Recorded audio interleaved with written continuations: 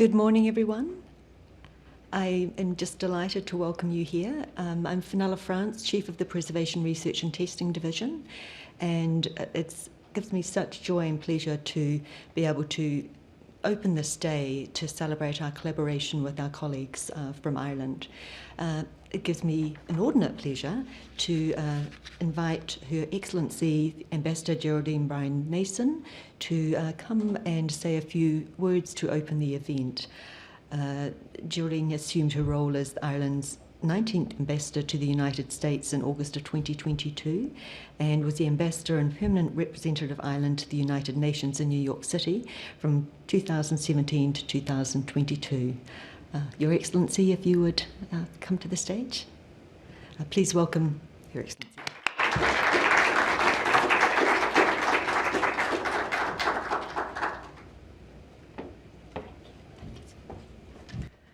So good morning, everyone.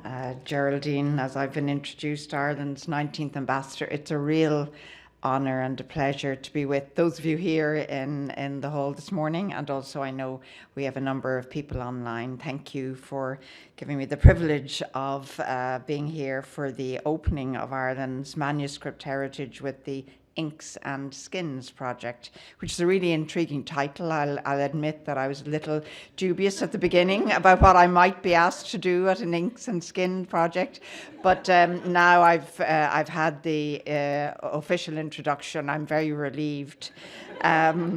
I'd like to thank Professor Pádraig Ó Maithfeán, who's here from the University College of Cork, and of course Dr. Fenella France of the Library of Congress. It was great to meet you both this morning, and thank you for inviting me here. This is, frankly, although I've learned about it rather recently, quite an exceptional, wonderful project that's underway, led by Professor Ó Maithfeán. It's one, I believe, of one of the most exciting developments recently in Irish studies for, in fact, many years. It's the first time that these exceptional Irish manuscripts are being analysed in a new way, bringing new knowledge about their inks, pigments and parchments, and you're making, as I understand it, discoveries as you go daily, I'm told. The Irish government is really proud to support this work through the Irish Research Council.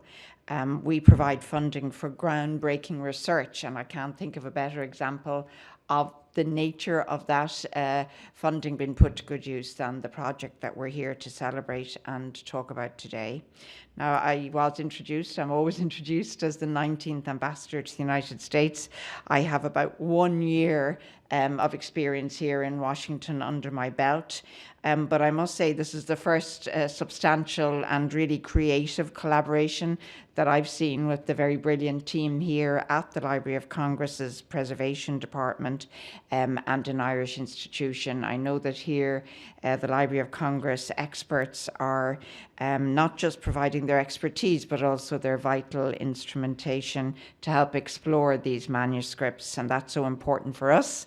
And I absolutely know that UCC are bringing all that we have to bear that out, access and expertise on Gaelic manuscripts in turn. So all round a first-class collaborative project, and therefore, just to reiterate, has the full support of the government I represent here. Now, while the work of those involved in this, many of you in this room and some online, at UCC, at the Tyndall Institute, and here at the Library of Congress seems probably to many of you a world away from what I might spend my time doing as ambassador. It might surprise you to know that I came very close to dedicating my entire career to the preservation of manuscripts, just like those being discussed today.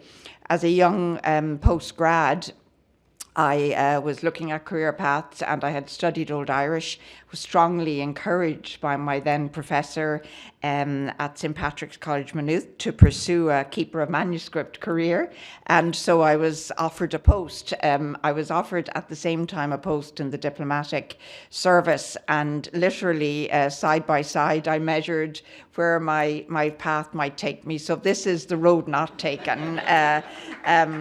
So it's a true story. I understand in many ways not just the importance of preserving these unique artifacts, but I'd like to take the risk of saying to you that I have huge empathy and understand your passion for the work you're doing here today. It actually means something to me in that sense. It's for me also in a more macro view, so important that we study them so we can better understand them in all their aspects.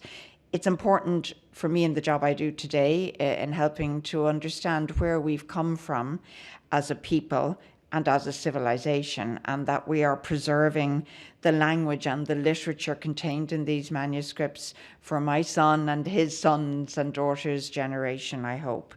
The love of learning and the love of the written word are absolutely values that are very deeply embedded, not just in the Irish brand, and reputationally we're known as people of the word and of the page, but these invaluable artifacts, whether they're the great psalters that we're all familiar with, gospel books of over 1,000 years ago, or indeed the more ragged paper collections of poems and stories that emigrants put in their back pockets as they got on those lonely journeys into the New World. These are so important to us as a people.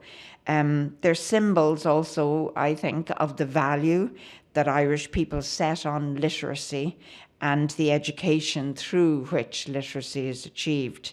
I absolutely see our Irish DNA in those values. It was hard won. Many of the later books in Ireland that emanated, that maybe travelled across the Atlantic, they came from what we called hedge schools. These were ad hoc classes conducted by very poor itinerant farmer teachers, sometimes in a farmer's kitchen or outside a kitchen window, in a barn, sacristy of a church, or in fine weather by the side of the road. Literacy for then a colonised and very poor Irish people was empowering in its own right.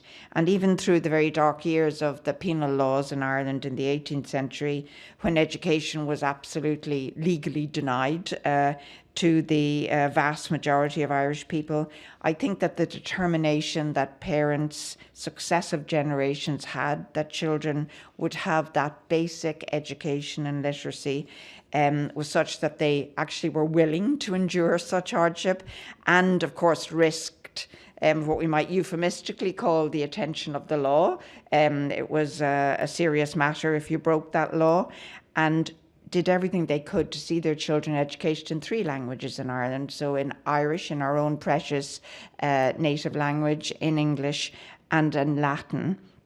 And the irony, of course, I think of all that is that that basic but strong bedrock of education later facilitated not just the emigration and the movement of people from the island of Ireland, but laid the groundwork for the exceptional success Irish people have had off the island, not least in this great country of the United States. I think then that taking it to that macro level, the work that you have underway here in the Inks and Skins project, very poetically for me, links the 21st century literary genius that Ireland is happy to own these days with the rich handwritten literary history that you have in your care in these precious manuscripts. Our contemporary writers, our poets, our movie makers, our scholars, all of us actually, owe a great deal to the forebears who worked with these manuscripts. Sometimes that work was done in face of personal, social, and often political challenge and hardship. But the Irish manuscripts that have survived across the world, and certainly today here in the United States, in many libraries from California over to Massachusetts, really are reminders poignantly of wherever the Irish travelled, they took their books with them. We Irish also carry our stories with us, And you've heard a little bit of my story this morning and the story of the Irish people. And I want to say a huge Garamila Mahoga Valig, a thank you in my own language to all of you for preserving the stories, for renewing them in the way you are doing and the work that you're doing. And I hope that these stories will serve to enrich the generations of young Irish who look to their future off the island as well as on the island of Ireland. So thank you very much indeed.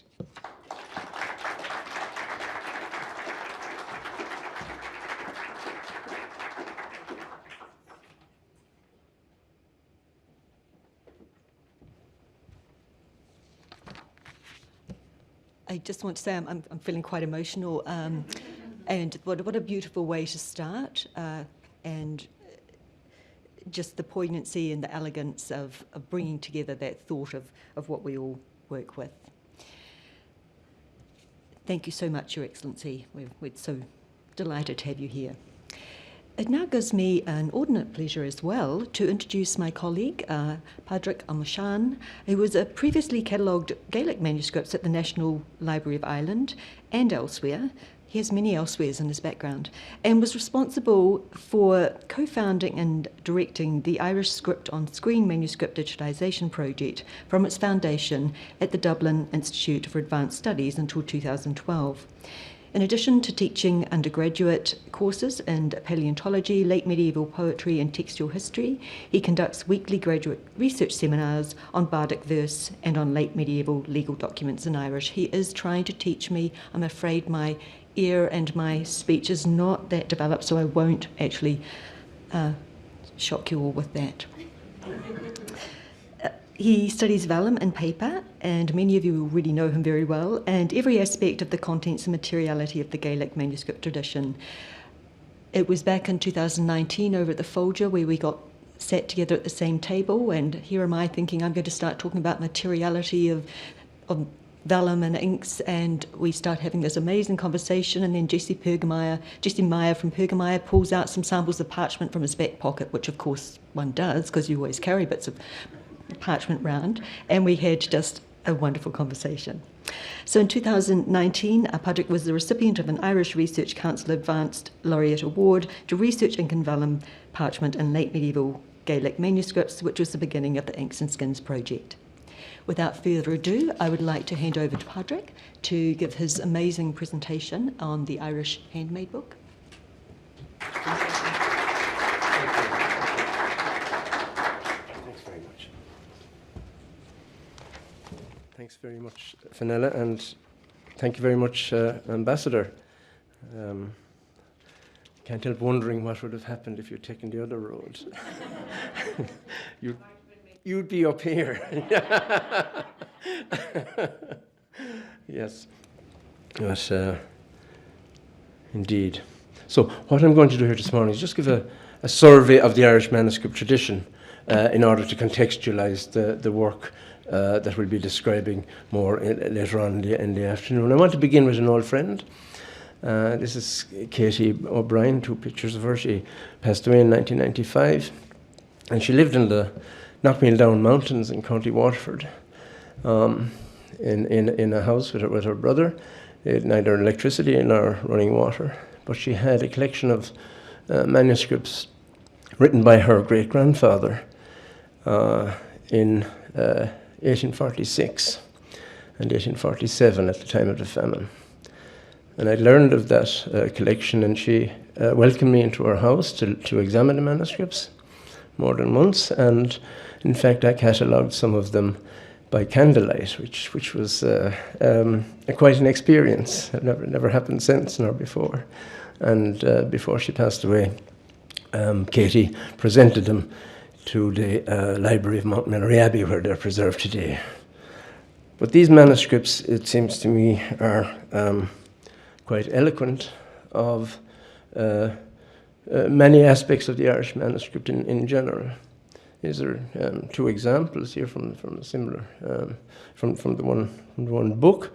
The type of material preserved is religious poetry and secular poetry, all by a man by the name of John Morrissey, who, as I said, was, or Shauna Modisa, who, as I said, was Katie Bryan's great-grandfather. And she had preserved these books and, how would I say, revered them in many respects as an heirloom, as something very, very precious.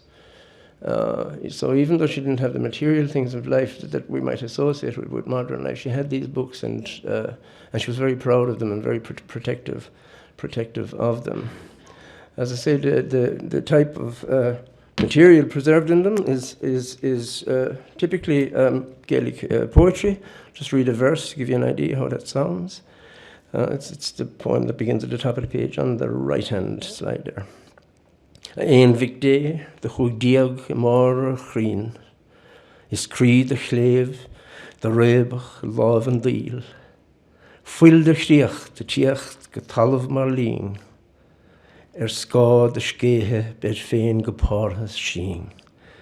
It's a prayer for salvation, addressing the Son of God.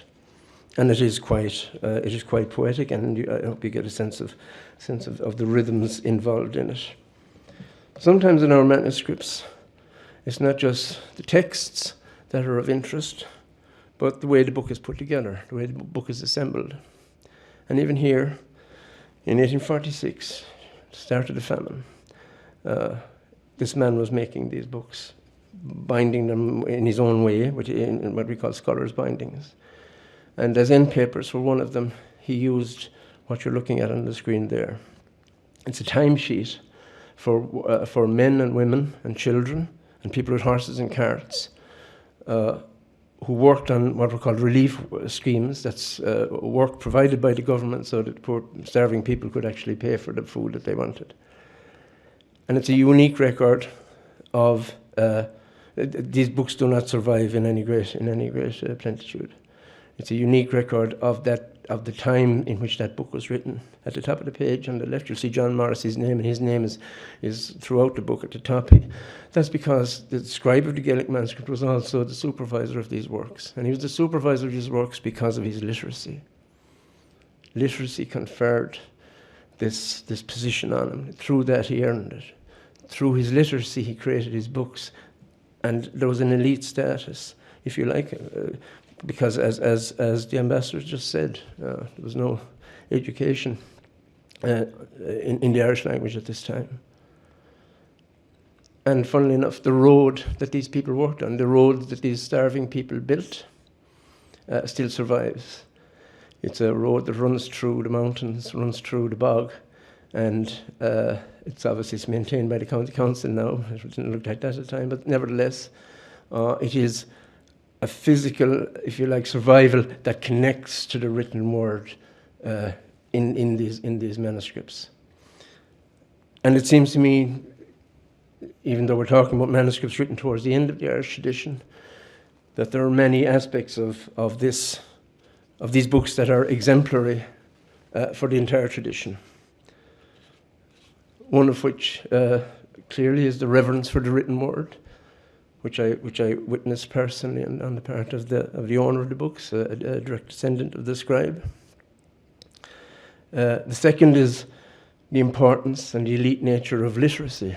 Literacy was a valued accomplishment, even up to our own time, well, practically our own time, into the 60s. And it was before education became, education was available to all, but nevertheless, literacy was still valued by the older generations as a sign of as an accomplishment. And how Gaelic literature was transmitted and preserved in the ragged remnants of books, not just in paper, but as we will see in vellum also, over the years, and preserved outside of libraries. Many of our continental contemporary books from the Middle Ages went straight into libraries or were written in libraries. Most of our Irish manuscripts never saw the inside of a library until the 18th century or the 19th century, and they show all the signs of that. And then there is the great sense of continuity of literary tradition in the script, the Gaelic script, language, the Gaelic language, and also in the sense of place that I've been mentioning here now. To be able to put these books in a geographical context, in a sense, in a physical context, and to be able to say, here, this book was here, and this book was written for people associated with this place. We jump back 500 years.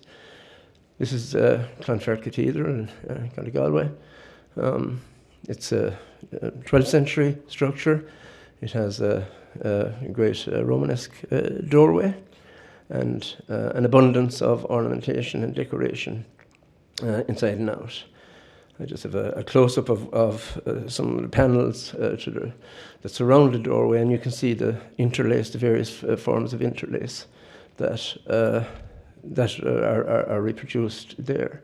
And of course, interlace is one of the characteristics of the ornamentation of Gaelic manuscripts, and one that is found in a section of a manuscript that was actually written for the Bishop of Clonfert, Murachta Chocalla, in other words, the bishop who had his seat in this cathedral at the end of the 14th century.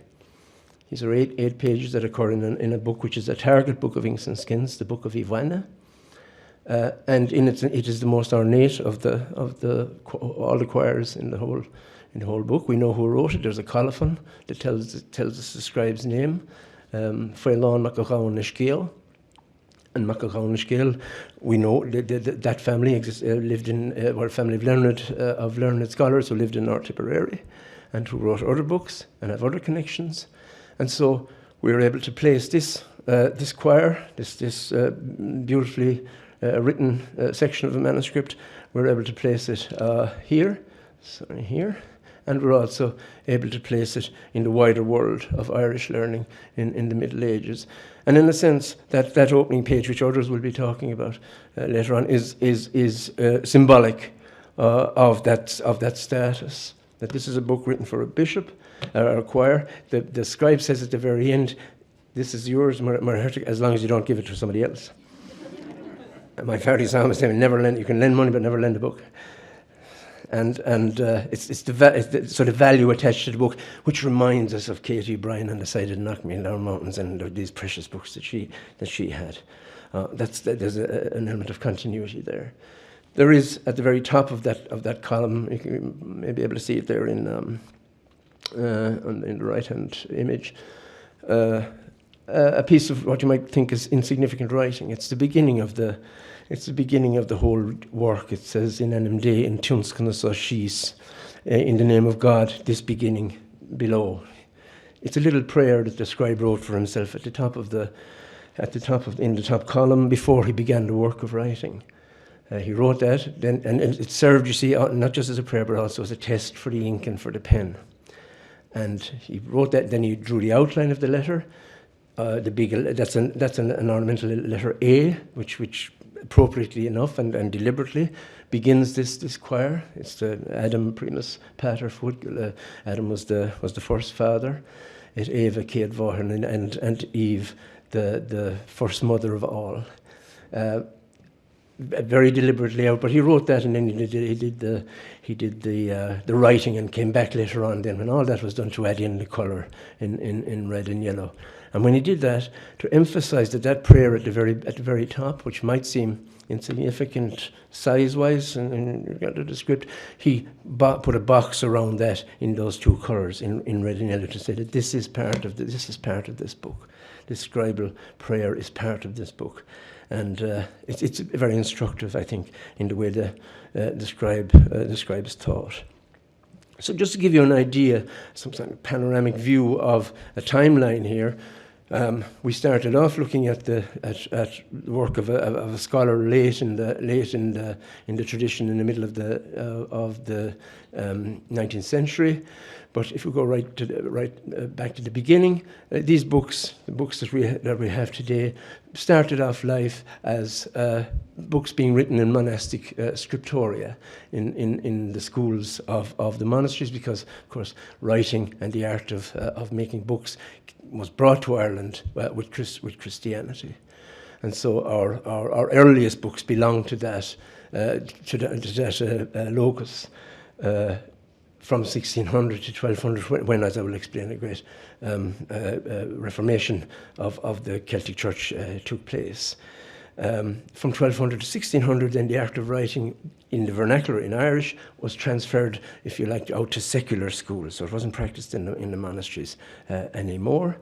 And then with the conquest that occurred, the Elizabethan conquest and subsequent conquests started in the end of the 15th, or the second half of the 15th century and 16th century and into the 17th century, all that changed.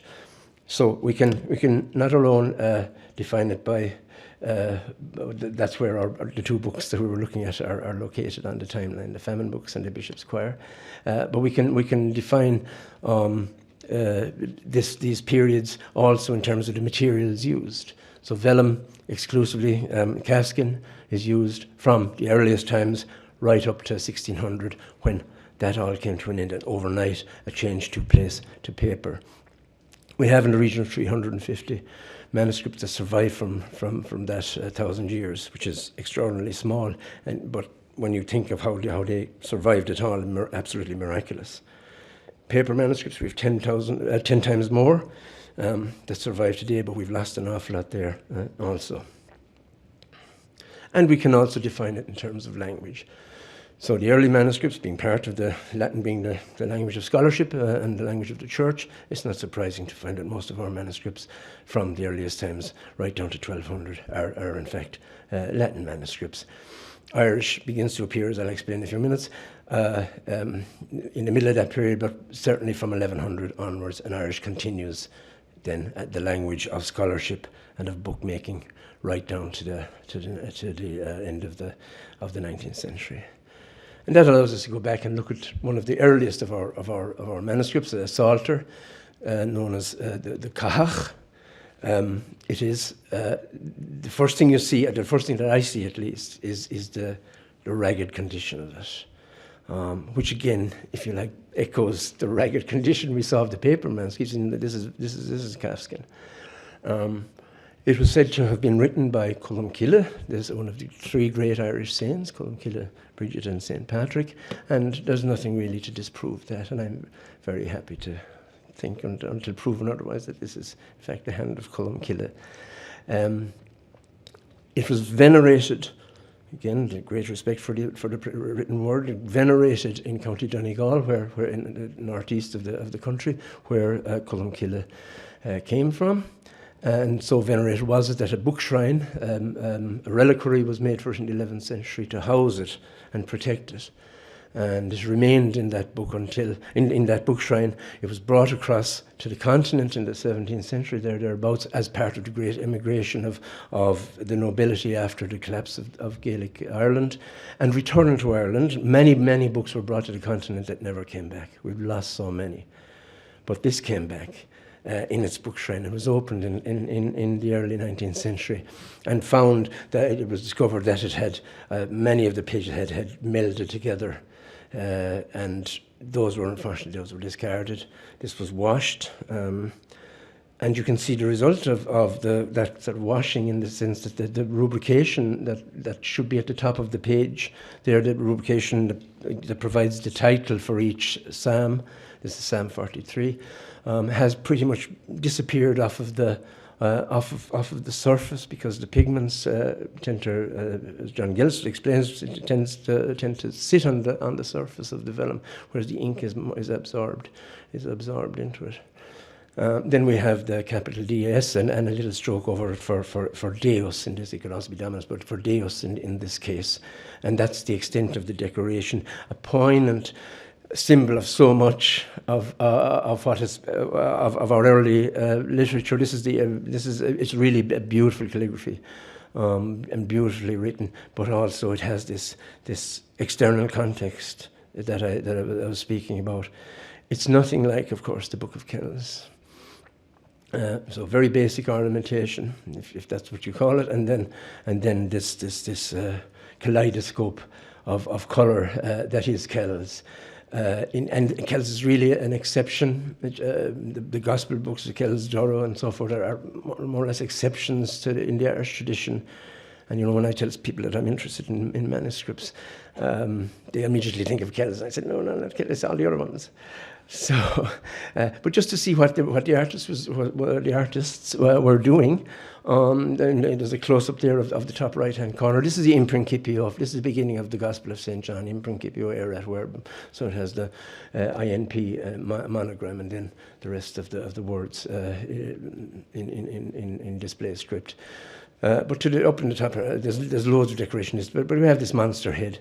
And we can see the monster head, how compare the great colour and decoration that has taken place there with a simpler, more modest version of the same thing that occurs in a manuscript roughly contemporary with the Book of Kells, that is the Stowe Missal. So you can appreciate what the artists did in Kells, while at the same time, in its own way, appreciating the simplicity of what was done in the book in the Stowe Missal, and that occurs at the bottom of the page there, as you're looking at on the left, which is also the beginning of the Gospel of St. John in Principio again, and it contains excerpts from rather than the entire Gospel. One thing that digitization can't really convey is the size of books, because we have our images on our screens in front of us, and that's the size of the book, despite the fact that we might have a rule down the side showing the centimetres and whatnot. You still don't understand until you actually are in the presence of the manuscript. And we have the great honour in this project to be granted access to all these books. It's really fantastic, and a great credit is due to the Royal Irish Academy and to Maynooth University, National Library of Ireland, and all the institutions that have allowed us in and allowed us unfettered access to their books so that we can carry out our analysis. But that's me holding the Stowe Missal there, and you can see the size, and it's a sense of wonder that this little book, it's meant to be carried. It's a portable prayer book meant to be carried around. And think of all the places it was carried around. And then in our next talk, we'll hear what happened. A book like that, not quite as small, that was carried around, and that John Gillis, that was found in the bog, and that John Gillis was able to reconstruct.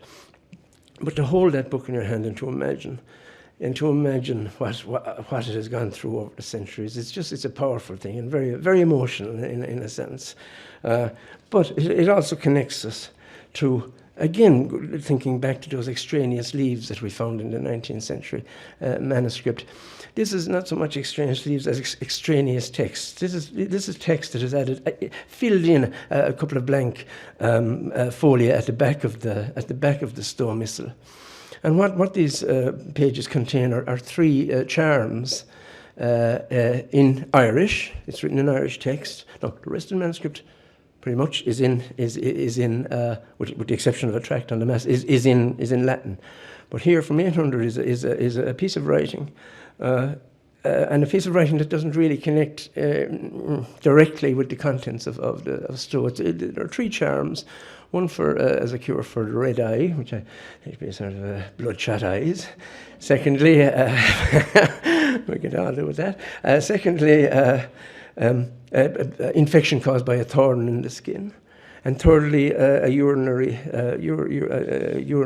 ailment. And it's written almost as an afterthought, just filling out those pages, because the important point is that Irish at this stage doesn't feature in the manuscripts in anything except sort of as an addendum. And the best example of that is one of our earliest views of Irish poetry. So those were obviously prose, those charms. This is a manuscript from about 50 years later, huge manuscript, monster of a thing that's preserved in the library of St. Gall, or in St. Gallen in northern Switzerland today. It's a scholastic book, because obviously the study of Latin was a huge thing for students in monastic schools, and this is a copy of Priscian's, the great Priscian's grammar. But it has annotations between the lines, in the columns, in the margins, and at the top of a couple of pages we have our first sight of Irish poetry written in Irish. Extraordinary thing. And you can see on the left how almost inconsequential that is. It's been partially cropped, but not severely so at the top. But we have it here, and we can transcribe it. Is achar an ghaith nacht verfoos na farige findelt. Ní ág or réim mar a min, don loichrid loin o lochlin. Bitter as the wind tonight, it tosses the ocean's white hair. And it's like any air, it's like someone talking about the weather. You know, and you think, oh God, it's a poem about the weather, you know. But no, it's not. Really here, the next two lines, so it kind of lures in.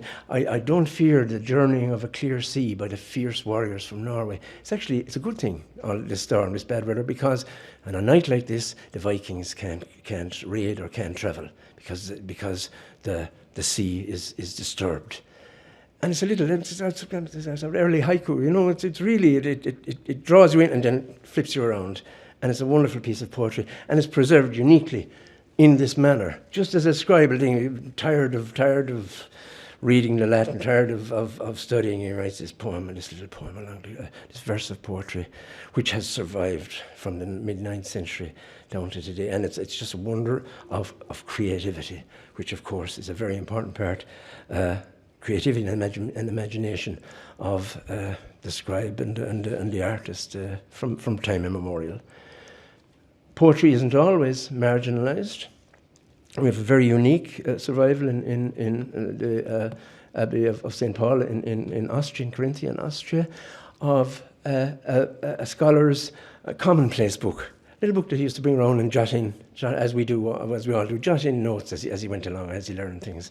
And so he has how to calculate the zodiac in that table on the right, but down the left, the lower part of the leaf facing, the verse that's facing it, we have again a unique piece of poetry and a brilliant piece of poetry. This is Pongur Bán, for those of you who may know that. Mishagus Pongur Bán, Kechter Nether Free Handon. It's an extended metaphor where the scribe draws the comparison between himself searching for the mojus and searching for words, and the cat searching for a mouse. And it's very famous, been translated multiple times. But you see, it's not in the margins; it's in its centre page, and it's centre page because this is a personal book. It's not written for perusal by anybody else. It's written. This is the scribe's own little notebook. And one that he carried around with him, and so he could do what he wanted. He could put the verses where he wanted, whereas he wouldn't have been able to do that if he was making one of those monastic books. And we can use that for many. We can use it for the layout of poetry, to see how poetry was laid out in very early times. And we can also use it to look at the continuity of the script, because the script that he's using there doesn't vary terribly from the script that was used in that 19th century manuscript that we saw. The S's, the D's, the N's, they're all the same. It's the same language, it's the same script. Well, same language, it's Old Irish. The bottom is Modern Irish, but it's the same script and emphasizes the continuity of language that existed and that these manuscripts represent. So just to place those few books on our timeline, the Chahach, Columcille, 597, so in the 6th century, Kelsenstowe around 800, Codex Sancti Pauli, and the St. Gall Priscian around about mid-9th century, when the manuscript that John will be talking about was written also. The first view we get of poetry and the Irish language, centre page in a monastic manuscript, in a formal manuscript, is in the Book of Hymns from the second half of the 11th century, with classic layout of heavy minuscule script, decorated initial B. That's a B. That's Bridget. This is a hymn in praise of Saint Bridget Be Bithfath. And then lots of annotation and glossing, which shows that it was studied in the schools. But this is our first sight of the Irish language and an Irish text, formally in a formal manuscript in the centre of the page. No longer is it in the margins. And of course, we're basing all our talk and all our theories on the books that survive. The books that don't survive would have elaborated on this manifold, and it's quite probable, I think, that we can trace this back to this sort of layout, certainly back to the 10th century. But here we have it in the late 11th century. And only a few years after that, we have our first manuscript written entirely in Irish, and that is Laura Naheed, in the Library of the Royal Irish Academy. It's not complete, it has lost many gatherings. Nevertheless, it is invaluable as an insight into the type of literature that one of these scribes writing in a monastic environment we're interested in. We're just interested in devotional text. This is the beginning and our earliest copy of the Táin, the national epic, centred on our own very own superhero, Cuchulainn, represented there on the right by the great artist Jim Fitzpatrick from our own times. But this is our first sight of vernacular literature, big time, and in a manuscript written entirely in Irish and written in a monastic environment, that of Clonmacnoise in the middle of the country on the banks of the River Shannon in County Offaly. And this informs our view of and changes our view, if you like, of the mind of the scribes, the mind of the monastic scholars. You know, it wasn't a closed mind at all, but they were embracing the literature from the people from which they were drawn, from the people from which they came, and reflecting it in vernacular books.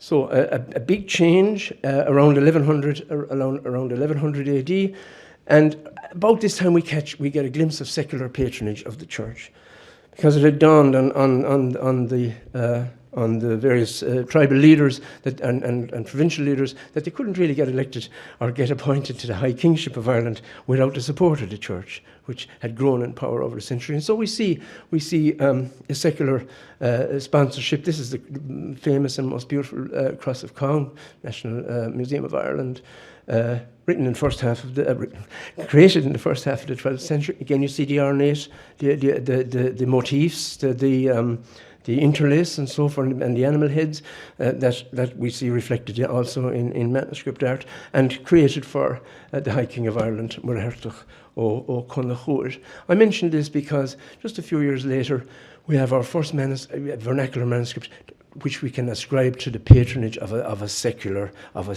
figure, and that is the Book of Leinster, begun around 1160 in near Stradbally, County Laois, where the electric picnic is held, if anyone knows what that is, and continued then for the rest with additions until the end of the century. It contains a version of the Táin, again, just to emphasise that the lads in the manuscripts, they were reading this. This was the popular literature of the time. They were reading and writing this. It was created in the interest of Diarmaid MacMurrough, King of Leinster, represented there in a manuscript of Giraldus Cambrensis. And again, the central figure, as I said, is Cuchulainn, who had a great influence on Irish art in the 20th century, and I suppose most spectacularly so in the statue by Oliver Shepherd that now graces the General Post Office in Dublin. But look at the manuscript. This is the first page of the Book of Leinster. Look at the state of it.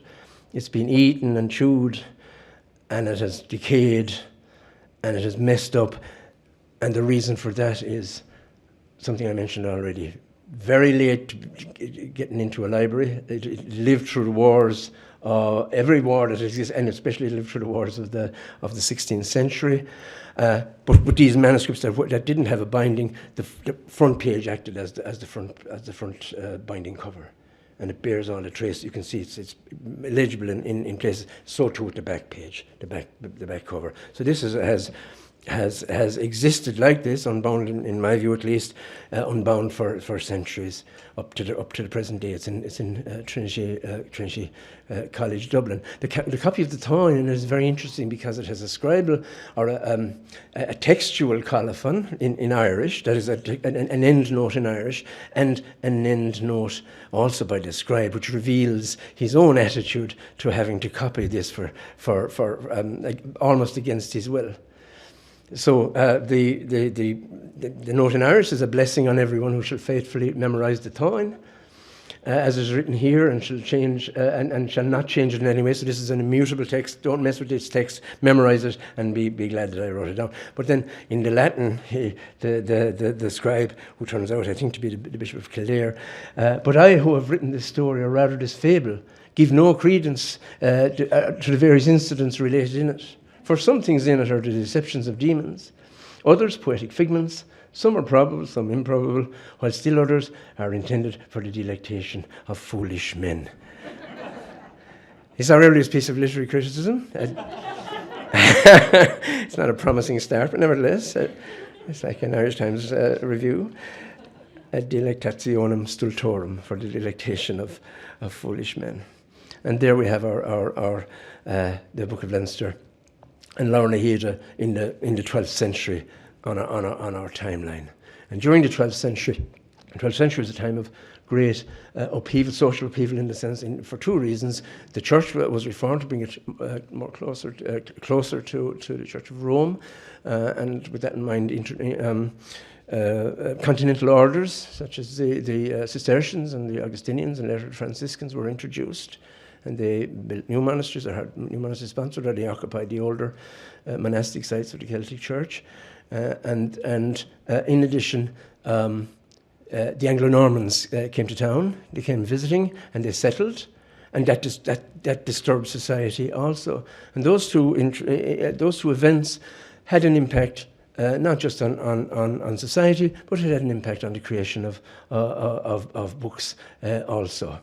And what happens is that the High Kingship wanes and disappears and reverts. The administration of Ireland reverts to local lordships, each sort of independent to some extent in their own way, and then the disciplines which had, if you like, been the learned disciplines which had been encompassed by this huge discipline of history, or Seanachas, which doesn't really translate history, or history doesn't translate it well. It became compartmentalized into history, law, poetry, and medicine. So we had four distinct disciplines from then on, and the other, and for our purposes more relevant, change that took place was that the vernacular manuscripts that we see that we just catch a glimpse of in the 12th century being created in monastic settings, Stradbally and Clonmacnoise, that practice was discontinued. And with the formation of schools of history, law, poetry, and medicine, the making of those manuscripts was transferred to those schools. So secular schools of learning created the books that we have from 1200 to 1600. Just an example of what this involved. In a sense, we have the schools of poetry. The schools of learning were organised by on a hereditary basis among certain named families. So in Donegal, McAvards, the O'Higgins in Sligo, the Cuffes in Westmeath, O'Dall is all over the place, but Cork as well, all the way up along the east coast, and indeed in Gaelic Scotland, where the MacVurich family dominated right down to the into the 17th century. And it was on this basis of hereditary families in the other disciplines also that these schools were created, and all of these schools produced books specific to those disciplines.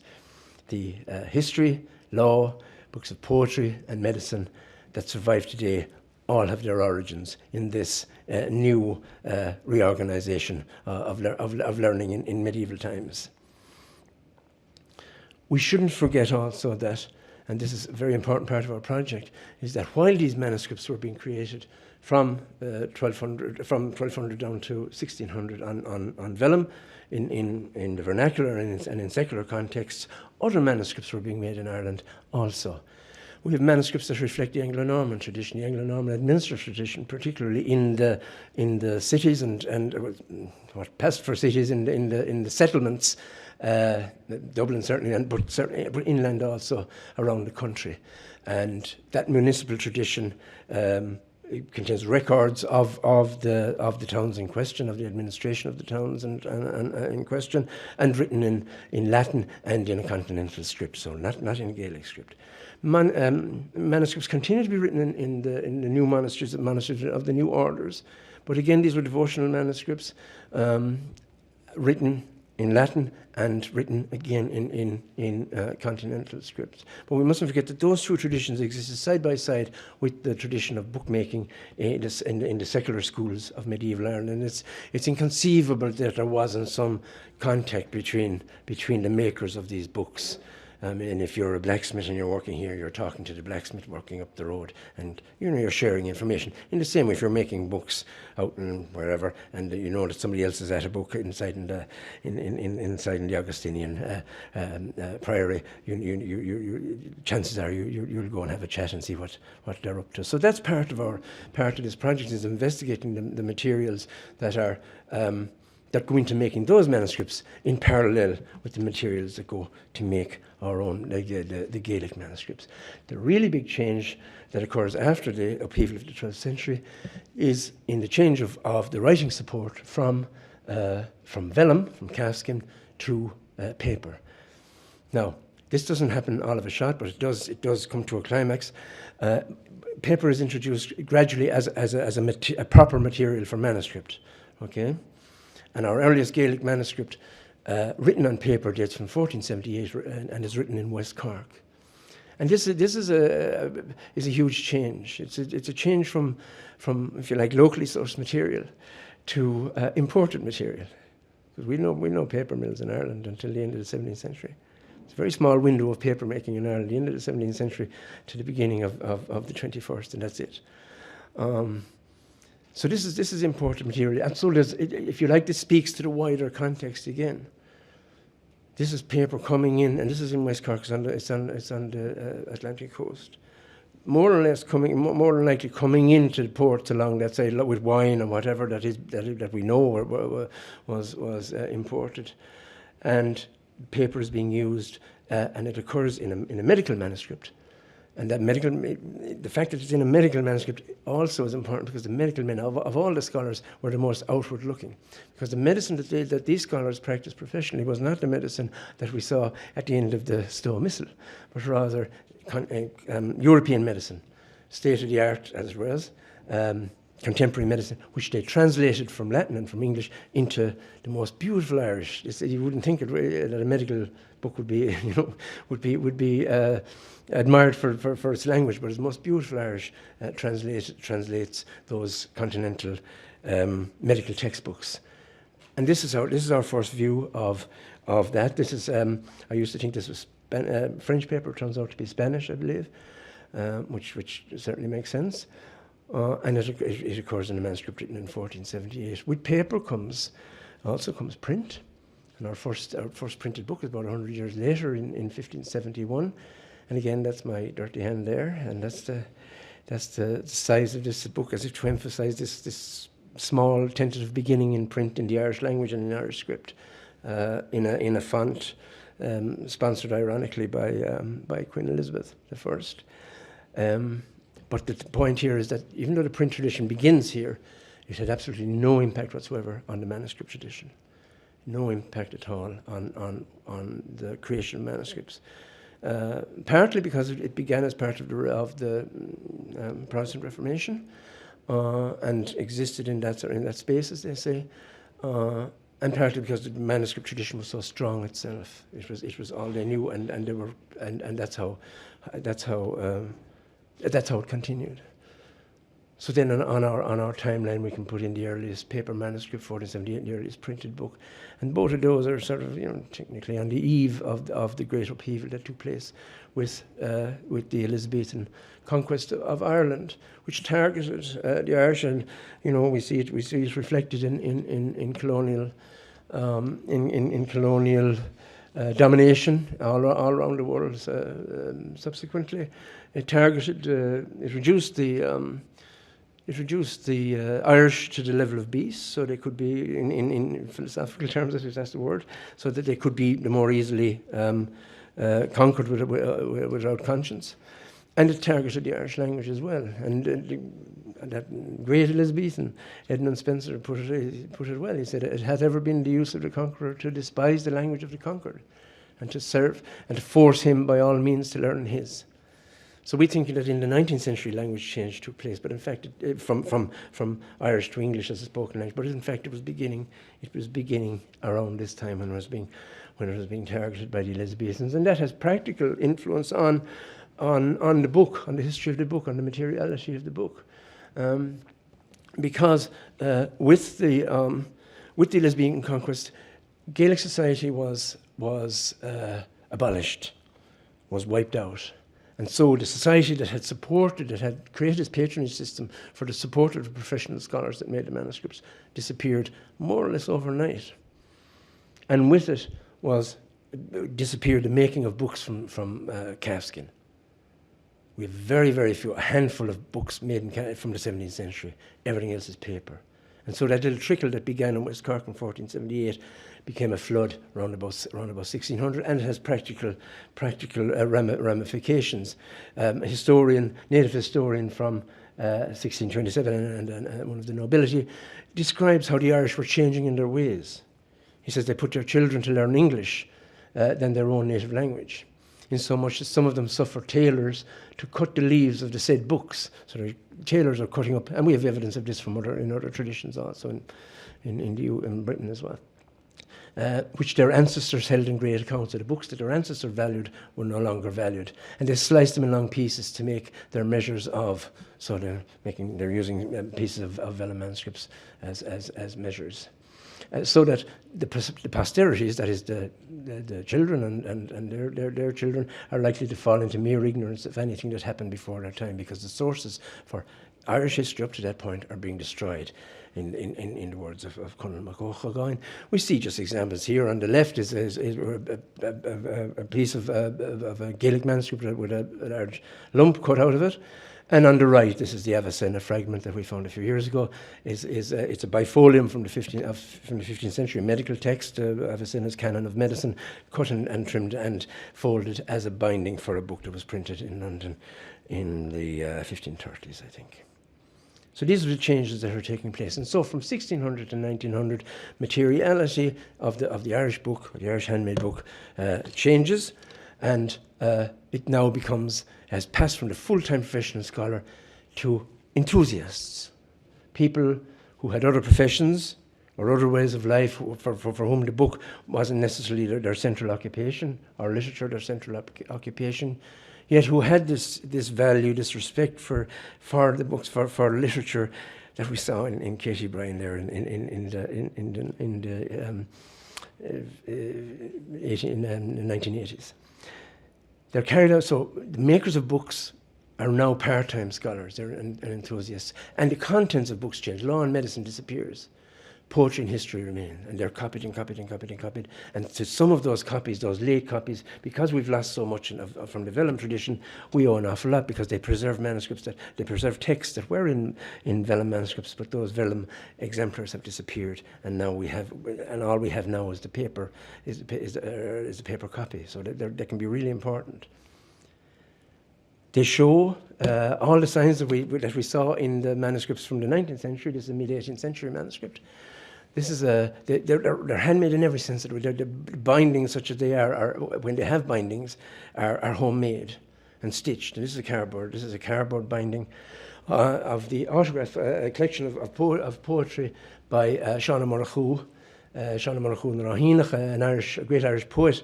From 1700 to 1762, and this manuscript has an American connection. I just chose it today as an example. That's his handwriting on the right from the manuscript. It's religious poetry, social poetry. It's almost his own poetic biography, because he carried it around with him. Again, that's my hand, just to give you an idea of the size of this book. So he carried this. You can imagine him carrying this around in his pocket. But of course, when he died, and the ambassador referred to this aspect of Irish tradition, the book found its way to America. The book found its way to Worcester County, Massachusetts. And we knew nothing, or the scholars at the time knew nothing about it. We had poetry by Seán Murchú existing in other manuscripts copied by other people, but not his own autograph copies, and certainly not the extent of poetry that survives in this book.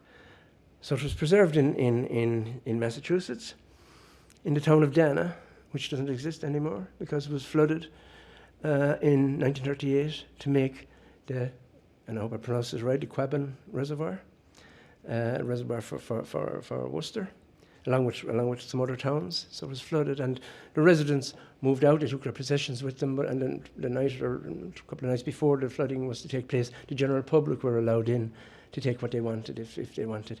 And this manuscript was found in upstairs in one of the houses. and it was the National Library bought it in 1939, and we have it and we digitized it, and it's a remarkable story, illustrative of what the ambassador mentioned of as well, books being brought out as part of the process of immigration to the New World, and illustrative of what has been lost in a sense. You know, for every book that was found like this, how many have we lost? How many people didn't get in the night before? You know what I mean? How many? We have lots of evidence of books being thrown to the fire by people who descendants of who didn't care, unlike Katie Bryan.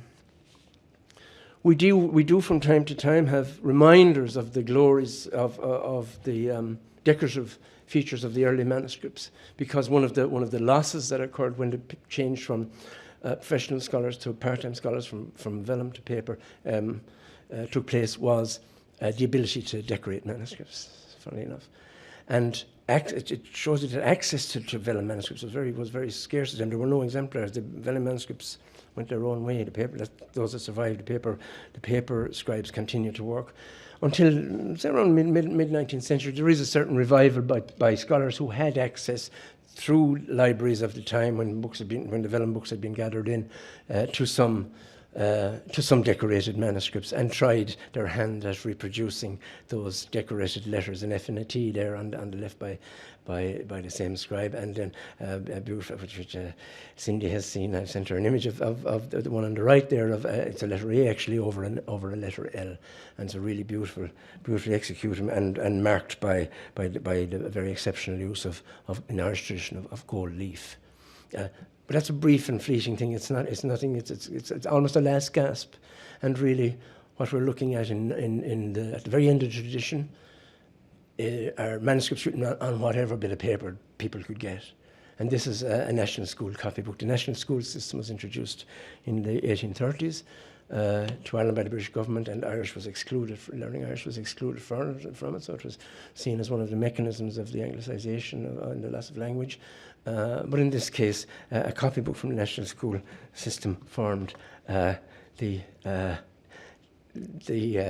support for the text that we began this talk with, in which Sean Morisa in 1846 preserved poetry and prose that his great-granddaughter revered and kept safe on the side of a mountain in County Waterford until the 1980s, and for me to come along and give me her welcome and hospitality into her home. So I always think of that as an example of this long tradition that we've been talking about, that we can still read into that the core elements, core features of place, script, language, and reverence for literacy. And that, I think, is very important for our project when we appreciate the access that we've been given to these books, and that we and our students accord those books the very same respect and reverence that our ancestors accorded them. Thank you very much.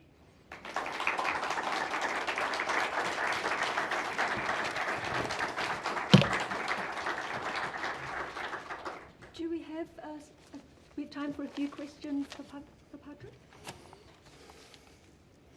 And Chris, do we have anything online? Online, I went to sleep. Well, I'm happy to answer questions later as well. I'll be here all day.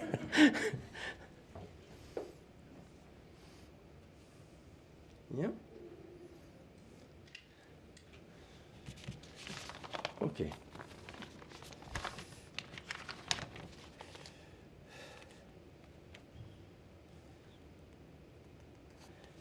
So up next is my colleague and good friend John. I would just like to ask everyone to round of applause for Padraig.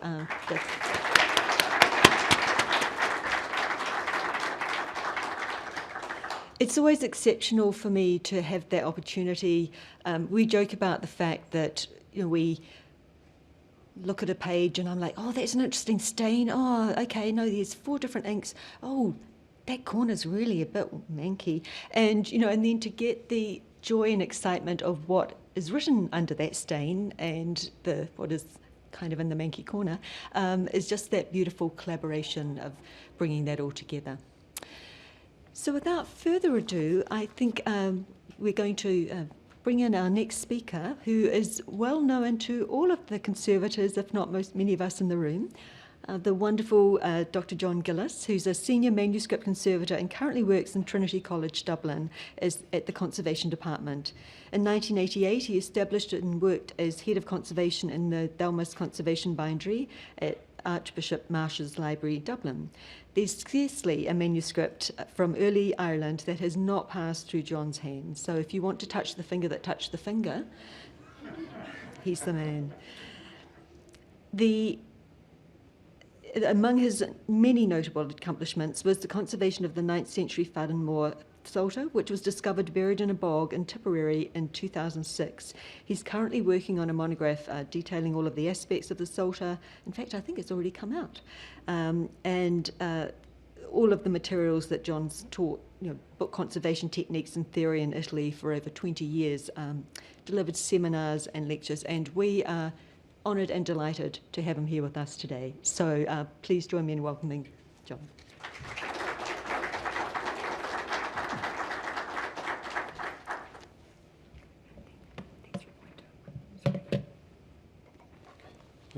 Thank you, Fionnuala. Thank you for the introduction.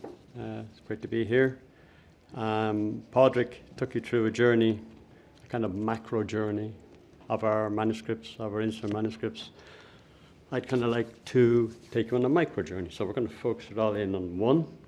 And again, I'm going to quote Padraig on this. I mean, using his timeline, it sits comfortably between the Cassock and just in front of Kells, in my opinion. Additionally, it also fits in the category of the lesser decorated manuscripts. So these are the ones, in my opinion, that were produced in much greater numbers, obviously enough, than our books of Kells, than our books of Durrell, than the highly illuminated, highly decorated, financially supported manuscripts.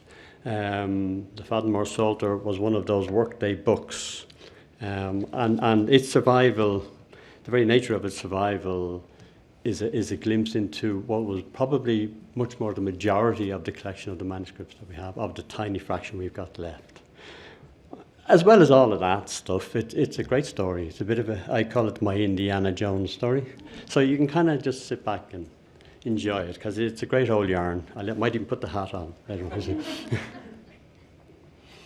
So, on the 20th of July, 2006, it's just over 17 years ago now, in the townland of Loughean, this is in North County Tipperary, a manuscript was found in a bog, buried in a bog. It was fabled among the museum who retrieved the manuscript that an article such as this would never be found, that artifacts were found, artifacts will be found, from organics to inorganics, leather bags, timber vessels, but the manuscript they always reckoned would be elusive. But, as it happened on this day, in this private small bog, the worker of a digger discovered the manuscript, and this is the story of that manuscript. What you're looking at here is the area in kind of Midlands of Ireland, which is rich in bogs and also rich in monasteries, as we'll see. So it's all kind of relevant. I usually put this image up. This is a barony map produced by our friends who paid us a visit for 700 years, produced in 1655, the 17th century map. And you can see at this stage that the bog is in existence. It's a developed land, and it's kind of important to remember that right from the beginning, that the bog was in position and probably at a similar depth, maybe about a metre shallower, when the manuscript was lost. So it didn't develop around the book, it was lost in the bog itself. So at the stage of this map being produced in the 1655, the manuscript had already been 700 years buried at this stage. This is the mechanical digger that gently unearthed our manuscript. Its survival moves into the kind of miraculous bracket, as we can see. It's fortunate, actually. You know, I do joke about this. I mean, surviving this alone. But if you saw, the vast majority of our bogs in Ireland are actually owned by the state, and they've used to. Thankfully, they've stopped now. Well, thankfully and not thankfully. We've lost the opportunity now to find further archaeological objects because they've stopped farming bogs. But it's a good thing, because they are carbon sinks, so they stop the carbon dioxide. But here you see the machines that are owned by the nationally owned bogs are these massive machines that you really, you have very little chance of seeing anything that's unearthed. Here, this is a privately owned bog, and the Leonard brothers who own the bog developed this backhoe bucket system themselves. The advantage of it is, as you can see, is that obviously the operator of the machine can see what he picks up. And it was a guy called Leonard Fogarty, his name is ever emblazoned in my head, who discovered the manuscript. And I had a chat with him shortly out, a year or so afterwards, and I was saying to him, gosh, what did you see? What did you notice, Edwin? He says, I saw something brown sticking out. Now, so this is a man who's honed his brown. I mean, talk about the 40 Shades of Green. This guy has honed in on the browns. So, it was his eagle eye that spotted it. And what accompanied that was the Leonard brothers themselves, who were very responsible in their immediate action. The National Museum has a policy of instructing any kind of landowners where there's a likelihood of archaeological material showing up. So they knew exactly what to do. They simply replaced it where it had been unearthed. They covered it again with wet peat and rang the museum, who made their way down on a Sunday. So that'll tell you how impressed they were by it. This is the first piece of text that was revealed. This is also the kind of image that kind of flashed around the world's media, because it did make world news at the time.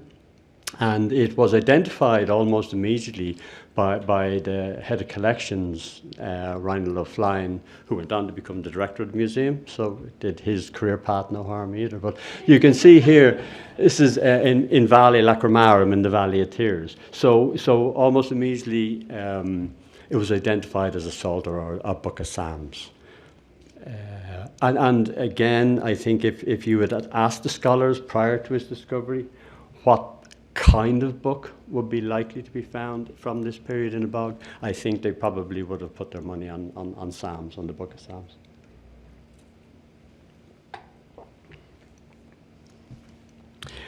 Yes, as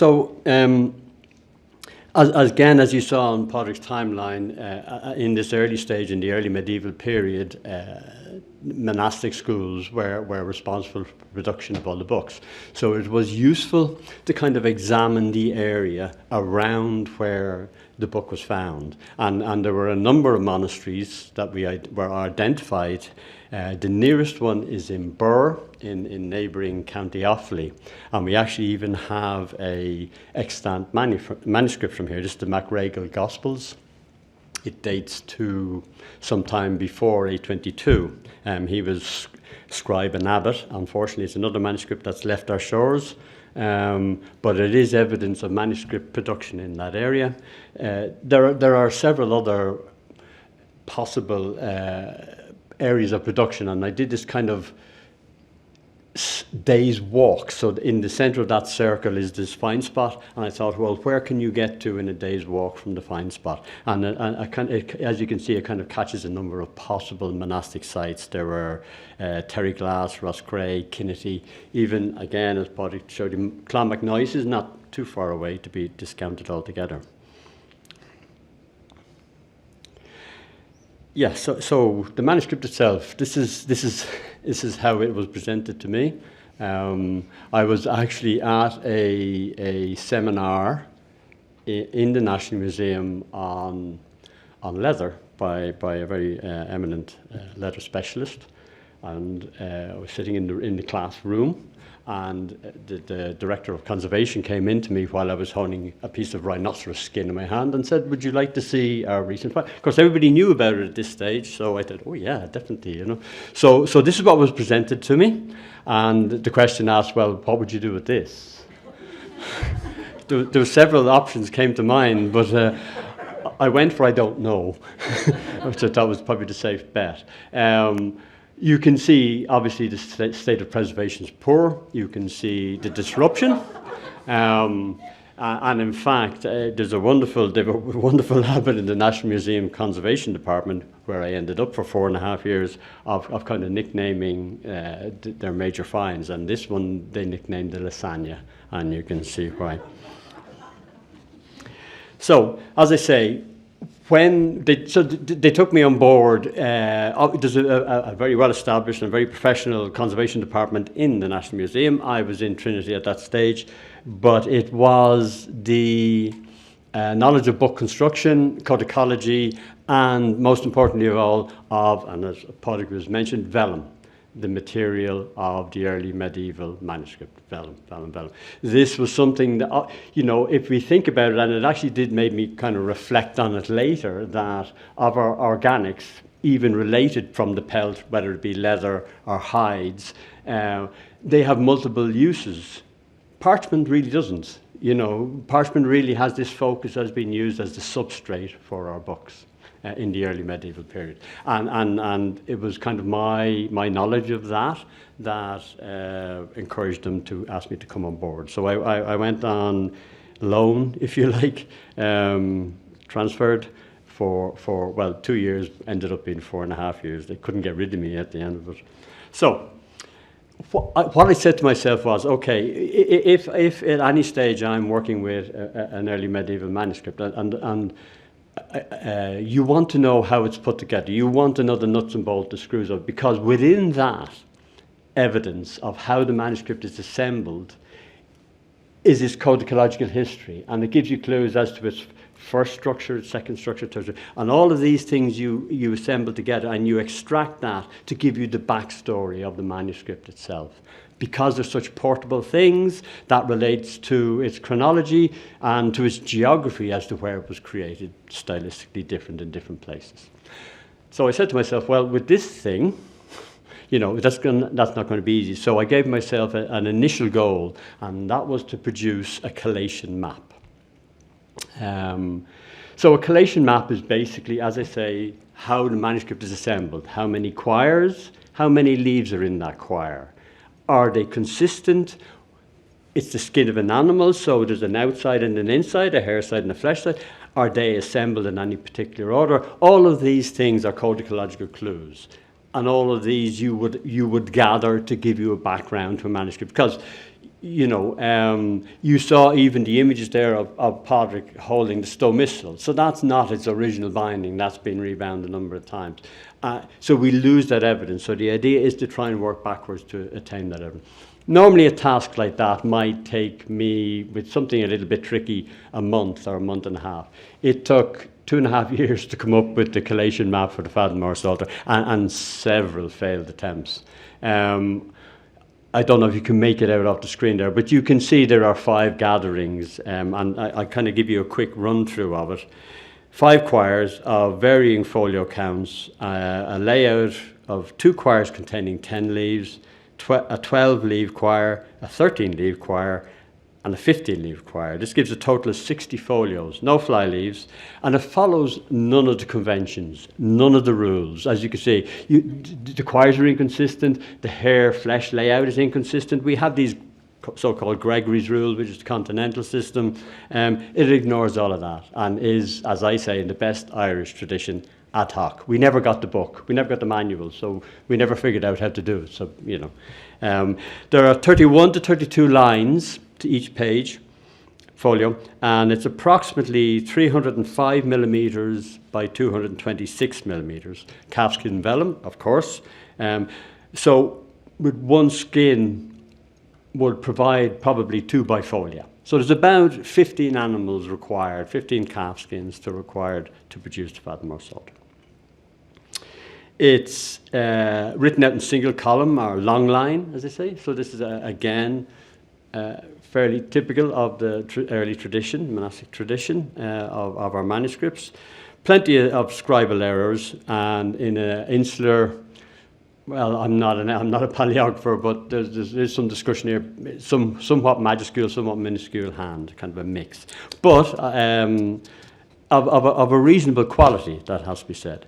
It's been dated to the late 8th or early 9th century, and that's kind of based on kind of paleographical and art history detail.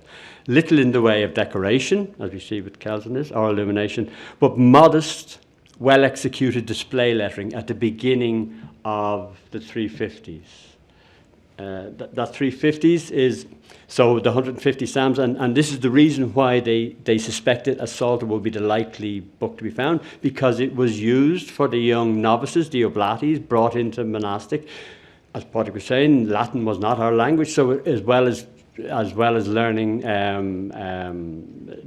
the rules and the canon of the church, they also had to learn the language. It was a foreign language. So the Psalter was often used as a teaching aid.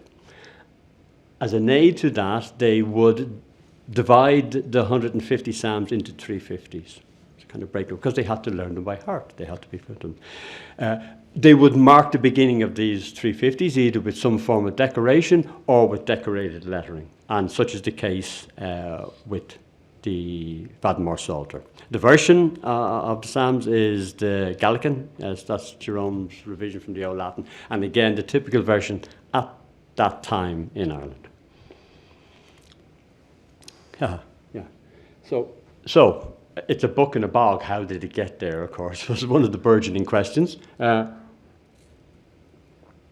And as I already mentioned, it was a bog when the book was lost there, and the local population had to find a way to traverse these bogs as well, and the archaeological evidence of that is to be found in towers or path trackways they would build, just simply with lats of hard oak, usually timber latways, which would allow them to traverse the bog.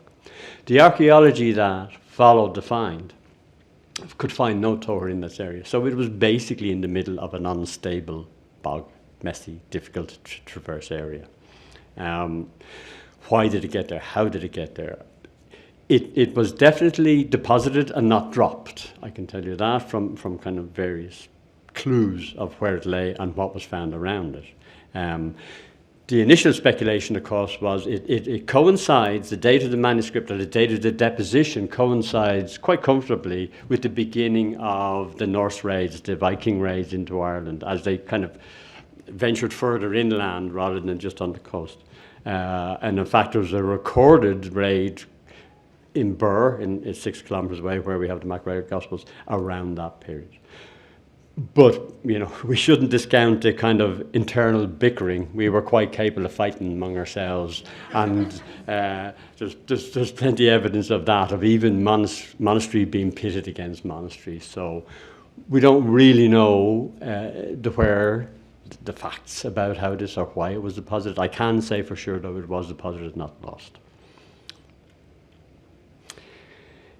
Yeah, I'm not going to venture into the conservation because we've got to leave on Sunday, so it's a massive topic of discussion and many months of trials and years of trials, in fact.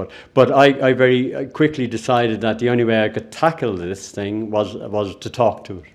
Was to get it to respond back to me. How do I dismantle this thing, you know? And I what came to mind was, of course, what I saw down on the find spot, where they used these grid systems to identify locations. So I built myself this little perspex bridge, which I gridded and gave it a kind of a left and a left grid and a bottom grid. And that way I could identify and I record every single fragment I moved. And that's the way I kind of worked from the top down. I mean, there was serious discussion at one stage to just preserve this as an archaeological object. You know, there were procedures that would allow that to happen, but it was just too good an opportunity. It is, and still is, the first unknown manuscript to come to light in 2 centuries. So, you know, the opportunity to delve into it, and despite its very, very poor condition and its poor state of preservation, it was saved from one thing: us. All those manuscripts, the books of Kells, the books of Durrows, you know, the Stowe missals, we keep rebinding them and we keep thinking we're improving them, make them better, trim all those raggedy edges off, and none of that happened here. So here we have locked inside, you know, this kind of gelatinized mass, the evidence of all its original construction. And you will see that that actually reveals something very special indeed.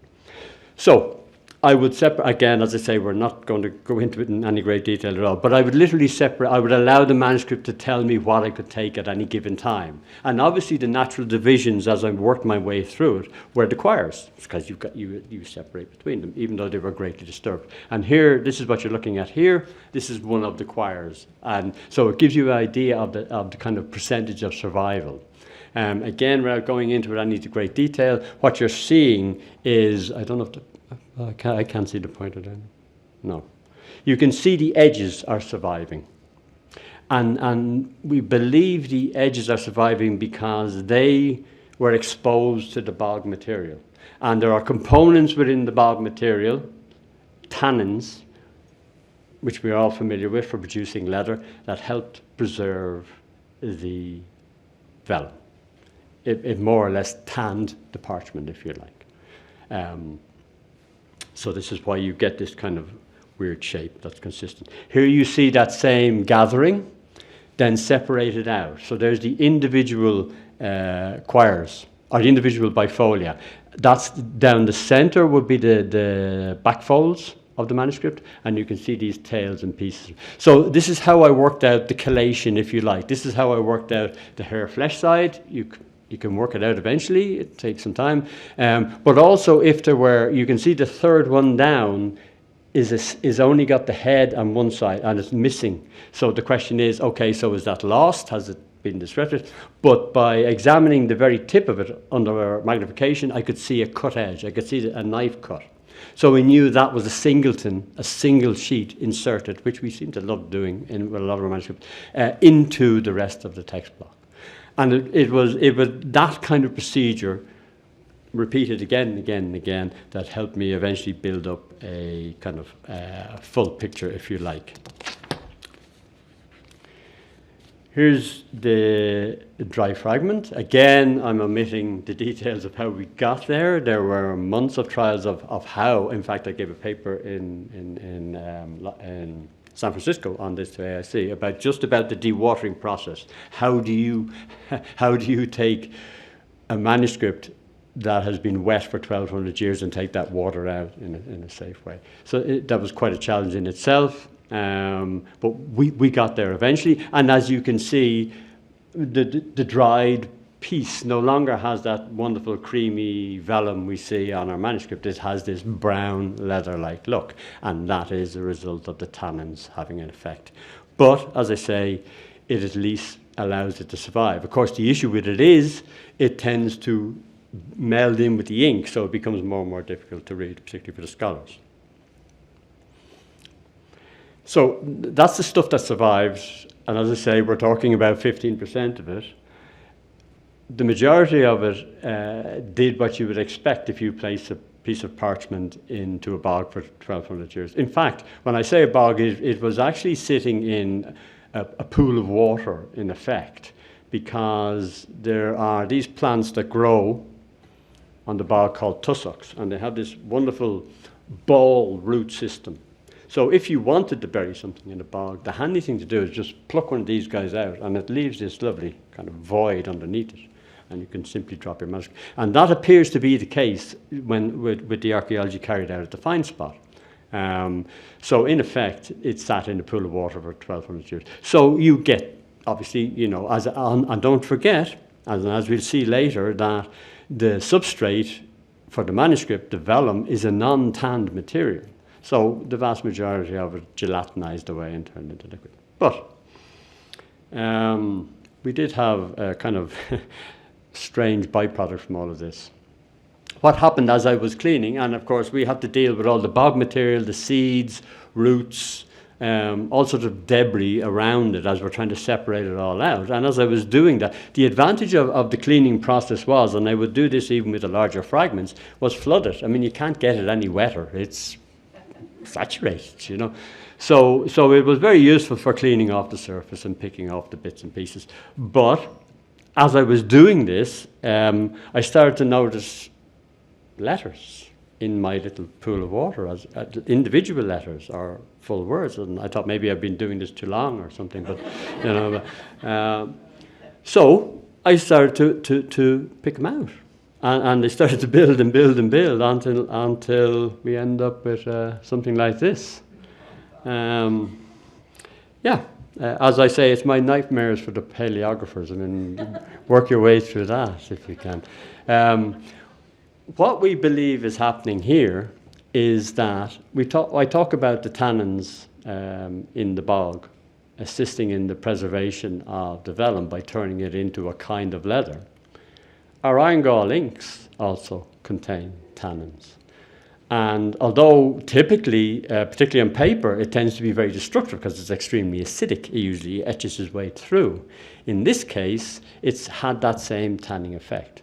So what you're actually looking at here is not specifically the ink. It's the piece of parchment that the ink is being applied to, where all around it has dissolved out. So you get this kind of variation, and we can see, I kind of artificially assembled these, and I feel a bit guilty doing it, but it makes the point very well. By the way, you also get fragments of letters. So here's one of the many Pyrex dishes of fragments of letters. So the insular hand is written in strokes. So they, separate strokes. So that's the weak point, is between two of the strokes. So they can break down into, I discovered this after wondering what I was looking at, to break down into, so this is what you're looking at here. And again, separating them out, months and months of it. Started off without any need for optical lenses. Blind as a bat now again. But here you see a typical situation. So here you can see kind of roots of a plant around fragments of the vellum, and you can clearly see the writing on the parchment. Again, the separating out of those fragments. So it became a rather traumatic thing to do, but you had the integral surviving part of the parchment. So that gives you that page fragment. That's still in position with the rest of the fragmentation, with all these fragment pieces. But you have to decide at some stage to lift one from the other, and then identify the remaining mass simply by its location. I kind of built a very amateur database to help me kind of control all of that, and that's what you're seeing here. I'm guesstimating what folio I'm looking at. Thanks be to God, that's a good pun, it was a psalter, it was a known text. If it had been a secular text or a series of poems, I was in real trouble because there was no way of identifying. But because we had such a known text, I could afford to do this. This one just gives you an idea of the stages of that deterioration. This is the stages of the gelatinization. On top, you see our now semi-tan piece of vellum. The second one, you see that gelatinization starting to take place. You see a thinning out between the letters. Eventually goes, and then, of course, again, weak point on the word is between the letters. So it breaks into an individual letter, and then finally, the two strokes of the letter breaks into the fragment of the letter. Crazy stuff.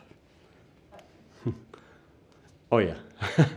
There you go. Just again, might be useful, for identifying the hand and seeing if it's a single scribe or a multiple scribe.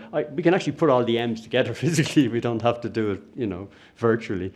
And again, the same thing. So we have decorated lettering and we have enlarged lettering. We have enlarged lettering at the beginning of each psalm, introducing the psalms.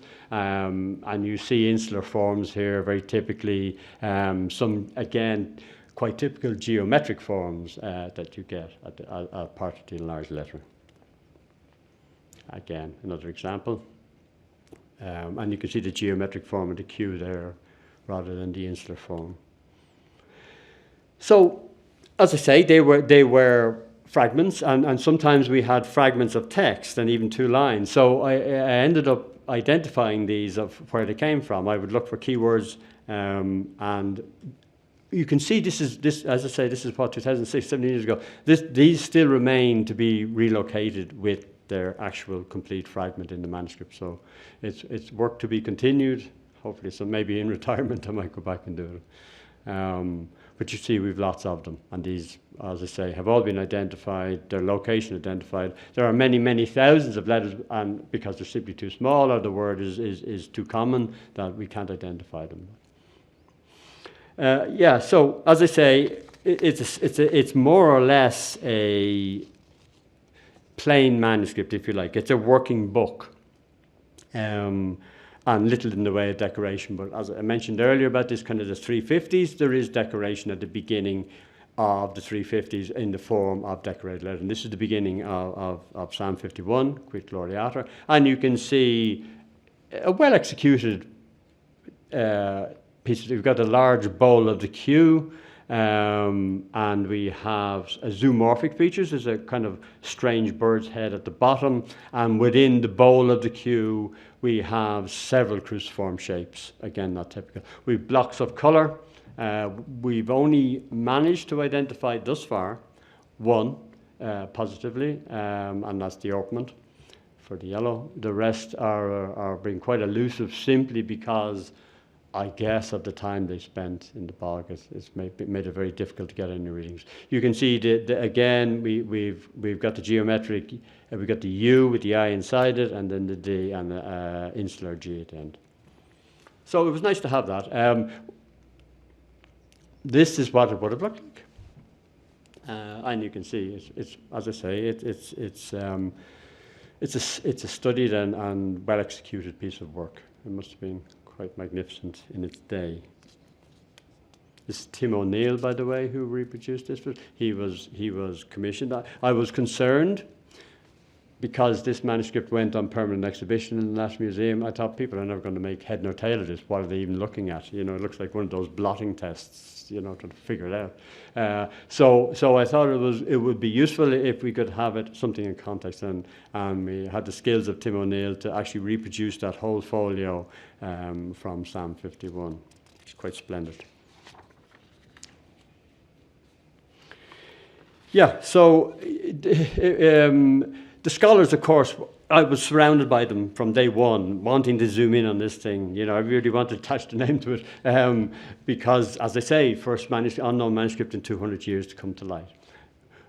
They were very disappointed in me after we had come up with a way to dry it out, because you see that dried vellum is very difficult to read because it kind of melds in with the text. So in its wet state, it was much easier to figure out. But of course, I couldn't wait. We had this timeline. You know, I was very concerned that, okay, while it was in the bog, and it had this sphagnum moss, which is this component that seems to have a preservative antibiotic effect, as well as the kind of anaerobic environment, everything's well. Now, when we took it up, we kept it wet. It was kept in a large fridge with half a bog body at 4 degrees centigrade. But we were concerned, as happened in the case of the bog body, and if you think about it, the same material, both skin, we started to get microbiological growth. It never happened on Fadmore, but it meant we couldn't delay the dewatering process once it began, which kind of annoyed the scholars because at the time they got to it, it was now this brown, dry thing which they find difficult to decipher. So I could see it. I don't read Latin, but I could see it, you know, and I probably just from staring at it for 4 years, I guess. So I decided I'd try help, and I got myself the Vulgate. Had to buy it. I didn't have it on the shelf, and worked from there. So what I decided to do was identify everything. I worked out a character count for the page, for each page. How many characters approximately should be any given folio? That allowed me to initially give. Obviously, the pages were infoliated. There's no numbers on them to tell me what they were, but it told me where any fragment should be on a page. So that was the first stage. The second thing I did was to then download the Vulgate version and highlighted in grey what we don't have, highlighted in black what we do have surviving, and then also the folio numbers, the folio it was on, the SAM it was on, the verse it was on. In addition to that, you can see that it was highlighted in yellow and green. In the yellow, it's variants. So there are variants, and you can see in the Vulgate version at the bottom of the page, there are variants from different known psalters. Where I could identify one of those variants, I would highlight it in yellow. Where there was variants that I couldn't identify or didn't show up in the known variants, I would highlight in green. In my opinion, what that does is then the Fadmore starts to play its role. It feeds back into, our psalms, our psalters, and what changes were made. Because this was copied, obviously, from an exemplar, from some description. So it all helps build up that full picture. And as I say, I went on all the way through the text to do that. Throughout, from the beginning, because of the disruptive state of this manuscript, I was always concerned about keeping control of it.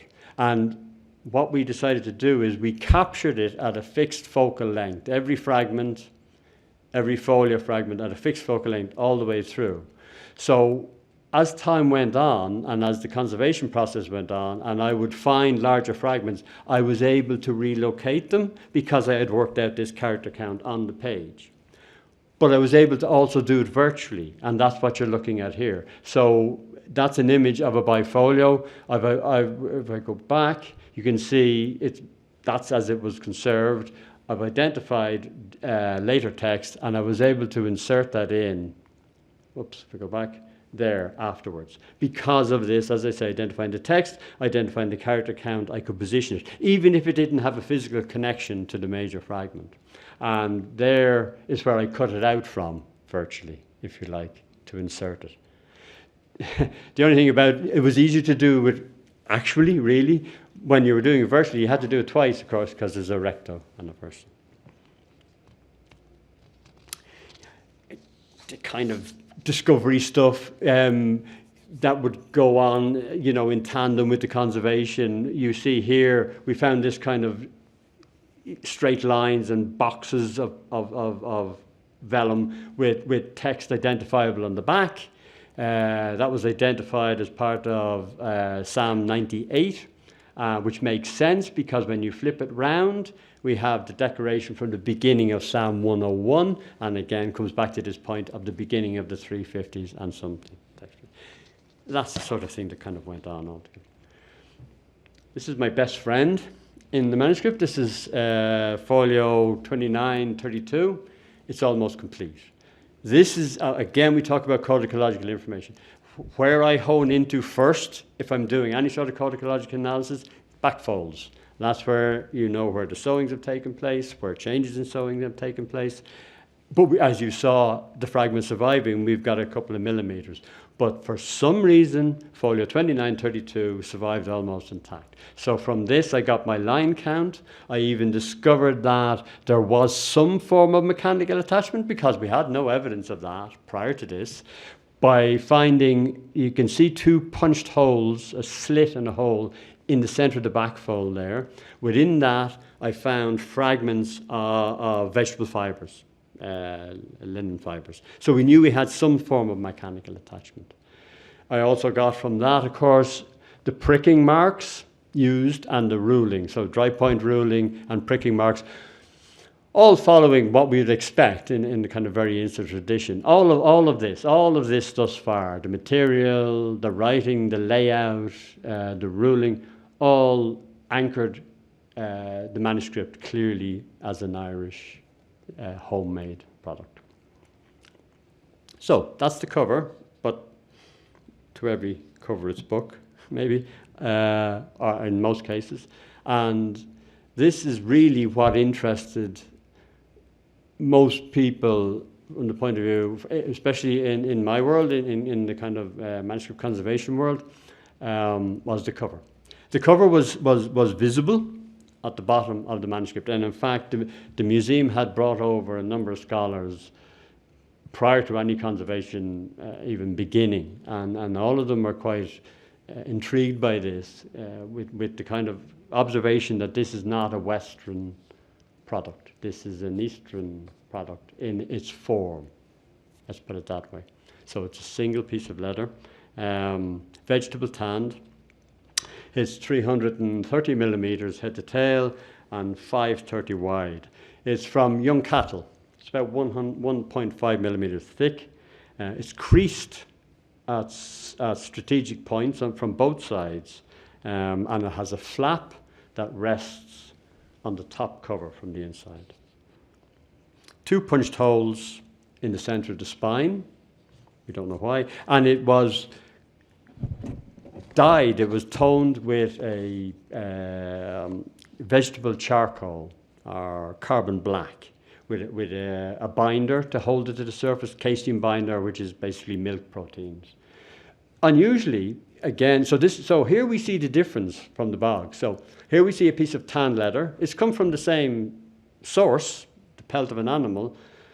Here we see a piece of tanned leather that has sat happily for 1,200 years in a pool of water and is extant. The difference between the tanning and the non-tanned product. And as I say, there are quite a few leather objects have been removed from bogs over time, archaeological finds, shoes, belts, stuff. Unusual to find the pigment surviving, they tell me. So it was interesting from that point of view. There's our 3 buttons. It was interesting. It was interesting when we were asked to identify them. The furniture conservator said they were made of timber. I said they were made of leather, so we all went to our comfort zones to what they were made from. But actually, we believe they're actually horn, which probably would be expected, I guess. They're decorative, I believe. I don't think they ever had a function. If they were to be used in the way you see them used, both in the later period, in the Renaissance period, or in the Coptic period, you'd expect some sort of space on the underside to wrap a thong around them. It doesn't have that, nor does the leather show any kind of wear marks or indication marks of anything being wrapped around the book. I believe they're decorative. Here, wonderfully, I mean, this is the knot that holds them on the inside. It's a 4-hole punch through the button, and the knots on all 3 perfectly functioning in place still. So, as I say, we found this fragment of vegetable fibre, of thread, if you like, going through the back of that surviving bifolio. So it did mean there was some sort of mechanical system holding something to something. About as vague as I could be about it. So it was either holding just the quire to itself, it was either holding one quire to the quire beside it, or it was holding the quire to the cover.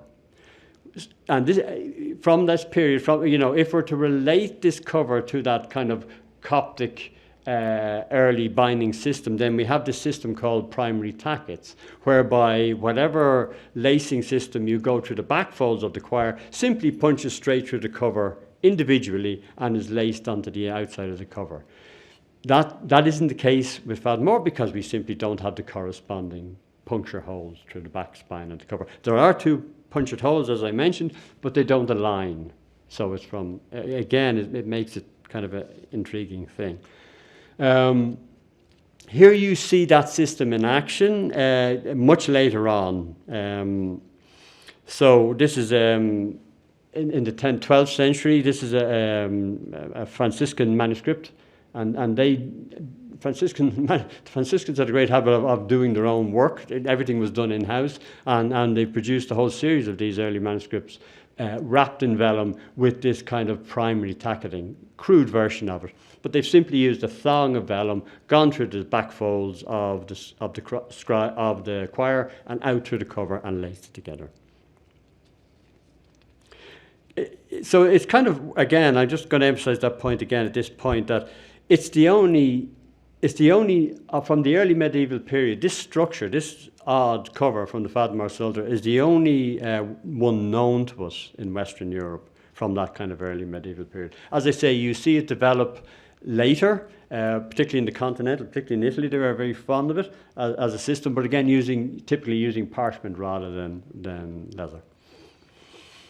We look elsewhere for evidence, and of course, illustrated versions, illustrated sources from contemporary manuscripts are often a source. This poor old image is worn to death. Everybody uses it at some stage. This is Codex Amiatinus, produced around 700 in the offshore island. But it has a wonderful illustration of the scribe at work, probably Ezra, but in the background you see his armarium, his bookcase, and if we kind of zoom in that, it's just in context. The reason I have this here is, so this is a Western product, but all of these books lack what we would expect from a Western manuscript, those raised bands on the spine. This is kind of, you've got all these smooth bands. But interestingly, from my point of view, is in the corner there, possibly you're looking at a kind of a similar wrap system, a wrap folded cover similar to Fadimar. Yeah, this part gets kind of really interesting. So what we've established thus far is we have this, let's call it exotic cover, something that doesn't belong, something that isn't good bedfellows with the content, which is, as I say, clearly an Irish local product. We have this cover binding that seems to hark back to the origin, the Codex, to that Coptic Eastern Mediterranean tradition. There it is. But I'm going to draw your attention now to two illustrations, two evangelists, John and Luke, from the Cadmug Gospels and the MacDurnan Gospel. Cadmug from mid-8th century, I think, and Durnan, late 9th century. Again, unfortunately, neither of them on our island, but Irish products. And you see the evangelists in a very typical pose, holding their books. If we zoom in on those books, are we seeing anything familiar? Let me just, oops, I'll see if I can assist you. Okay. It's not the one, by the way. It's not they wouldn't let me bring it. So, of course, we were all aware of these. Everybody's aware of these images. They've been studied and discussed and written on. But I always imagined this to be some form of decoration on the spine. But more practically, we've got something matching what seems to be the cover of the Fadimar Psalter. And just a wonderful aside to that. You see me holding this here now in front of you. And on the actual Fadimar cover, exactly where my hand is, the pigment is worn away completely. And it's really, really smooth. Now, just shivers. Yeah. So, if these images are used to depict books, they are not going to pick something exotic to depict the book. If these images are to be seen and to be identified for what they are, they will use what is instantly recognizable. So that begs the question, well, is this a local product now? Was this a typical system that has just not survived? And again, Padraig mentioned the idea that, the exotic manuscripts, these are the ones we have surviving, but it's the everyday, the working tools, they're the ones that didn't survive, get discarded, get reused, and perhaps we're losing what might have been a typical structure. We can push the theory a little bit further. You can see the center button on the Fadimar Psalter is pointed. Deliberately, you can see where it's been worked. And if we go back to MacDurnan, I don't think it's too much of a push of the imagination to say it's also pointed. Coincidence? I think not. Yeah, so the pressure was on then at a certain stage to stop playing with this manuscript. John needs to go on exhibition. And so the process was speeded up and there was a lot of work done. And the drying out of the leather cover proved to be much more straightforward because, as I say, the museum's conservation department are very accustomed to dealing with archaeological leather. So it was a much more straightforward system. And the end product was very stable and very usable. But as I was cleaning at the end of it, I started to notice these incisions into the surface, and kind of threw it under the microscope to have a closer look and found this. These are tracings.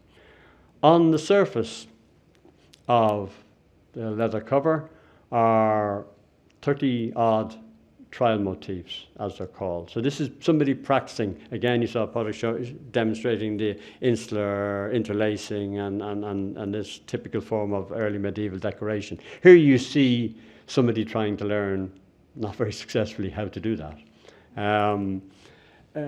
You've got interlaced patterns, you've got curvilinear patterns, you've got key patterns. All I don't believe for the cover of a book. It seems to be more typical what you would see in the border, like you saw the evangelist images there. They very typically have a border around them, and very typically you will see that sort of decoration in that border. But what I find particularly interesting, you might notice that where there is no motif and patterns is on the spine. So I would imagine that the book was closed when they were doing it, and probably the manuscript inside it. So it's interesting how they kind of viewed what was supposedly the Word of God and precious and all that. They're kind of doodling on it, if you like. You know. Also interestingly, I tried to repeat this. So what I wanted to do was repeat it on this cover, and I took my 10A scalpel blade, my favorite of all blades, and tried to reproduce it. And it was like I was using a bread knife in comparison to what? The fineness of the incision. Yes, very poorly executed, but the incision is incredibly fine. We had some OCT, the optical coherence tomography. Whew, got that out. And it allows you to look down into, as it scans the surface, it works. It's used, of course, for eye examination. So it allows you to work down into the surface, and we could see below the surface and the fineness of the incision. Also, really excitingly, I found a compass point for the curvilinear one. You could see the compass point where they had used that to design it. Really, again, I love to remind myself, don't underestimate the ability of these people just because of the length of time. So there is our Fadden Salter cover, dry, stable, now on display. And we thought, well, that's that. It's ready for permanent display. Again, one final clean, because seed pods, which were the bane of my life for 4.5 years, tiny little things, impossible to see when wet because they just disappear, but I would often allow a fragment or a piece to dry so I could go back in under magnification and a fine tweezers remove them. I was doing exactly that with our friend. On the inside, when I pulled on something and it didn't come away, what I thought was a seed pod, and looked at it and pulled again and it still wouldn't come away, so I bumped up the magnification and then fell off my stool because I thought, am I seeing papyrus on the inside of a product from the middle of Ireland, which just is about as unexpected as you could imagine. Of course, I doubted myself, and we had it analysed. There's only a very small piece surviving. This is in a fragment in one corner, so we had it analysed, and it was in fact confirmed that the inside of the Fadden Psalter from the middle of Ireland is lined with papyrus. Go figure.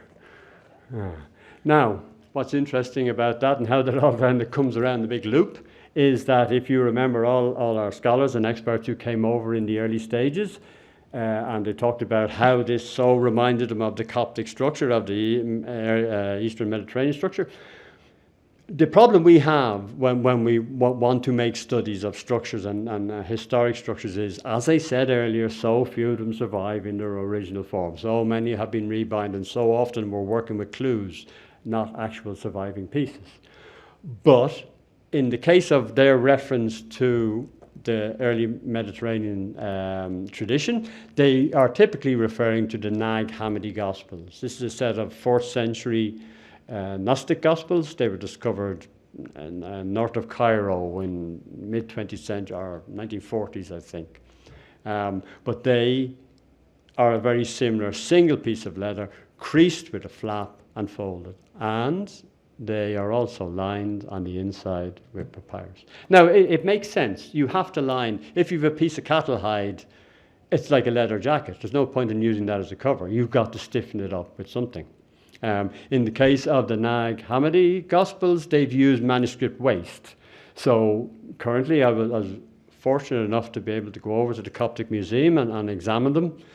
As Paddy says, the privilege when you're actually allowed to put these things in your hand yourself is incredible, you know, and never forgotten. But in the case of them, of course, because it was script, most of it's been removed. The scholars wanted to remove it, but there are fragments of it remaining.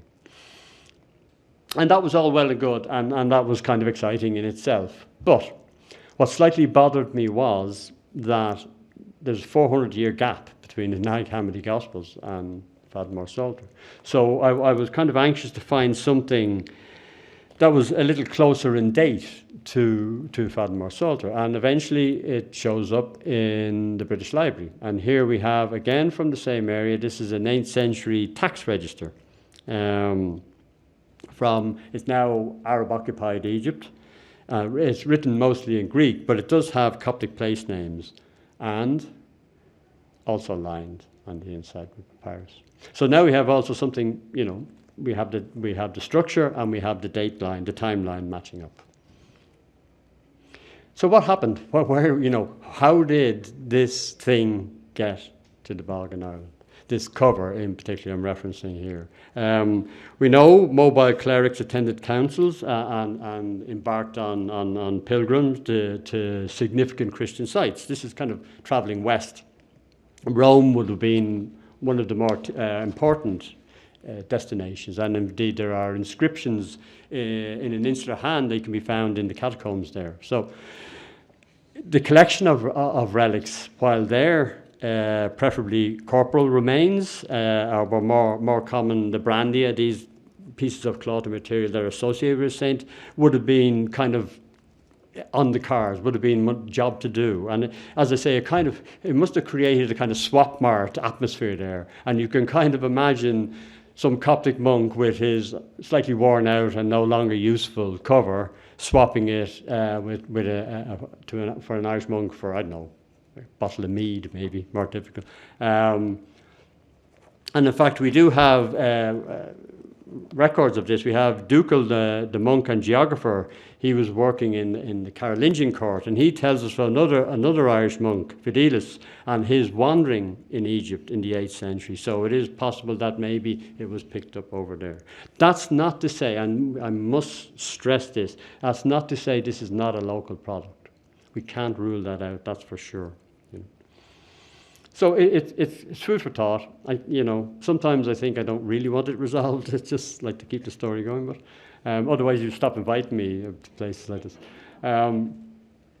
I should say throughout the whole process, the museum were fully aware of the significance of the find.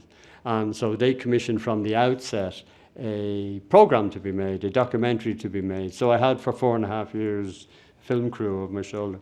Which at times didn't help, but it actually, reflecting on it later, it becomes part of the record. It becomes part of the conservation, preservation record of the object itself, as well as highlighting all the mistakes I made. Following on from that, what was the publication, and that came out. Again, it was just the idea that this should be recorded. I just thought it needs to be out there. It's a story that needs to be told. It's a story that hopefully will prompt further research, because, as I say, it is a long way from being finished. So thank you very much for your time.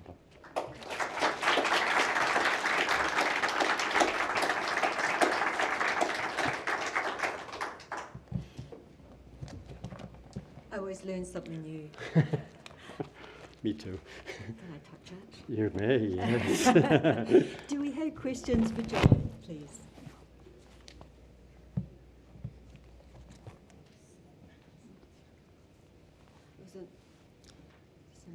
No. Oh, okay. They're shy. There is 2 minutes of footage if there are no questions, which make for interesting viewing. So this is hopefully. Oh, hang on, sorry. Can we go back to?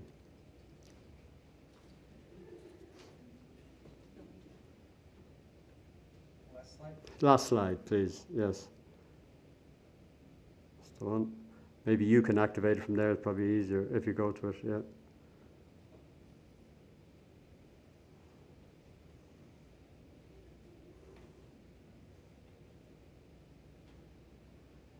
This is actually, so the cover and the parchment obviously were together, but at some stage they had to be separated from each other. And this is an event they were determined to capture on film. So you'll see the beads of sweat on my brows.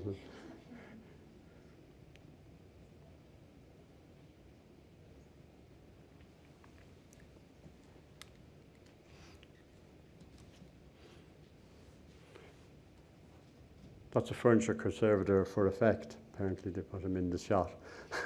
He's obviously more photogenic than I was, I think. As well.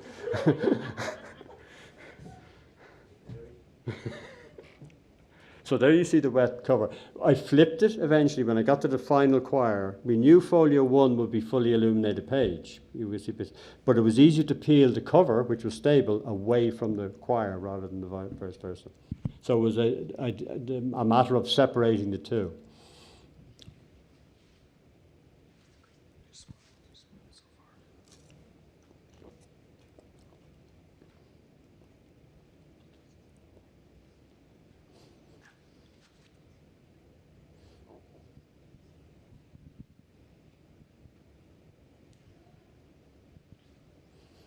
And again, you're seeing all the debris, seed pods, these roots, and it's finding that layer. And I would insert this silicon mylar as I worked to kind of have a clear delineation of the two. And there we see folio 1, the atmosphere, and the decorated page. It looked better when it was wet. When it was dry, it also went to kind of so again. Oops. Thank you. I think we have one question for you, John. Oh. Sorry, Chris. Sorry, don't want you to get too far away yet. Okay. So we have one question so far. There was a quick diagram of the sewing. Could you touch upon why there were missing pages? They weren't. There are no folia missing. Again, because it was a known text. It's the Psalms with 150. So, as I say, once I had worked out the line count and the character count, I could tell where everything should be. And we have fragments, some without any text, of every folio. So there is no missing text. It matches perfectly. In other words, those 60 folios were perfect to contain the 150 psalms. In fact, even a kind of reinforcing that fact is the verso of the final folio was blank because we had reached the last quire. So there is no actual missing text.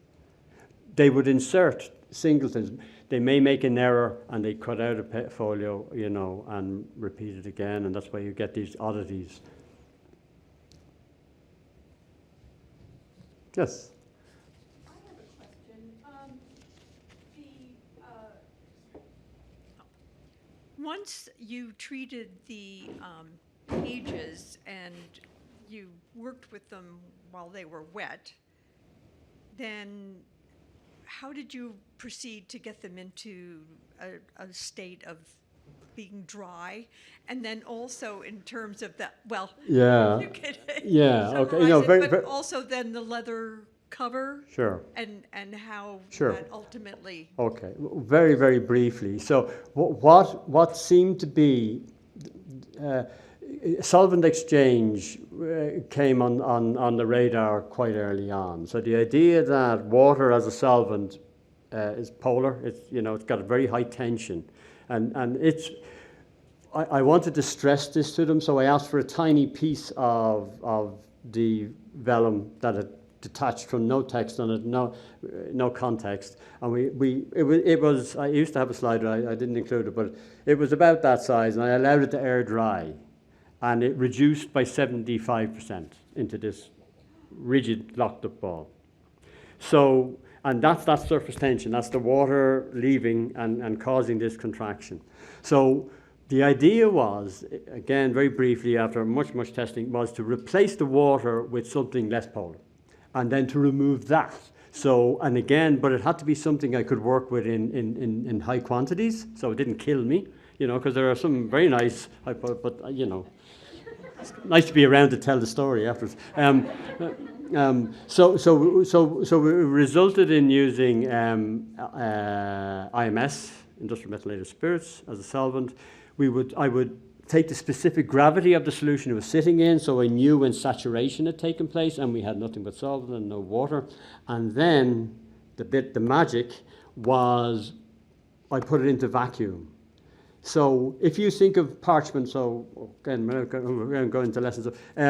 So parchment is a product under high tension. So it's this what they call low angular weave. All the fibers, all these proteins are all stretched into this low tension. Leather is not. Leather is sitting with the spaces filled. That's why we have it folds. And parchment isn't. It's in this. So if you just allow that to free itself, if you like, and it's saturated, it will do this contraction. The idea was to, when you see them making parchment, that's why you see it in these frames, held under tension while they scrape it and dry it. So we had to kind of replicate that in some form. We had to replicate that physical restraint while that moisture evaporated out of it. And there was a guy, oh gosh, whose name escapes me now, and he was experimenting with drying flood-saturated books by putting them in vacuum and blotting paper. So we transferred that over to this idea. So what if we used our solvent-saturated fragment between blotting paper and pulled the vacuum on it? So that's what we did. So we pulled the vacuum on it, and what I would do is I'd pull the vacuum on it, leave it in, open it out, see what the kind of moisture level was on the surface, replace the blottings, go in again, pull the vacuum again. But what I always wanted to do, I didn't want to end up with an end product that required this very controlled environment for it to live in. I wanted it to adapt to its environment, to the ambient, like parchment should, like vellum should. So it was a gradual process then. Once it was out of the vacuum, then I would leave it under more blottings, but this time we'd just wait until it slowly came into equilibrium. Took ages. I did have a question about, I think you mentioned with the film that they added an extra body for dramatic effect, and I was gonna ask, was there something that didn't make it in the film that you really wanted to be included? And was that kind of the exigence of the book to be able to say, this is the story I want to tell with the project that I've been in? Oh, wow. Am I going to say that online? I don't know, as the camera starts. It's a lunch break, oh, okay. To be absolutely frank and honest about it, okay, heart on the sleeve here, not something I usually do, but I'm glad they were really upset. So the filmmakers are great guys, very professional. A crew called Crossing the Line Films. So we were fortunate enough to get to go to, as I say, the Coptic Museum in Cairo. And it's the Mecca from the point of view of, people interested in early book structures, because it's where it all began. So we were being shown around by the director of the museum, who was very generous and very kind, and had taken out one of the covers for me. I thought we were going to view them in the case where they're displayed. And we walked in, and the sound guy was doing his testing, and the camera guy was checking his light, and the guy handed me the cover, and tears just started coming down my face. And the guy was going, oh, God, get the camera on, get the camera on. But it was too late. They missed it. So I kind of reversed what you're asking me. I'm kind of glad they missed it. So,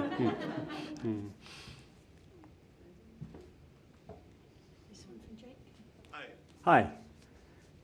Oh, sorry. well, Fenella, you can stay up here because I'm really kind of doing you a favor. You know, you talk about going to the Coptic Museum and you talk about scholars coming in to see this, and I guess I would love for you to reflect a little bit just on how a project like this connects you well beyond where that item came from, and how did your network grow? How did this connect people around the world? I say this as the guy who gets travel requests from Fenella, and we'll say, why is it you need to be in Switzerland in a couple of months? But talk to us about that aspect of conservation. Oh my gosh, okay. Well, I mean, it's extremely poignant, I will say that, because without exaggeration, it has changed my life.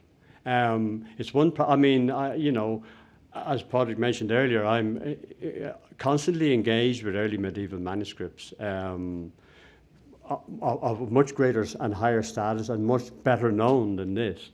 But this project introduced me to audiences like this. It led to two scholar internships in the Getty. I've travelled everywhere with it. We were only discussing earlier about getting the T-shirt done, you know, on Fadden Moor on tour, but actually the list of dates wouldn't fit on at this stage. So in all seriousness, though, I mean, it led to me going way beyond my comfort zone. As I say, I don't have a word of Latin, you know, but yet I was forced, if you like, because of the gravity of finances eventually came into the project. This is kind of definitely off record, and was going to curtail what could be achieved. But I had become so obsessed, isn't even too strong a word, at that stage with it. It had become such a part of what I do and who I am and everything I saw around me, that everything influenced it. And I, you know, to the detriment of other things, it became my single focus. So I would do anything to make sure it progressed. And that wasn't from my point of view. I just knew there was scholarship out there that can bring so much more to it, because as I say, it's a non-finished product. But if you like, it took, you know, an ordinary conservator in the corner of a lab. People took notice and invited me to talk about it, and through that, then you get involved in other projects, because it brings the whole idea of the relevance of the materiality, of the rarity of this sort of find. And I always just see myself as the kind of conduit, the lucky conduit that happened to be in the right place at the right time to kind of bring this out to the world, more than anything else. There's a very good friend, an artist friend of mine, Siobhan MacDonald, and I bored her, well, no, I won't say bored her. I talked to her so much about this project. She ended up doing a whole exhibition based on it in Sligo.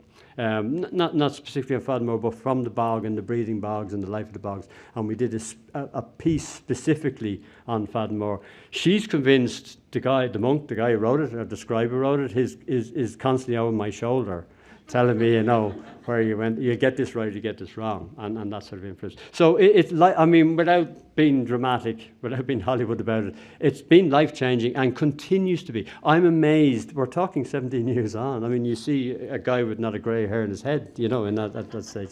But it's been wonderful, and it has introduced me to wonderful people, you know, like-minded, wonderful people, and great audiences like yourself.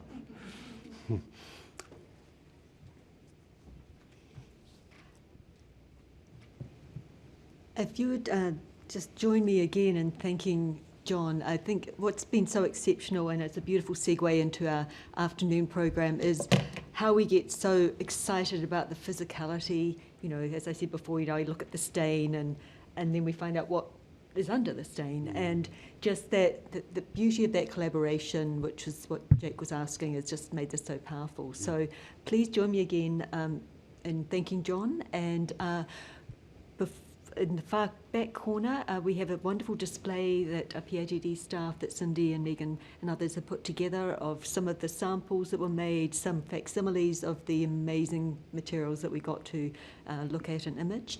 And I hope you'll come back and join us at 1:30 and for the afternoon session that I have just put up. But John, thank you.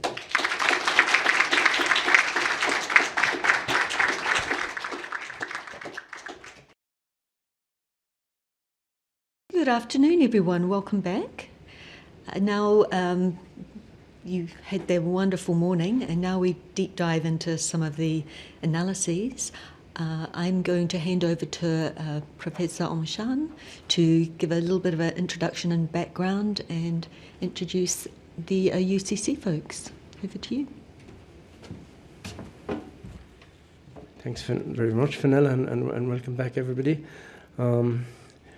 We're just in this part of the day, we're going to talk about the specifics of this research project, and just to fill you in on some of the background. As I intimated this morning, I've been working all my life with manuscripts, but there's always been questions that have occurred to me from time to time and then disappeared again over the horizon and arisen at a later time. I was involved in digitisation, in cataloguing first and then digitisation. We had the first digitisation project and probably the longest running at this stage deep digitisation project for Irish manuscripts that we started in 1997, 98, and we launched in 1999 in the Long Room in Trinity. And at that time, it's hard to imagine now how digitisation was almost a sort of a branch of witchcraft. And then you had to, there was an element of proselytizing when it came to talking to librarians and archivists about giving us access to their collections and why did we want to put them, why did we want to make them available all over the world. But thankfully, the digital revolution removed all those doubts and so forth. But nevertheless, I still had questions in the back of my head. And when I moved from that position to go to Cork, it gave me the opportunity to start talking to scientists, and in particular my colleague, Dr. Daniela Iacopino of the Tyndall National Institute, about the possibilities. How could we probe further into the beyond the text and get into the nuts and bolts of inks and pigments and the materials, particularly vellum. And we had a few trial projects ourselves, just personal research, which laid the foundation, in fact, for this project here, which I applied for funding in 2018, and it was granted, and the project got underway in 2019. In the meantime, I had the good fortune to be invited to a biocode ecology conference in the Folger Shakespeare Library, not very far away from us here, where I met Dr. Fenella France. We've been best of friends ever since, and that gave a whole new impetus to the project. And so the combination of the Tyndall Institute and the Preservation Department of the Library of Congress those have been the true anchors, if you like, for the scientific component of this of the Inks and Skins project. I sort of stand back and I provide the materials and access to the libraries and so forth, and ask the questions and direct the questions. Well, this is what I'd like to know.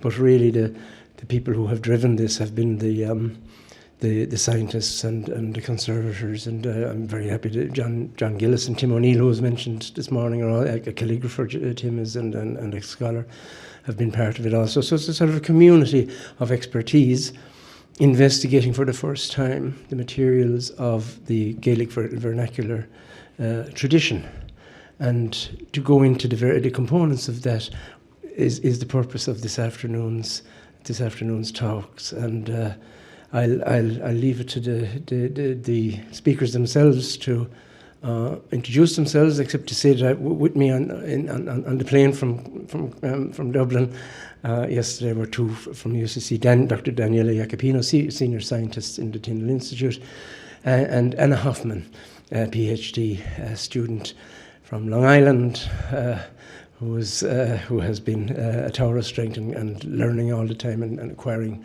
a range of skills and benefiting from the project, and of great benefit through the project. So I think, are you up first? Oh, this is Yvonne, yes. This is the manuscript. I forgot I had a slide. And is there another one after it? No, okay. This is, excuse me. this is the Book of Ivan, which I mentioned this morning, associated with the Diocese of Clonferrin in County Galway. And this is our anchor tenant, as it were. This is our prime target for our investigations, written around 1390 in County Galway by the Macagán na Scéal, Fáileán Macagán na Scéal, and other scribes. It's a remarkable repository of learning, of history, it's an encyclopedia of Irish learning, written along with a number of other manuscripts that just after the Black Death. And I think there is a connection. I've never been able quite to make it, but I think there is this idea of anthologizing knowledge in the face of imminent disaster, or in the face of awareness of one's mortality. And these manuscripts, the Black Death came to Ireland in 1350. Thereabouts, and 1340s, 50, and I think, and suddenly these manuscripts, these huge, very big physical manuscripts, and very big in extent, these manuscripts appear. The Book of Ivan being one of them, where it's an attempt to embrace all Irish, what was traditional Irish learning, and gather it into a sequence of choirs. And it's an ideal target for us, because it has there's two named scribes and a plethora of other scribes also. So many hands, many different styles, and as I was saying this morning, it shows all the marks of not having been inside a library until the 19th century, which was in fact the case. And in fact, I think it received its first binding in the 19th century. So that's been our primary target, and we've been working out from that. So Ivan at the centre, and then working out into the other traditions that I specified this morning, municipal traditions and the monastic tradition, also in different scripts and in Latin. And quite recently then we've added the fourth pillar, as it were, in the form of continental manuscripts written in France and in the Low Countries in the 14th, 15th and 16th century, and that has really opened up the basis of comparison for the project also. And a big thank you to Maynooth University and to the Russell Library for allowing us access to those manuscripts. So for me it's been a great journey, very, very, very exciting and chaotic at times, because I'm just trying to manage all this, but there hasn't been a day when we haven't learned something new, and surely if you can say that about a project, you're saying that something has been very, very worthwhile and very, very humbling indeed. So now, Fionnuala, I've used up my 2 slides, one of which I didn't know was there. Thank you. I'm just going to start to set the scene a little bit, and each person who speaks this afternoon will give them a little introduction about themselves, but I do want to do a particular shout out to Megan Wilson and Cindy Connolly-Ryan, amongst others from PITD, who've been intimately involved with this. Just a quick introduction of the Preservation Research and Testing Division for people who aren't familiar with it. We very much focused on understanding more about the materiality of collections. We work very closely with the Conservation Division and with curators and other researchers, and particularly enamoured of these collaborative approaches where we get to look at how our collections and our knowledge interact with folks in other places as well.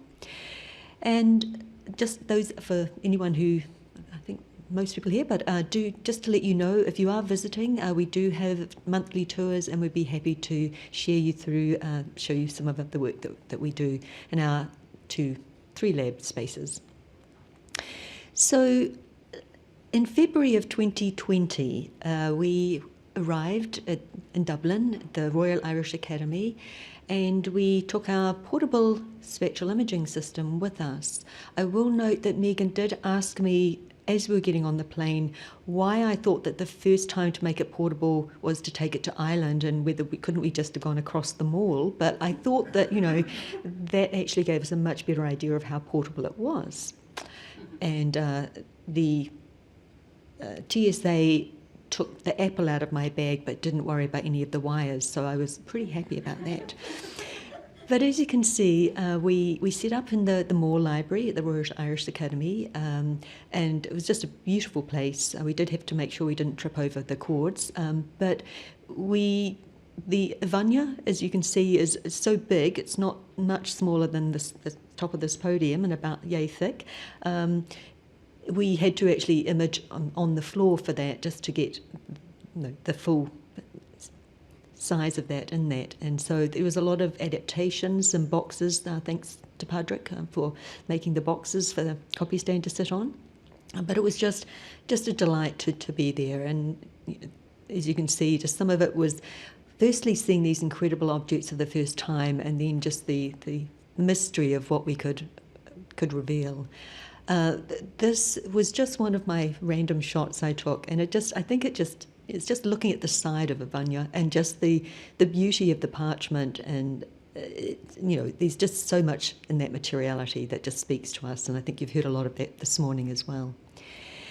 So we started in February with Ivania, which was, as Padraig noted, our target one, and I'm a little bit, what's the word? If we're there and we want to get things done, we try to see how much we can get done. So we did quite a bit, and then they kept bringing out new manuscripts and more manuscripts, and then the Stowe Missal, and then the Carrick, which is when I nearly had a heart failure. But it was incredible just to be able to see these documents, to get a feel for them. It was also particularly poignant that we did that just before the pandemic. And I did mention to Megan and others, this is job security. So we had 1.5, little over terabytes of data that we got to work on, and that allowed us to continue the collaboration. And as you can see here, just the parchment, as you all know, has its own mind about whether it will lie flat or not. Just amazing, beautiful objects to work with. And I found the one image I have of Siobhan in the right corner, who was so incredibly gracious. She's since retired, but just kept quietly coming in and handing over a new treasure. And it was just amazing. And I was so honoured that she trusted us with those materials. It was a true trust. So some of the challenges for historic manuscripts are, they've been treated in different ways, they've been created different ways. They have sometimes seen extreme environments, as you heard this morning. Thankfully, none of the documents we looked at had seen anything like the bog, the Salter. And one of the things that we've, particularly in our division, worked on a lot is really thinking about imaging technologies and non-invasive techniques that we can use to better understand what's happening or has happened to the materials, and to learn more about that. And then also linking some of our things that we can do testing on as well. So that collections and analytical approach, as I said, we do multispectral imaging, so we map the response of the entire document first. And from there, we start to go, what do we know that we can tell from the imaging? And then what do we need to add to sort of deep dive in and add knowledge with point source instruments? And so that's sort of the approach that we've taken with that. And then also starting to think about how we can use samples in other ways. I just want to very sort of quickly note some of those test methods. So I said the multispectral imaging, fibre optic reflectance spectroscopy, Fourier transform infrared, Raman thermal desorption. I'm not going to go into these in detail because my wonderful colleagues are going to talk more about these, as well as Daniela for XRF, X-ray fluorescence. But these are the sorts of techniques that we add on and that we've linked to understand more about the materials. So basically what you see is we do the mapping and then we add these other point source techniques as we go through. And that allows us to sort of build that level of knowledge, of understanding of what we know or what we can learn. I did want to just put a little bit of thought in there, because we often get, as scientists, there's this new tool came along and we should use this right on everything. And we find very much that it's useful to think about what that technique can tell us. Is that the right technique for the question? And you'll see as you hear some of the results after that come further that there's not any one technique that can answer everything. Sometimes, as many of us in the room know, pigments particularly and inks, they don't like grab one pure thing and do it and then you're like, oh, hey, we know exactly what that is. They mix a little bit of this and then they change the binder and then I had a treatment and then something else happens. And so a lot of it's kind of a a forensic look back. I did love John's comment. There was no manual. We've really, it would be really nice if every document and every manuscript came with a manual. This is what we did to it. I mean, wouldn't that be fun? Or really boring? So we very rarely get that manual. So one of the things that's been very important and we've focused on a lot over the recent years is CHARM, the Cultural Heritage Analytical Reference Sample Collection, where we have all types of materials. So we have, for this project, we had there we go. We have everything from books, inks, parchment, pigments, sound recordings, you name it. For this project, we had a lot of different parchments. We also worked with Jessie from Pergamire to age those, to treat them in different ways, so we could start to see how liming and different processes impacted degradation in different ways. And of course, Cindy's wonderful area of recreating historic recipes. So starting with the multispectral, this is really where we're starting in the ultraviolet, going through the visible and into the infrared, and we're starting to get a feel for how are the materials on that object responding to these different wave bands. We can do different types. We can do reflectance, we can do transmitted through, we can rake from the side, all different ways of using the same technology. So you can see with reflectance, as you're seeing we're reflecting off the surface, the low angle raking, I'll just mention those two for this project. And from that, we usually create what we call a pseudo colour. So we have the full colour image, because we have a number of wave bands in the visible. Instead of a normal RGB, we get a very high resolution colour image that we can do. And then it's very helpful for scholars, and particularly working with Padraig and others. When you have that false colour image, we can refer back to the colour image, but the false colour pops out where things are different. So for example, if we had two different reds that were chemically different, they would show up in different false colours. So this is where it's a very nice, quick visual way of understanding what's going across the surface, and then we know, right, we should probably do XRF or FORS at 2 or 3 different points or not. So you can see here as we go through this, I will note that I'm particularly enamoured of stains. It's a personal interest of mine. We're unfortunately, our rare books, many of them are quite clean, but I have to thank you, Padraig, because the stains it was just delightful. And then we can process those in different ways with different processing techniques, but we've got all of that information. So as I said, we captured 1.5 terabytes of data. We can then constantly go back and reprocess in different ways to answer those different questions that Padraig referred to. I will note processing we can capture in a reasonably quick period of time. The processing does take a lot longer. We've found sometimes working with forensic colleagues, they're like, are you done yet? It's like, no, that's just 20 minutes in. And so just looking at just at 11R of Avanya, you can see there's a beautiful inscription on the rubrication and animal on the left there, and this is the initial T. It's actually the only decorated initial with green in Avanya. So, and the significance then may be that it marks the beginning of a poem in praise of a famous Okale chief who died in 1381. So, as you can see, it's like I couldn't know that, but this is where Padraig's knowledge come in, and then we start to build this together. So, the UV and the IR, stains drop in and drop out, what are we looking at then? And then some of the parchment preparation, we're really excited and thinking about what has happened to this skin when it was processed, and Megan will talk more about that. And then also different types of processing, we can really sort of do an embossed rendering to think about how that hand was on the page and on the manuscript, and what does that add to our knowledge. One thing just to think about as we go through that is, as I said, if we have that section, if we just take this section and we've done the imaging, we know we've got 4 or 5 different responses. So now if we add some of those ones to understand what the green and red pigments are, we can use the X-ray fluorescence, we can use the FORS, after that the reflectance spectroscopy to kind of get a feel, say, okay, can we separate out these greens, the malachite and the verdigris together? And then what we can start to say, okay, from there we're seeing that the red is vermilion, but there were some other peaks that we were seeing in the XRF, and so that might be a mixture of vermilion and red lead. And so we're starting to pull out some of this knowledge and build upon it and add to what we understand of, is that the type of palette from the time period, was someone actually on a trade route and was sharing information? It just starts to build up that knowledge of things.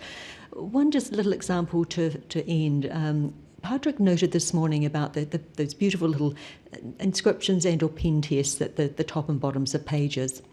What's really interesting is for the specific pen test, it was like, when you used to, maybe at school, you get the biro and it wasn't working, you'd scribble in the margin, right, to make it the ballpoint pen win. Well, it's much more elegant.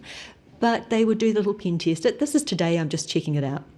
Well, as you can see, you would expect that to be in the ink of what the body of the text is, which is true for the left image there. The one on the right is not. So this is another one of those lovely little anomalies and questions that John and Padraig both referred to, that we love, that sometimes not answering all the questions is a really lovely way of going. So that's just a very quick overview of the approach that we take, and I would like to make sure there's plenty of time for everyone else to talk this afternoon. I'd like to welcome Megan Hill to the podium. Megan is a preservation science specialist with a fine arts background, and I will let her tell more about herself. Welcome, Megan.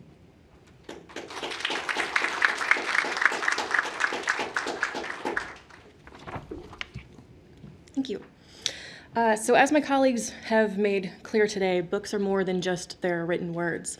Padraig and John had wonderfully engaging talks this morning that kind of set the scene for the historical context and the importance of this project. I think that the technical talks this afternoon will collectively emphasize the breadth of knowledge that's unearthed with the marriage of science and the humanities. So Fenella provided an excellent overview of our multi-analytical approach, and so I'm going to take a deeper dive into what we found on these manuscripts with multispectral imaging in particular. So as Fenella mentioned, multispectral imaging enabled us to have a forensic-like investigation of these manuscripts and allowed us to deconstruct their various components to better understand how they were made.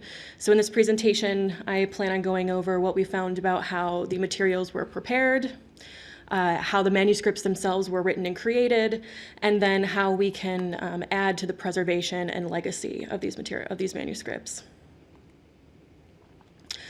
So all of the manuscripts we studied were made from parchment. I don't necessarily want to go into the specifics of that project or of that process right after lunch, so I will keep it general and just kind of highlight what steps we found evidence from. So during the removal process on some of the pages, as you can see at the bottom there, we found evidence of veining. And so this can either indicate perhaps that the parchment was from calf, because calf would be more vascular than a more matured animal, or possibly that the animal was not bled out completely before removal of the skin. During the stretching process, you can see here this indentation gives credence to the fact that maybe this came from the armpit or the leg pit of the animal, so we can start to put together maybe what part of the animal that these pages came from. On this slide in particular, you can see this translucent strip where the density is thinner than on the rest of the page. And it's possible that this part of the parchment would have laid over bone, like potentially over the spine of the animal. During the stretching process also, we found, especially with the larger sized pieces of parchment, they end up having some holes in them. And you can tell that this was done during, or this occurred during the stretching aspect, because you can see that the scribes would just kind of write around the holes, which is kind of fun. And then the parchment would have been scraped down to make it thinner. So we can clearly see evidence of these markings in the ultraviolet and the infrared in particular. It allows us to kind of see these tool markings without a lot of interference from the staining or the ink or the pigments. And then, like Fenella was talking about, applying that false color to kind of help us see it even more. On this page in particular, the striations were a little bit thicker, and so this could indicate that perhaps this parchment may have had some surface sanding during the process. Lastly, the skins were treated to remove excess oil and for the surface to accept ink. So next, once the parchment was kind of cut down for the pages, a scribe would begin the process of laying out the page, ruling out guidelines for the margins, for the lines, either by dry point or lead point that you can see here. These elements also sometimes included margin pricks, which we found throughout many of the manuscripts, that span the entire medieval timeline. And my colleague Anna will go into much greater detail and context about scribal practices in a few minutes. Of all the manuscripts we studied, all of them except for one were written in iron gall ink. Iron gall ink was the standard ink that was used for over 1,400 years from the beginning of the medieval period through the 19th century, really. It was easy to make. It had a really beautiful consistency and richness to its color, and it had a really good quality of permanence than some of the other inks at that time. Conveniently, it's also very easy to identify with multispectral imaging.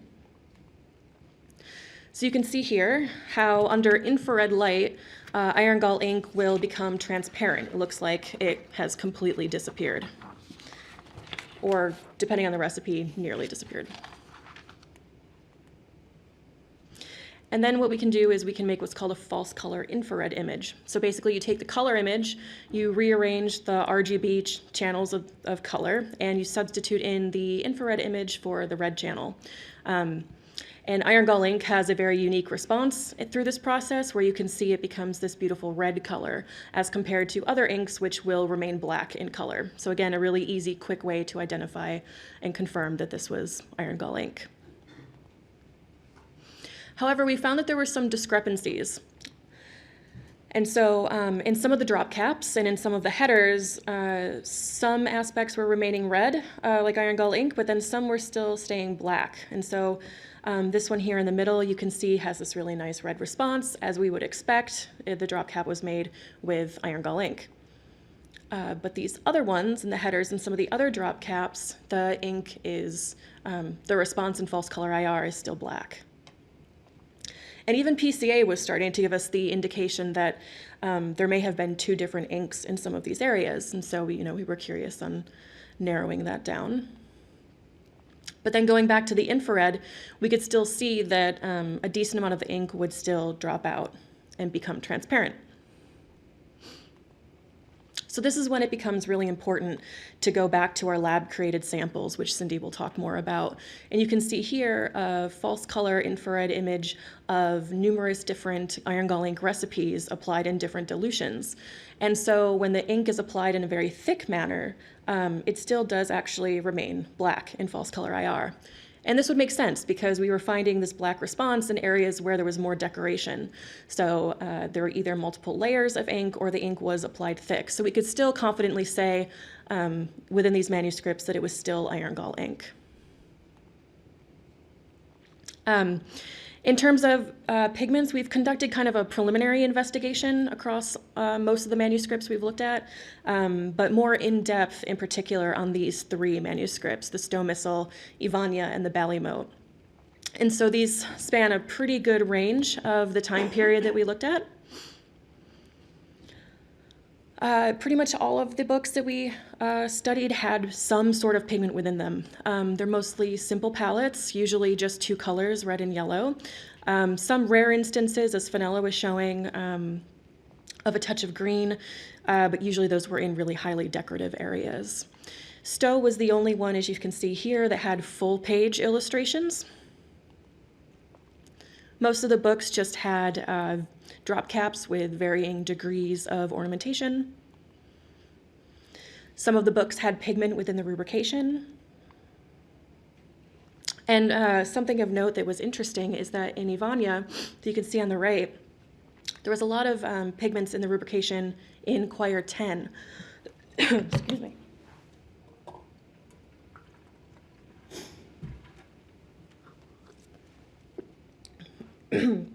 but much less so throughout the rest of the manuscript. So, it's possible that the rubrication was specific to certain scribes.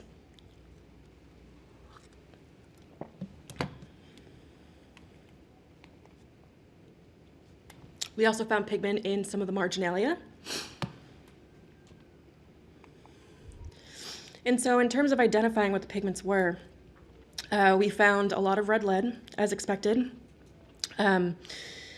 We obviously identified lead with XRF, and then also a Foer's first derivative peak at 565 nanometers. And so it often presented itself in this really vibrant reddish orange, and we found this throughout pretty much all of the manuscripts. We also identified vermilion in some of these areas that have this more like really rich red. Sorry.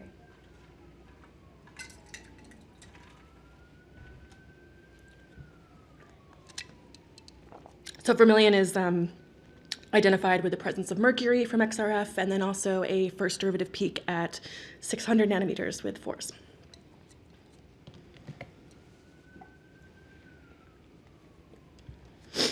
And then the yellows, primarily we identified as orpiment from the presence of arsenic.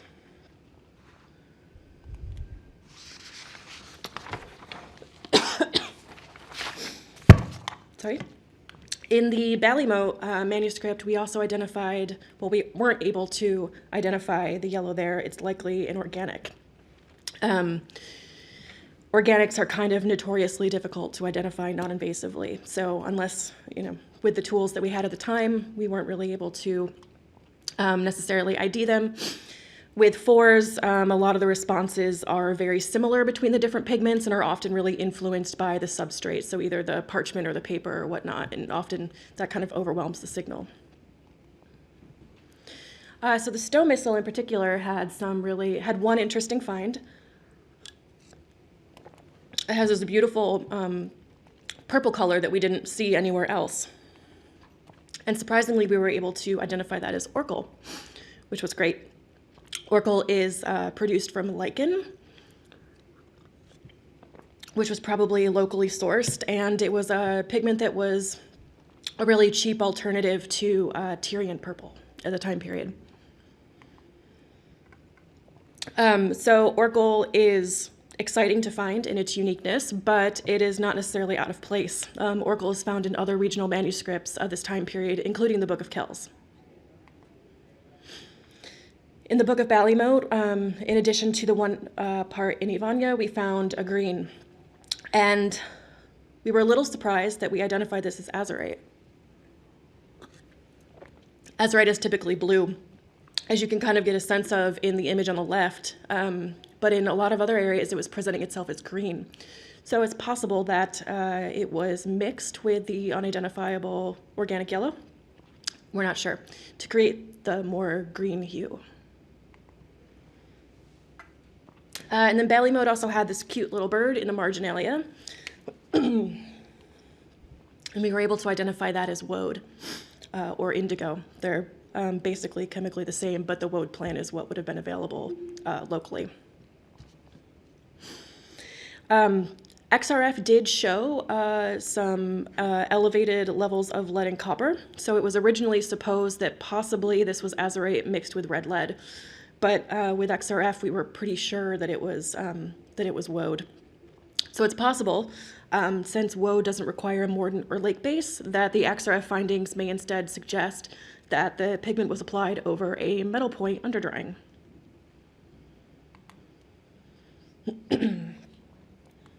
So throughout their lifetime, as Padraig said, these books didn't just sit idle on someone's shelves. They were used to teach and informed, they were handled, they were paged through. And as such, they're not in the greatest of condition. So apart from natural degradation, we see areas of loss and staining, which has caused some of the text to become illegible. But multispectral imaging is a fantastic tool for being able to detect the chemical signatures of the materials that we can no longer see, making them readable once again. So here we have another example. where we can bring back what's under this, or what's lost from the stain. And then as Fenella was saying, we can assign false color to help us kind of see a little bit better. And so I want to end with this cute little guy from Ivania. The text here, it was a page that was cut down. The text finishes what was on the previous folio, but then the parchment was removed and probably repurposed elsewhere. And so here's a close-up of the front and the back. Originally, the back would have been left blank, probably. And you can see that over time, it looks like possibly 4 different hands have added notations to this. The top starting out with some prose of poetry and some annotations later on. And then we can look in the infrared and see that there's actually 2 different inks here as well. And then processing with PCA really confirms that. What we didn't expect to find were these calculations that are jotted down in the bottom right-hand corner of the page. So that was really, really fun to find.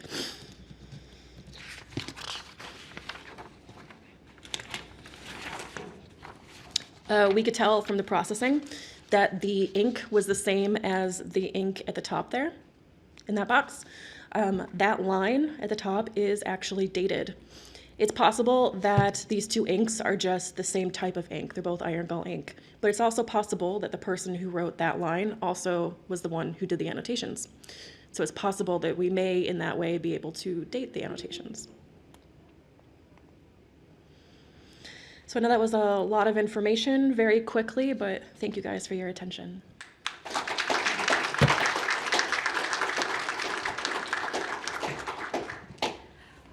I think we'll just give Megan a chance to catch her voice back. So if you had any questions, you can hold those till the end and you'll get the full overview of everything.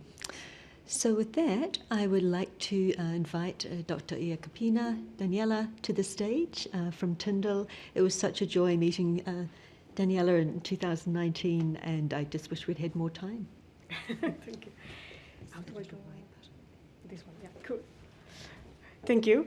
Good afternoon. So I'm delighted to be here, my first time in Washington. So thank you very much for the invitation. I'm going to talk about the XRF part of the investigation, but also a little bit of how this project and this collaboration came together. So first of all, I'd just like to tell you a few slides on what we are and what we do, because I work in an institute called the Tyndall National Institute, which is part of UCC, but is actually not physically located in the campus. So the Tyndall National Institute is the largest information technology institute of Ireland. Is a flagship of the University College Cork, and it's located in the banks of the River Lee, as you can see in the image. We do kind of hardcore, I suppose, technology and science. We work with in the fields of health, energy, and also information technology, and also kind of agri-tech. And the institute is quite large now. We are about 600 researchers. We are very mixed. I am a chemist by background, more like a material scientist now. And there is, I suppose, physicists, engineers, biologists, and so on. We have also a large cohort of support engineers working in the silicon fabrication facilities, and also like support staff. And we host a large number of PhD students, about 150 now. Within this, in particular, I am a senior researcher, and I'm part of a group of the nanotechnology group. You see a recent photo of the group there, in one of the few July sunny days in Ireland this year. So we work with nanomaterials, and there is a peak actually of silver nanoparticles there that you can see.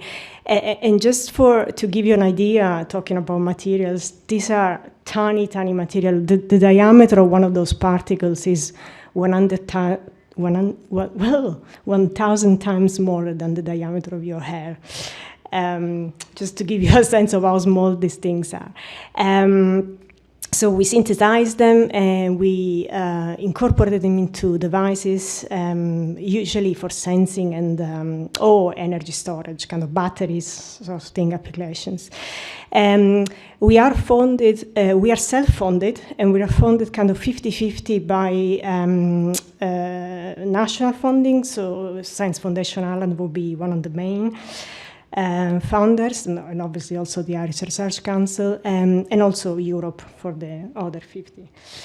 And you might wonder at this point what all this has to do with heritage and heritage science. But actually, nanomaterials and high-tech is used quite a lot now in heritage science, and especially nanomaterials are used for conservation and cleaning purposes, and also for diagnostic purposes. So we have been involved in a number of heritage projects. In 2015, I was lucky enough to be invited in a very large consortium of a project called NanoRestart with 27 partners led by University of Florence, and we were working there on the analysis of different pigments, modern pigments, dyes actually, used in the manufacturing of felty pens and modern pens that are used to make drawings, like the drawing there from Federico Fellini, the artist, the Italian film director. And we were working on the diagnosis of this, on the identification of the dyes used for these formulations, again, for preservation purposes. So during this period, I had a PhD student and a postdoc working with me. And at the time when we were working at this project, there was a kind of a call from UCC, Central Campus, to put together like a task force on working on heritage science. And so we went with our team, we were quite curious, and we met the counterpart, I suppose, the humanities side, and Padraig was there in the audience, so we had a conversation. And I suppose all this, everything started from that. We had a lot of conversation, and I think Padraig was quite modest, but I think he had a very good idea. Like in interdisciplinary projects, I suppose you need to know what kind of questions you want to ask to the other counterpart. And Padraig had a very good idea of what scientific investigation could do for the analysis of manuscripts, and he had a quite pioneeristic idea of how to bring this into life. And so anyway, we had a lot of conversation, and through my postdoc at the time, we invited, with a little pot of money that Padraig got, the XG Lab to come to the Royal Irish Academy. And XG Lab is a small spin-off company from the University of Milan, and there are two engineers, literally, at the time were two engineers who kind of put together a portable XRF microscope. So they came with the Helio, it's called, the XRF, and we took preliminary, about 60 or 70 spectra of manuscript, of different manuscripts. And we had, this preliminary sense of what, this project could be about, and we were very excited. We made a lot of fuss, actually, as well. We put like a few posts out, and this is how the collaboration began. I noticed I didn't have white hair at the time, but I don't want to blame Inks and Skins for that. It was a great project. But anyway, this is how we started, and on the basis of that, we wrote, Padraig wrote, with my support, I suppose, the application with the Irish Research Council, and we were lucky enough to be funded. So basically, from now on, I'm just going to start talking about Ivania. But I suppose during the conversation that we had, and when we wrote the proposal, and also shortly afterwards, we came to the realization, and of course that's obvious now, that XRF alone wasn't going to cut it for us. I mean, there is so much more into these books that only one analytical technique is not enough.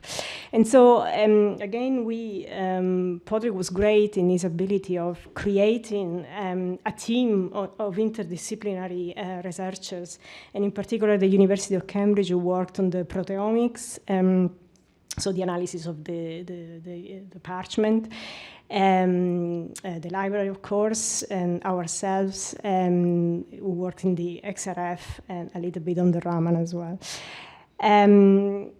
So I'm going to focus now on the XRF part. So, and just, again, you might know all about XRF, but bear with me for 5 minutes. So the reason why XRF was selected is because it is an easy technique to apply. It requires no sampling. And of course, there was a strict requirement for non-invasiveness when we talked about this manuscript. It's quite quick, and also, obviously, the instrumentation is made portable. So, again, because these manuscripts could not moved out. It's also very versatile, and it has been used a lot in heritage science for the analysis of many different type of objects, from manuscripts to metal, ceramics, and so on. It's used a lot in heritage science to, I suppose, answer different questions from, say, the understanding of the materiality to authentication processes, also comparing maybe data from different cultures like Asian and European cultures, dating, and also, of course, as a support for conservation purposes. So how does it work? So XRF has, very briefly again, two sources of X-rays. One is the source and one is the detector. And what happens is when the X-ray from the source hits the sample, it knocks off an electron from an inner sphere of the shell. It knocks it off, so the electron goes. And this brings the atom into a so-called excited state, which atoms don't like. So in the attempt to go back to this ground state, the electrons from the outer shells fall in a kind of cascade sort of process into the inner shell to counterbalance the loss of the other electron. And in this process, basically, a spectrum is created like this, in which the x-axis, which is the energy, is basically equal to the energy jump of the electrons going from the outside to the inside shell, which is specific for a specific atom, and the y-axis is associated to the amount of event, which is related to the concentration. Sorry, there is a double image there. So I suppose one of the, so XRF, it's great, and it's great especially for heavy element. When I say heavy, I mean with a large atomic number. Unfortunately, it's not good for light atoms like carbon and so on, and so it's not good, for example, for organic materials, and that's why we didn't. Yeah, as Megan also mentioned, we didn't get many joy in terms of analyzing the organic components. But anyway. So we start, the focus is Ivania, and Padraig has already described Ivania, and I suppose from an analytical and scientific point of view, for us it was great because it's like in a modern kind of newspaper or writing. It has lots of fonts, the ink has lots of different fonts, and there is also pigments, and there is marginalias, so there is lots of different things to analyze. Along with the inks, I suppose, and in parallel, we also analyze the parchment, because of course every time we take a sample from an ink, we need to take a blank anyway of an area nearby of the pure parchment. So that one is the spectrum that you see there is a typical spectrum from a parchment, which has these main peaks, calcium, potassium, chlorine, and silicon, attributable to the parchment. And these are associated to the process of making the parchment, where the calcium is related to the process of soaking the parchment in calcium hydroxide, and the potassium and the silicon could be related to the kind of abrasion tools used for smoothing the surface in preparation for writing, and the chlorine could be related to the use of salt for preservation purposes. Then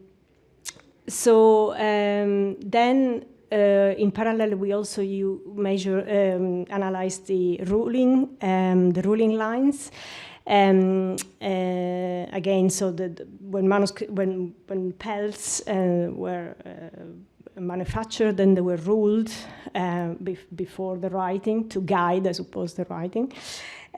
We found two types of ruling. One looked dark under the microscope, and one is white. So in the dark one, you can see in the first spectrum, it's circled red, you see we saw presence of lead, which suggested the use of a lead, either blunt tool or maybe possibly an ink-based lead for the making of these lines. The white lines didn't show any difference from the spectrum of a blank parchment, and that then suggests the use of a blunt tool, possibly bone or wood again to make these scrapings on the parchment. Because there was no correlation between these two types of ruling and the gathering or the scribes, so they were kind of randomly present, this might imply that maybe these folios were not ruled by the scribes, but they were acquired already ruled. But again, we don't know this for sure. Going to the inks, so Megan already mentioned this. So we analyzed different fonts, I suppose, as you can see there. And the elements that you can see there, definitely related to the inks, are iron with small amount of copper and zinc. And sulfur, which again suggests the use of an iron-based ink. Of course, XRF only is not diagnostic, and this is where Megan's work was great to support, I suppose, the fact that these inks were indeed iron-based. And also the Raman spectrum is a typical spectrum of an iron gall ink. So again, when you put together all these complementary, I suppose, techniques, you have a quite good picture of what the material could be. Moving into the pigments, so yellow is used quite extensively across the book, very often in combination with red. All the spectra of the yellows looked kind of the same, and they show arsenic and sulfur, which suggested orpiment, or maybe realgar or pararealgar. But in the Raman spectrum, or one of the red pigments actually, shows definitely the presence of orpiment, and therefore we think that orpiment was also probably used for all the yellows. So going into the reds, there is also an extensive use of reds across the book, and they can be divided. So there was some correlation this time between the type of reds and the quires. So from quire 9 to 16, we found this kind of orangey red with presence of vermilion and orpiment, and then towards the beginning, say, of the choir, and towards the end, we found more darker kind of shades of red, which are vermilion, but also lead. And lead degrades, meaning degrades into darker shades, so probably is responsible for those colors that you see in those images. There is only one example of green. Fenella showed already this zoomorphic image in the page 111 recto. There are two shades of green. One is darker and one is lighter. You can see those beautiful images there. And they all are, both are copper-based. And we weren't quite sure what kind of pigments this could have been. But again, with the help of the force analysis from the library, now we know that very likely is verdigris from that particular peak at 720, feature at 720. So as well as Ivania, we have analyzed a large number of other Gaelic manuscripts, and there is quite a lot of work going on, I suppose, into sorting out this data. And as well as the Gaelic tradition, we also touched on other parallel traditions from the municipal and ecclesiastical.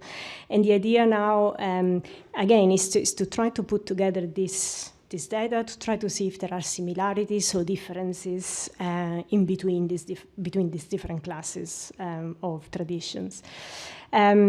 Just very quickly, for example, we noticed that in the manuscript of the Gaelic tradition, there is an use of a so-called, we call it non-vitriolic ink, in which it's an ink in which basically there is iron and there is very small amount of copper and zinc. But in the municipal tradition, there is iron, but also quite large amount of copper and zinc. And again, if this trend was to be seen across all the books, this could be very interesting because it would suggest the use of different sources for these inks. And again, this would open, again, a large number of questions on where these materials came from and so on and so on. And we could go on and on and on with this collaboration, which is great. So that's me. I'd like to acknowledge again everyone and all the libraries, I guess, Podrick, but also I'd like to also mention and thank a lot our PhD student, Veronica Burkati, who couldn't be here today, but took all the XRF images, spectra, and also did all the analysis. So thank you very much.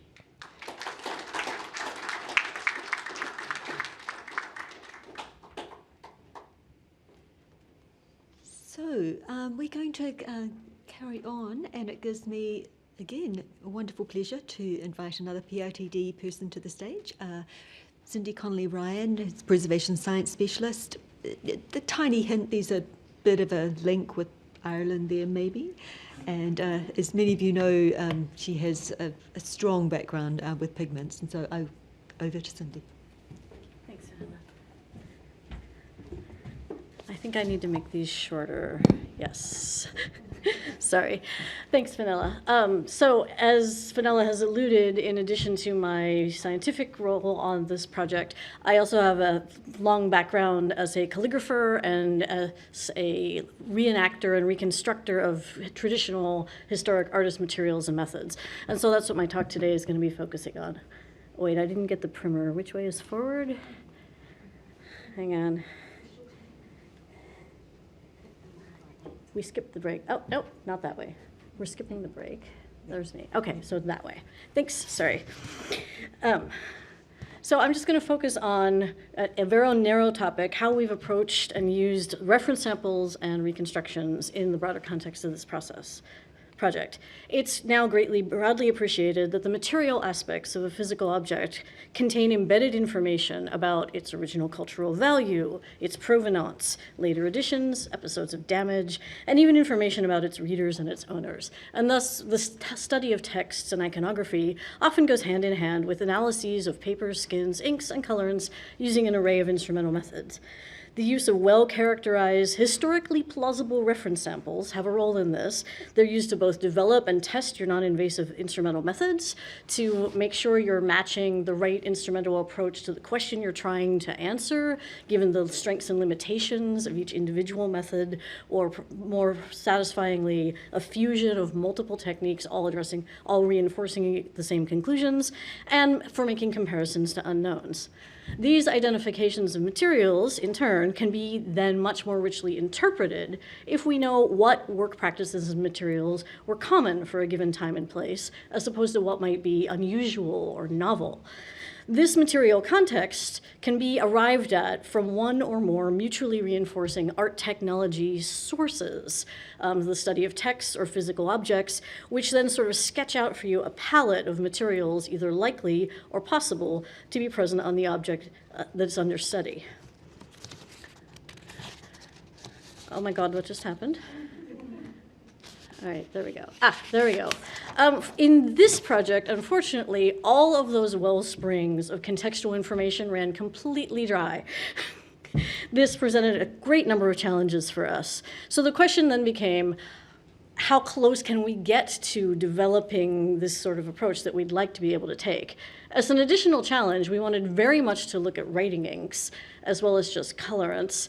And these are underrepresented in all of these sources, even when you have them. They are less amenable to instrumental analysis and therefore often just kind of glossed over in technical studies of manuscripts. They're less well documented in the source texts themselves. We have colorant recipes going back to the classical antiquity era, but the first writing ink recipe is from the High Middle Ages at the end of the 12th and beginning of the 13th century. And we know people were writing things down before then, but we don't have any records of how the inks were made at the time, other than the surviving objects themselves.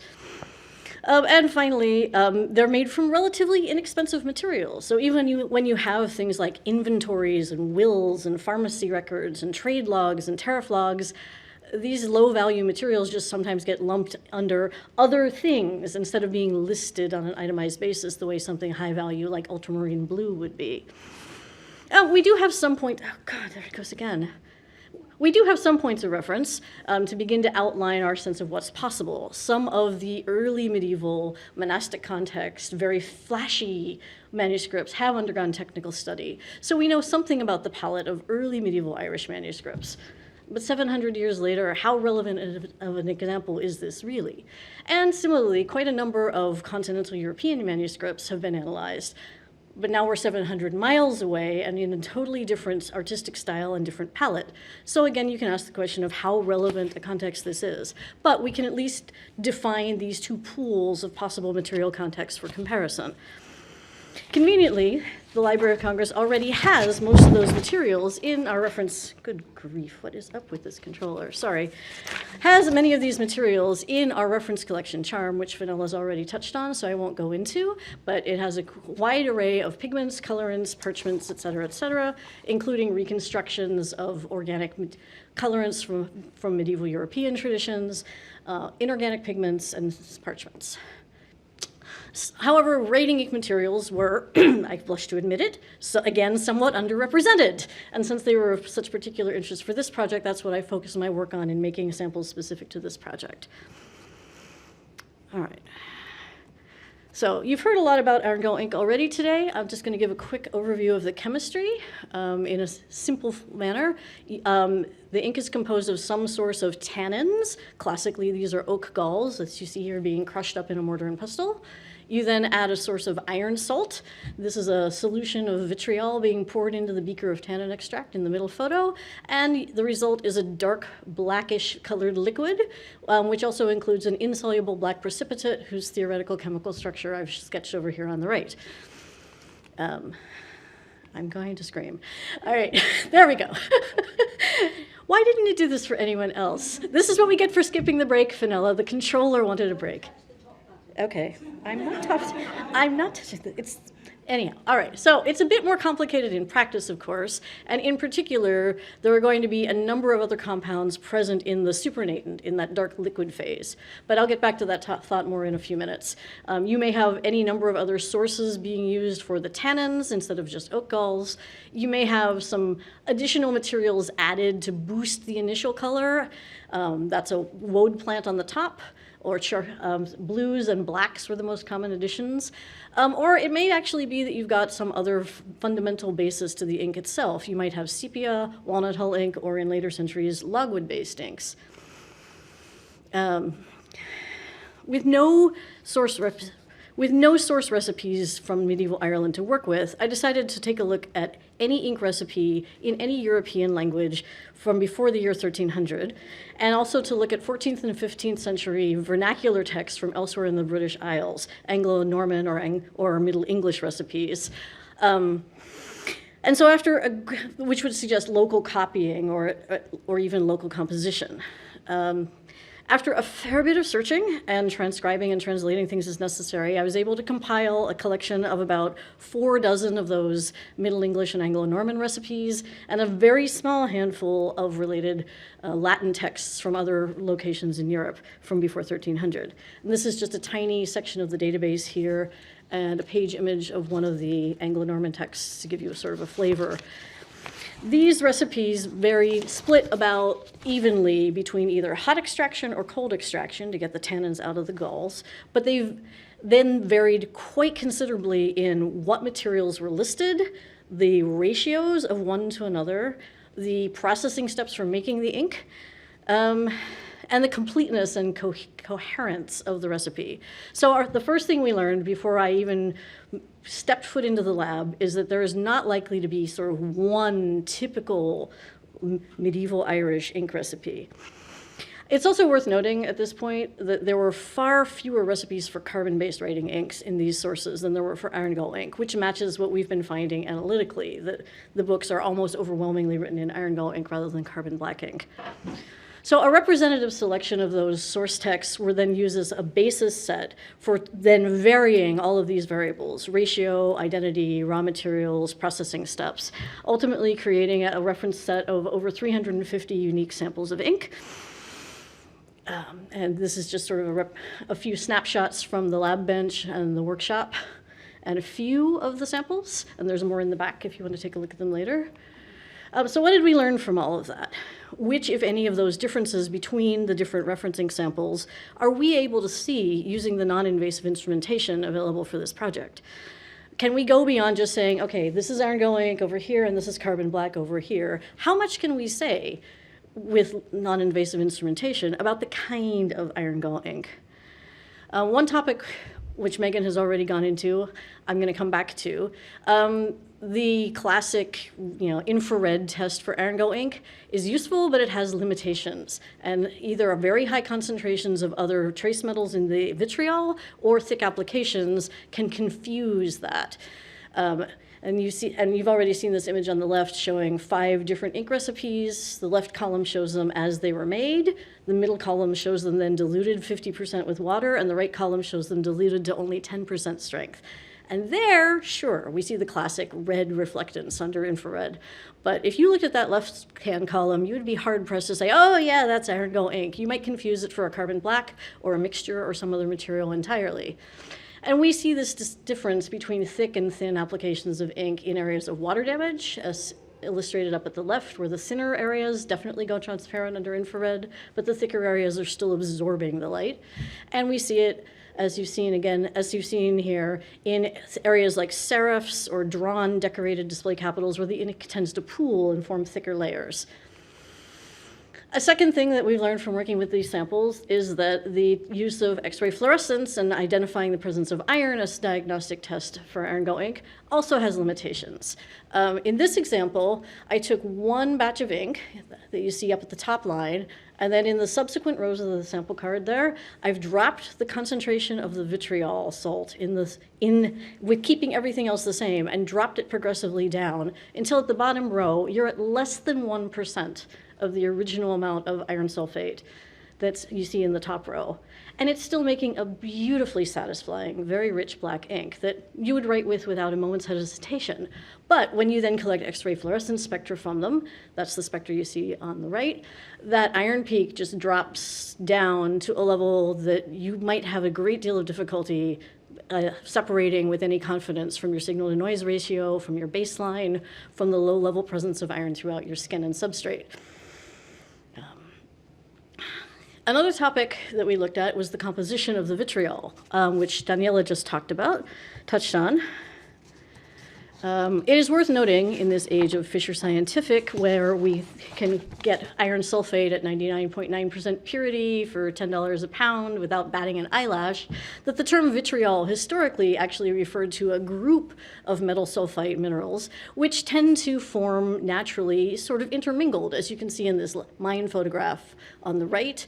We've got a beautiful sky blue vitriol, a sort of yellowish green. There's a beautiful teal spire in the background. These are different counterions forming in the sulfate mineral deposits, sort of naturally co-forming. And this will differ from sample to sample and from mine to mine. And we know that historically different qualities and types of vitriol were circulating on the market, because we find comments in some of these recipe texts saying, use blue Roman vitriol in this quantity, or use green vitriol in this quantity, or possibly a mixture of the two. So this is actually great for us, because if we can pick apart these differences in the trace metals, not just the iron content of the ink, but look at those other metals, we may be able to separate out one hand from another, one ink from another, and one scribe from another. Let's see. The question of limitations of detection and the sensitivity of your instrument, though, becomes far more critical when you're looking at things that are present in the ink in lower concentrations than the iron. You may simply not be able to see those trace components in your vitriol. Let me go back. We looked at about 70 different laboratory blended sort of artificial vitriols as references and looked to see, okay, I know what I put in there. Can I see it? There are two samples here in this X-ray fluorescence spectrum on the right, and they both show iron, copper, and zinc in different ratios. But one of those two inks had manganese in it, and I know it's there because I put it in there, but I sure can't see it. So this is an important caveat to doing trace element fingerprinting of vitriols. Even more so when you have areas with abrasion damage, water damage, and flaking, where you really may not see the trace elements, even if they are there, unless you look at the heaviest, thickest, most intact applications of the ink. But despite that caveat, this kind of fingerprinting is an incredibly useful tool. Here's one example we looked at. This is from the 15th century. This is one of the sort of middle period, as Padraig defined it. In the Book of Lismore, we have some decorative capitals with interlace that are definitely original to the manuscript. And then we have some things that we know are later 19th century insertions, because this one is signed and dated to 1816. Accompanying these well-defined endpoints, there are quite a number of annotations, section titles, and capitals that are of less certain dating. But using XRF and some processing, looking at the ratio of the iron pink to the other metals and sorting them around, we found that we could actually quite nicely separate the definitely 19th century bits from the definitely 15th century bits. The 19th century ones are the green ones, sort of in the top of the triangular diagram you see there. The definitely 15th century ones are the orange ones down at the bottom left. And in the XY plot, you can see we were able to show that the titles, the written titles, actually group with the 19th century material rather than the original material. So that was a nice find. Back at the beginning of our time period at the Stowe Missal, this was from that monastic era, the one, Megan's already talked about the pigments, but we also looked at the ink. The Stowe Missal has one choir at the beginning of the manuscript with a gospel text, and then the rest of the choirs are a missal text. So on the left, we see a few lines from the gospel at the top, and then several different pages from the missal. Looking at their inks, they're all broadly comparable, and that agrees with what Megan found in looking at the pigments. The pigments used across the different sections of the manuscript, even though they're different texts, they're comparable materials. However, in the inks, there's more to the story.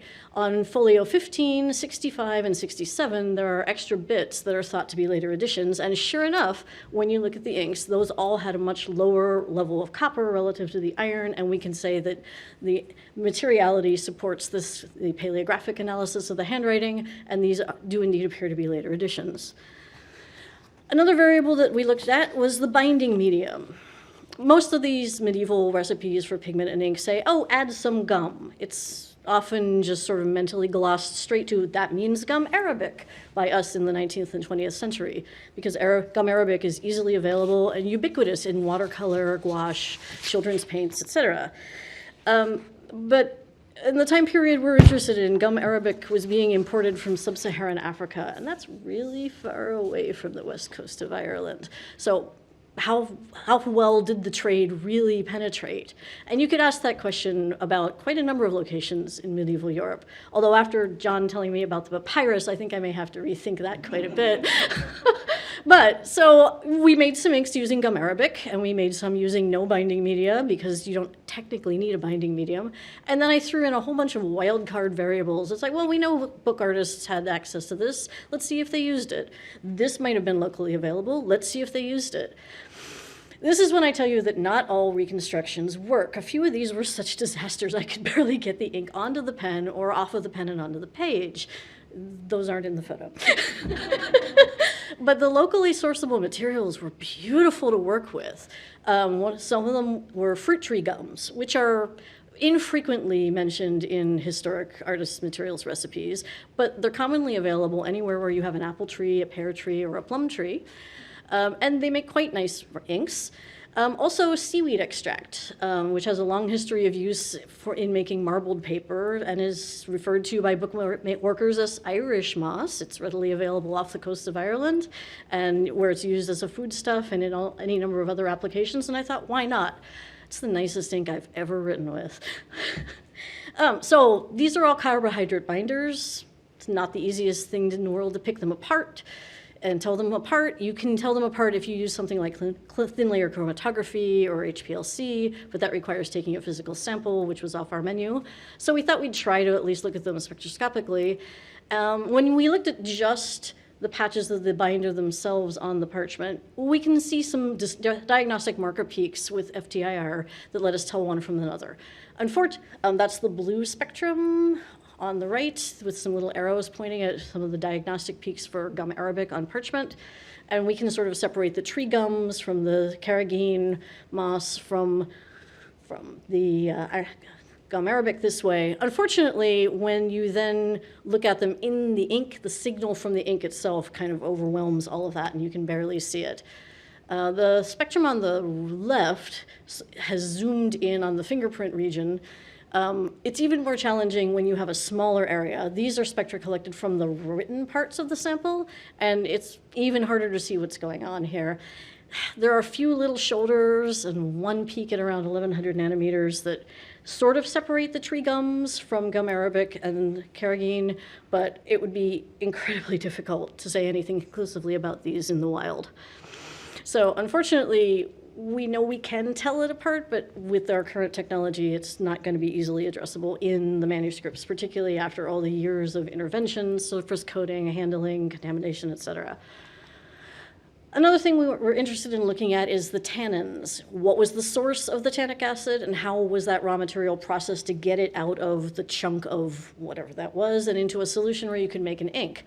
This is currently a very dynamic area of research in iron gall ink studies because the phenolic compounds in the supernatant, the black liquid portion of the ink, vary considerably depending on what your raw material is and how it's processed to get it out of your pomegranate hull or your bark or your grape skins or whatever your source material into the solution. All of that research is being done using sampling techniques that are not currently available for this project, but we thought we'd at least see what we could see spectroscopically. So we did quite a number of variations of different tannin sources and processing and looked at them with reflectance spectroscopy. And I swear we looked at these with IR, but I couldn't find the spectra. I'm sorry, Amanda. So what can we say? Can we say anything non-invasively? We can say just a little bit. With reflectance spectroscopy, there are a couple of diagnostic phenolic peaks that you can see that show up in the hot extracted samples, but are less pronounced in the cold extracted samples. And in tannins derived from bark sources rather than gallnuts, there's a couple extra features down in the visible range, and the phenolic peaks are suppressed like they are with the cold extraction. Unfortunately, all of this goes away if you're looking at the more dilute samples and looking at thinner lines. We were only able to pull this out when we had the nice, big, thick, saturated patches to look at. So the sensitivity of the portable instrumentation isn't quite there yet to be able to see this, but it's tantalizing to know that we can see it in at least some cases. And then finally, there's the question of additives. When iron gall ink is freshly mixed, it's actually sort of pale gray as you initially apply it to the page, and then it oxidizes. And it's not uncommon to see the suggestion of adding a little something to boost the color on initial application so you can see what you're writing. Particularly when you get to the 19th and 20th century, almost all the iron gall ink recipes from those later centuries have something blue or black in addition to the iron gall ink added to them. And we know from prior technical studies that carbon black was mixed with iron gall ink on some parts of the Book of Kells, in addition to iron gall being used by itself. So we thought this was worth a look, and I took some of the base recipes and made a series of mixtures using indigo and several sources of carbon black as additives, and we took a look at those. And you definitely can see the results of some of these mixtures spectroscopically. You've heard about this already today, but I'm going to show it to you here in a completely different form, and I apologize, I'm going to make you do science. The plot on the upper right shows several carbon black, the reflectance spectra of several carbon blacks. Those are those flat lines across the bottom. The carbon black is absorbing the wavelengths from the visible through the infrared and out into the mid-IR. No matter what wavelength you throw at carbon black, it absorbs it. That's that dark appearance we saw with the spectral imaging. The black curve in there is the iron gall ink, which is absorbent, i.e. it's visibly black in the visible range, and then there's a steep rise as you get to the end of the visible range in the red into the IR.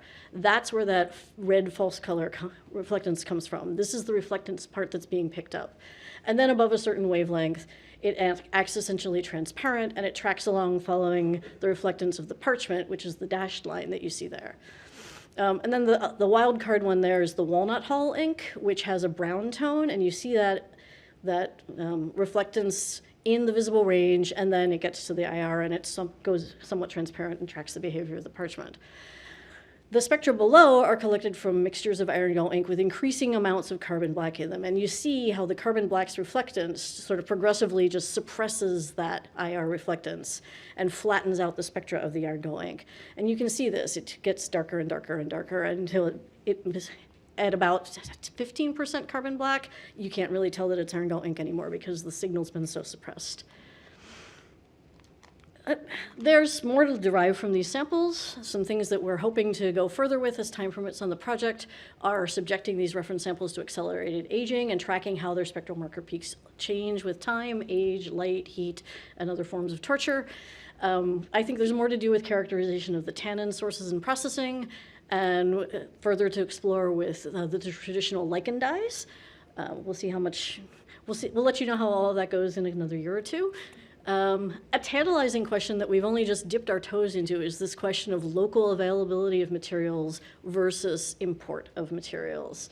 And it's possible now, thanks to the magic of the internet, to pull up these sorts of maps that show you mining sites and tell you where things are currently known to be found. So just as an example, I've shown orpiment, the arsenic sulfide yellow pigment, on the left, and some vitriol sources on the right. But the question is, okay, how long have these sources been known and utilized? This is where we know these materials are now, but were those sites known in the time period we're interested in? And then are there sort of molecular fingerprints, trace element profiles that distinguish one of these sources from another that we can then correlate to something we find on a manuscript? You can do the same thing with trees and look at forestry maps and see what kind of plant and tree materials are available now. And that gives you some hints of what might have been common and prevalent 500 years ago. But this is Blue Horizon material, and I think instead I will just say thank you for your attention, and I will hand you off to the next speaker.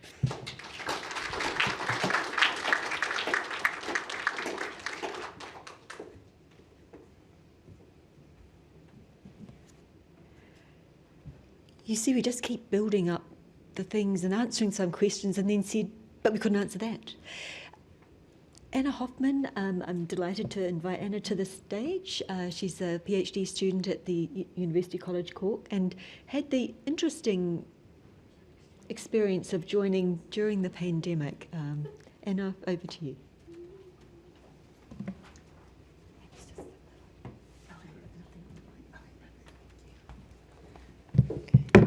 Hi, everybody.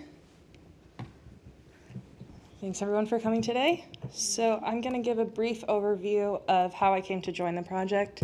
As Fenella just said, I did join during COVID, so that was kind of an interesting start to my work on inks and skins.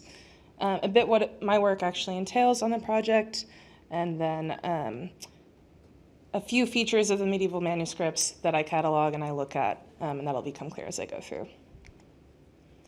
So just to give a bit of background to myself and how I joined the project, something I always find kind of funny, when I tell people that I'm studying medieval Irish manuscripts, the first response I generally get is, and how do you get into that? Generally delivered with quite a bit of skepticism, but it is a fair question. So I studied history at Barnard College, and I graduated in 2020. But I did a semester abroad at University College Cork in the spring of 2019 when I took Padraig's class, basically talking about the literature in Ireland, the history of literature, and the book as an object in Ireland, similar to the talk that he gave this morning.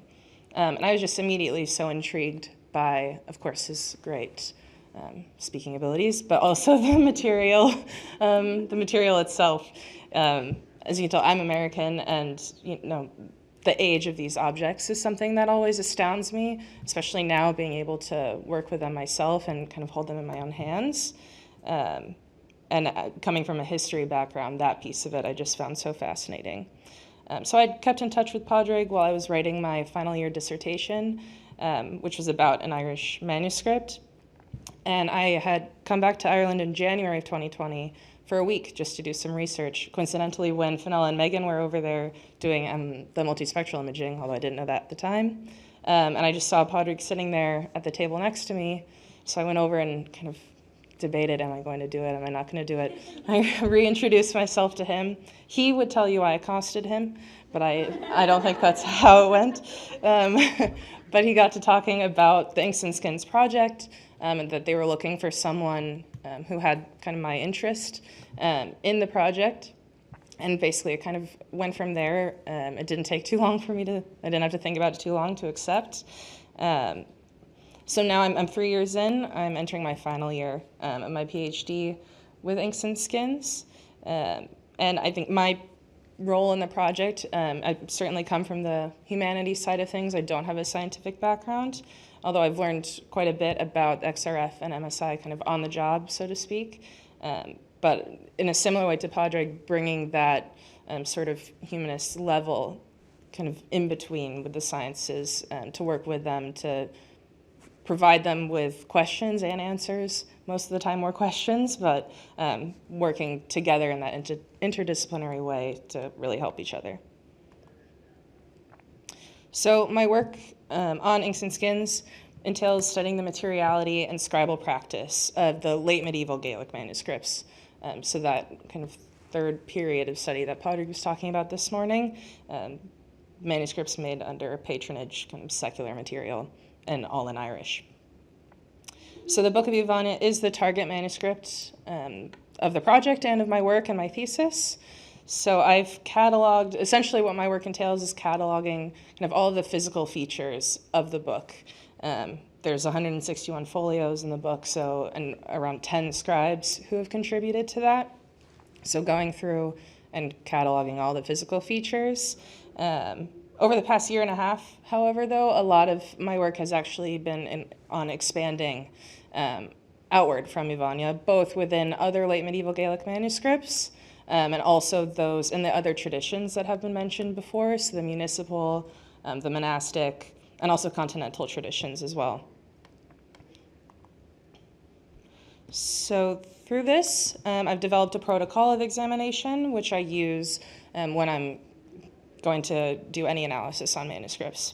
So this was developed initially based on my work with Ivania, but has of course expanded now since we've done over 40 other manuscripts now, kind of across all these traditions, which is quite a lot of information, as you can imagine. So this really details kind of all the physical features of the book, from the origin of the animal itself all the way to modern conservation techniques. So it's really, the aim of this is to be able to understand kind of the life cycle of the book and everything that it's undergone to get to us here today. So this is divided into 4 different life stages, as I like to think of it, of the manuscript. So of course, first we have the production of the parchment itself.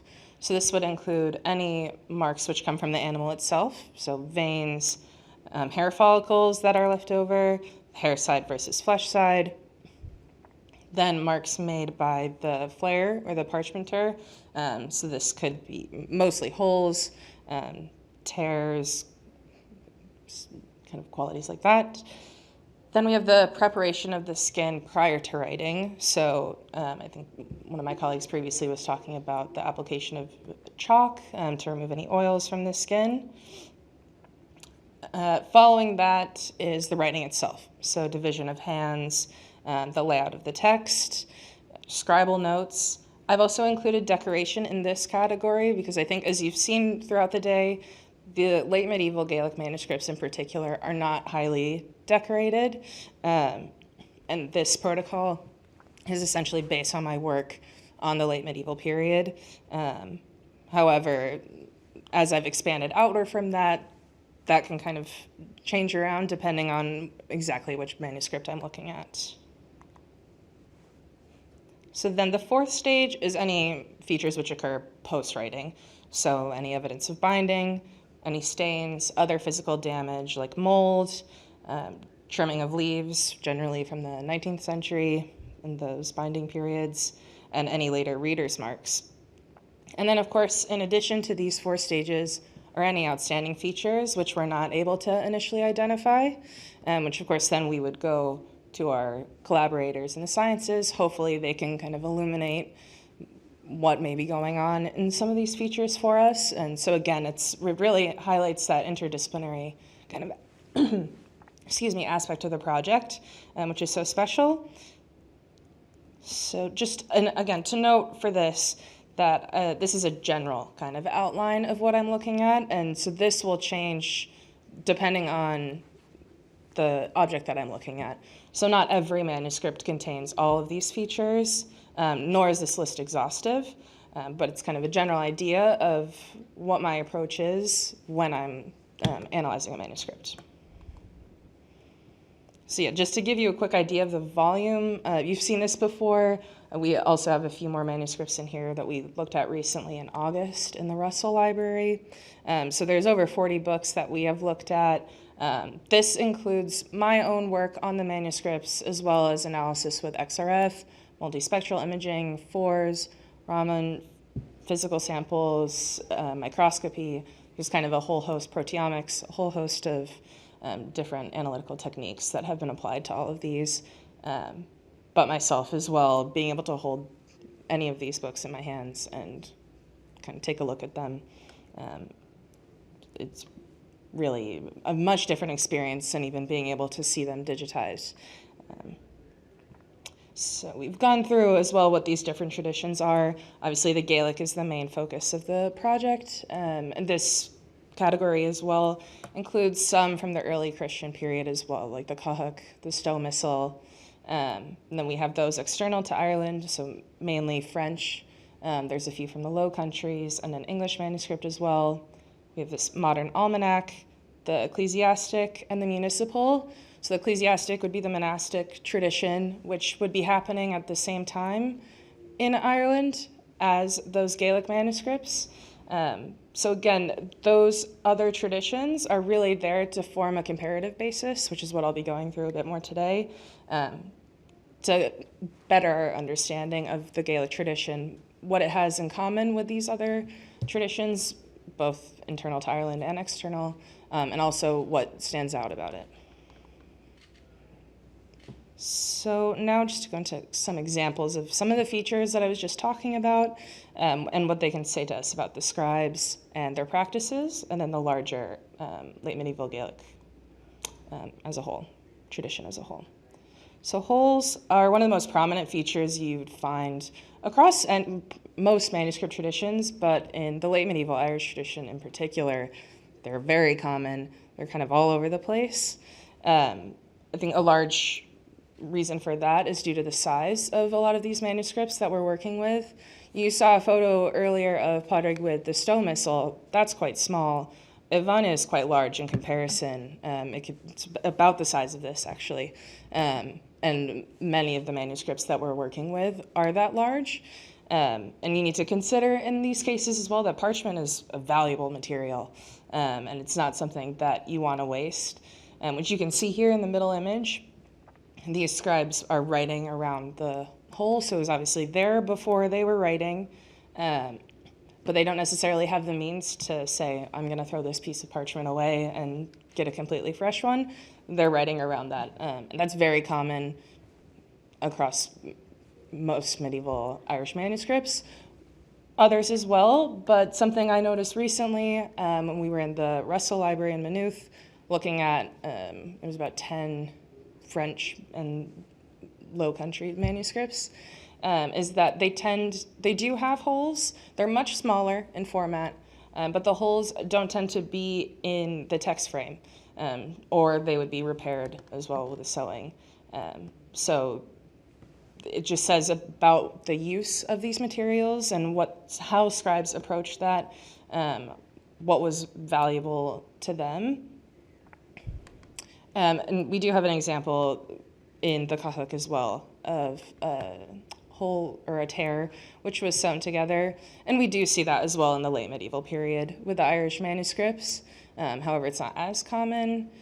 Most often the holes are kind of just left there and then written around.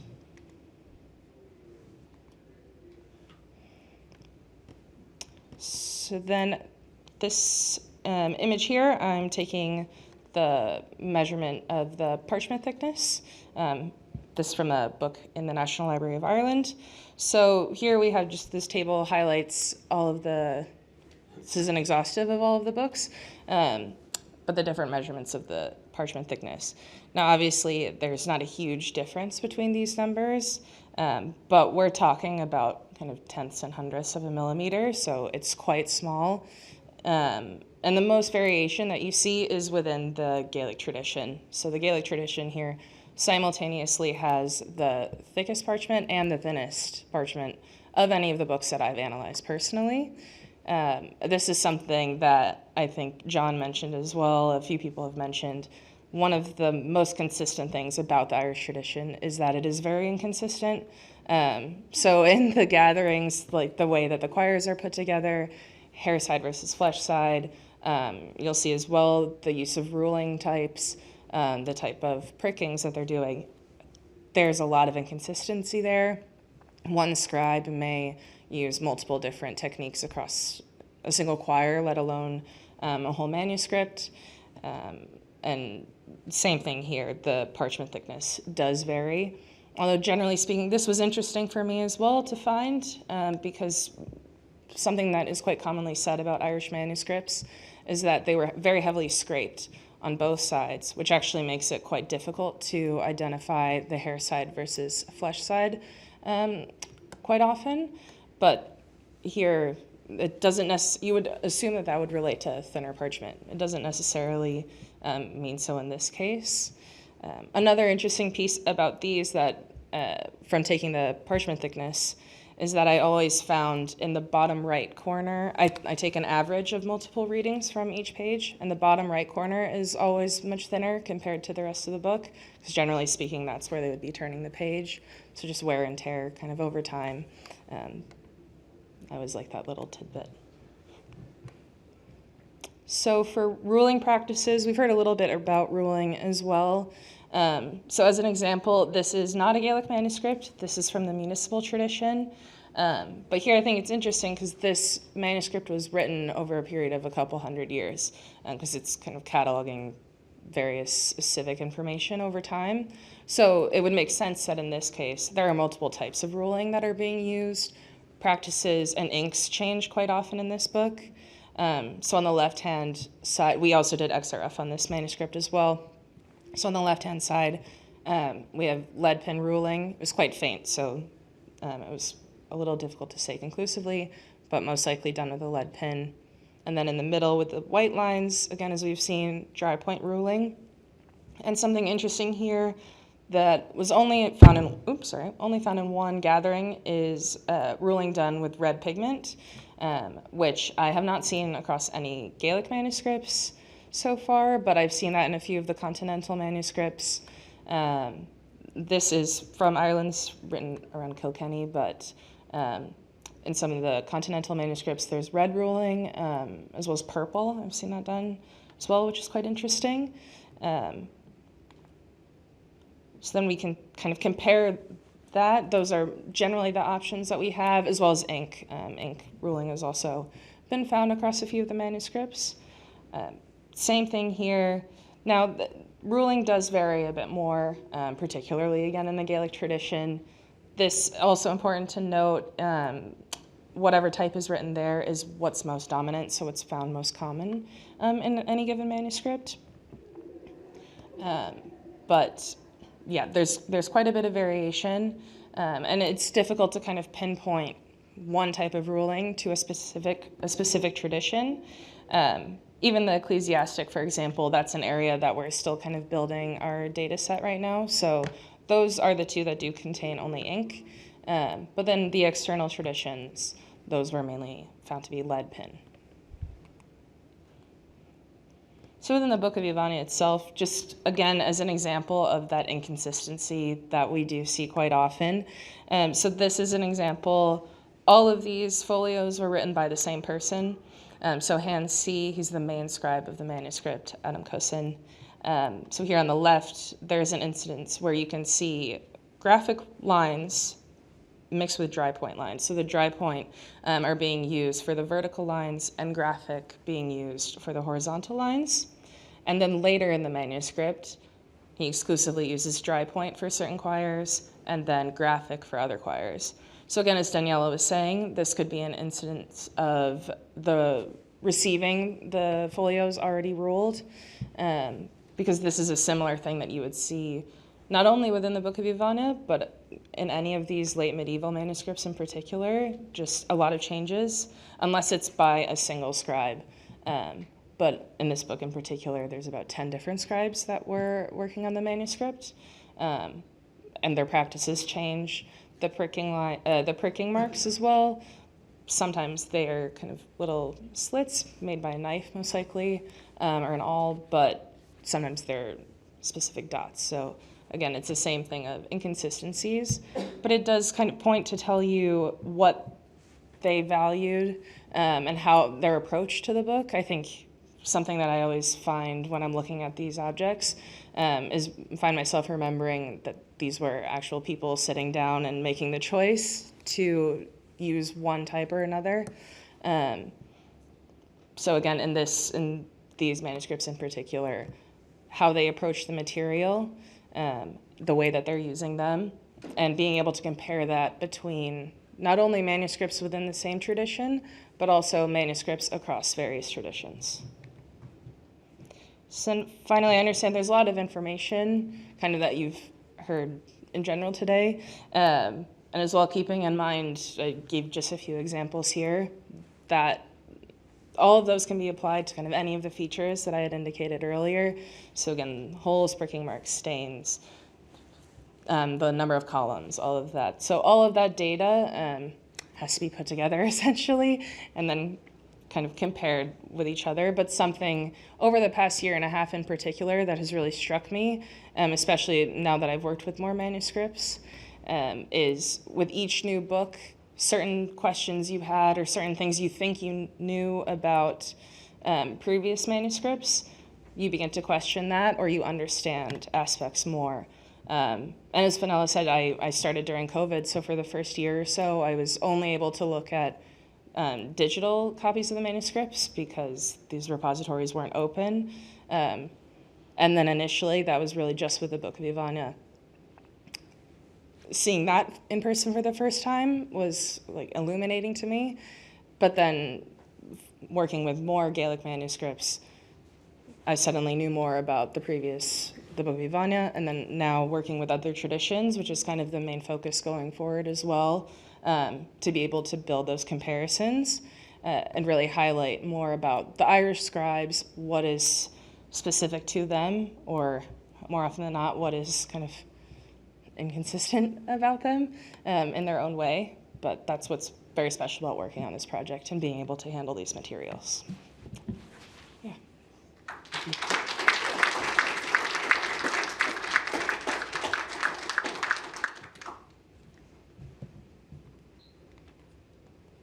So one of the things that's very near and dear to my heart, as some people know, is having these conversations with so many different people in the room, and how do we start to bring this information together? So one of the things that Padraig, I have to credit Padraig with, was he talked about when he was an early leader for digitization in the 1990s, and it's hard for us now to think that that was like sacrilege back then. So one of the things that we've been thinking about is, in fact, that spectral imaging is kind of the next level of digitization, because we can start to make available information that's in the volume that you can't see. So one of the things that we're looking at, working with IIIF and the Mirador Viewer, is looking at how you can actually create a platform online where you can start to bring in some of the information about this, the annotations, and make that available to other scholars. You could also have small groups where you're, as John was saying, if you're still trying to figure some things out, maybe you get a group of 6 or 8 scholars, and that's something you can work on together internationally without, once you're sure about it, then you put it out there. So then we can actually add in some of the imaging components, whether that's the false color images, as you can see there, with some of the other components. Then with some of the work that Megan was doing, starting to look at when you zoom in there at some of the annotations and the small sections that have been looked at. And really, what's nice here is you can start to look at them where they're located on the object, but with this platform you can also take those off to the side, so you can sort of have a side-by-side view as well. So what I'd like to do is invite Padraig back up to join me. Well, just as we talk through some of the conclusions and some of the components about which we've really all sort of touched on as points as we go forward and have been thinking through this project, particularly going from thinking about everything being in person and then adapting to the non-in-person component. And one of the things we were having a significant conversation about this, and is the fact that when you are talking across disciplines, is what you mean by the same term. And sometimes even just scribal practices. And then finally someone would say something, you'd say, do you mean X? And they're like, no, I mean X, Y. And you're like, oh, okay.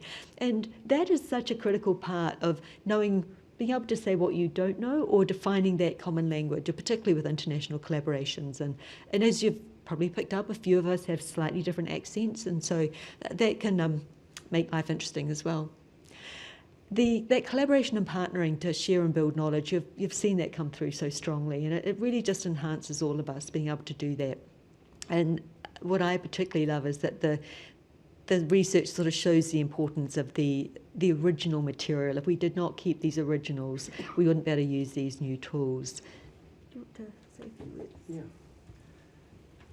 So for me personally, I think the original idea was that science and the humanities had converged almost unbeknownst to each other, and that if we could in some way bring the two together and hook them up, that the knowledge that would emanate from that would be profound and probably game-changing, as they say, with regard to the way we look at the books. And I'm happy to say that is the case. In addition to that, it's the old thing. The more you learn, the more you understand what you don't know. And I still have a sense that we're, despite being 4 years into the project, there's still an awful lot we don't know, because you might resolve one question or think you resolve one question, and in fact you awaken another. And so, like digitization, in some respects, we all way back in the 90s, we knew that we were laying down a foundation. It wasn't going in any way going to be final or the last word. And I think that this is what we're doing here. And I think it would be mistaken to think that we are going to have the last word. In fact, maybe all we're having is the first word, and that people will come after us and use our methods and our research results, and build on that again. And I'd be very anxious to encourage that from whatever source whoever might be willing to pick up the baton. But for the moment, I must say, like I think I mentioned already this morning, this has been the most exciting time. And that initial feeling that the sciences and the humanities had converged has proved to be quite true. And we all have different ways of looking at things. And I'm delighted we're all still talking to each other after 4 years. But really, it has been an absolute eye-opener for me, and for my colleagues, my peers in Celtic Studies and in Irish Studies, the amount of information that is to be gleaned from the methodologies that you've listened to, the descriptions of this afternoon, the amount of new information about these wonderful books that haven't been subjected to any kind of analysis like this before, and that has been the greatest thing. And of course, now we're trying to synthesize that in some way and bring it together in publications and so forth, in the knowledge, as I say, that this is really, in a sense, only the beginning, and that more, and it's very important, and I'm very proud of listening to Anna here this afternoon, to think how she has progressed, to think of our other PhD student, Veronica Bielcati, who has just passed her Viva. It's imperative that we include early researchers, early career researchers in this work, so that they can carry it on and enthuse and inform others. So, from my point of view, Fenella, that biocodicology conference in the Folger was an absolute game changer for me, in that it gave me, if you like, an introduction to the wonderful facilities of the and staff of the Library of Congress Preservation Unit, and I'm sure what we are laying out now, albeit in its initial stages, will be followed in the future, will be taken up in the future. One thing I've learned over the last few years is the willingness, the total enthusiasm on the part of the repositories, on the part of the keepers of manuscripts, to want to be part of this project, and that's a huge thing. That really is, when I think back to '98, when we had to persuade people of the benefits of digitization, but that's all changed now. And it is the repositories and their interest in it, and their enthusiasm for this, and anxiety to learn more about their own collections and to make those collections available, that has been another highlight of this project. So that's all I have to say for the moment, Fenella. It's been a great few years, and it's going to be a great few more years, please God. But we're happy to take questions or anything like that, and does it go on? Absolutely. Firstly, there are a enormous number, and I'm going to apologise in case we missed anyone, but there are so many people who have helped in large and small ways, and it's just been phenomenal, and that just keeps growing, and that's just been an amazing part of this project. I know we had around about 100 odd people who've joined us online, which is great. And so we can, if anyone needs to take a tiny break, but we can start taking questions or just give you a few minutes while we coordinate for those online ones. So if you want to take just a few minutes, and then we'll take questions.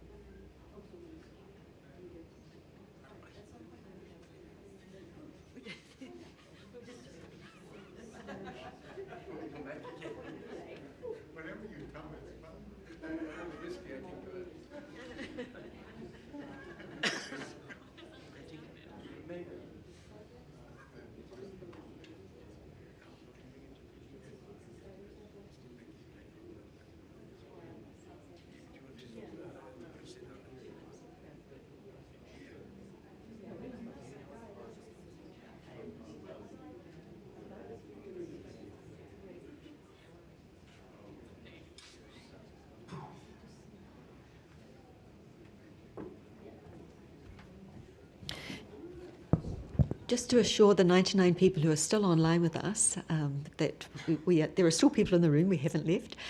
If any of you have questions, please feel free to put them into the chat. And if anyone in the room has a question, there are microphones on each side, so please stand up and feel free to ask your question. And we will bring any of the folks back up on to the podium to answer the questions.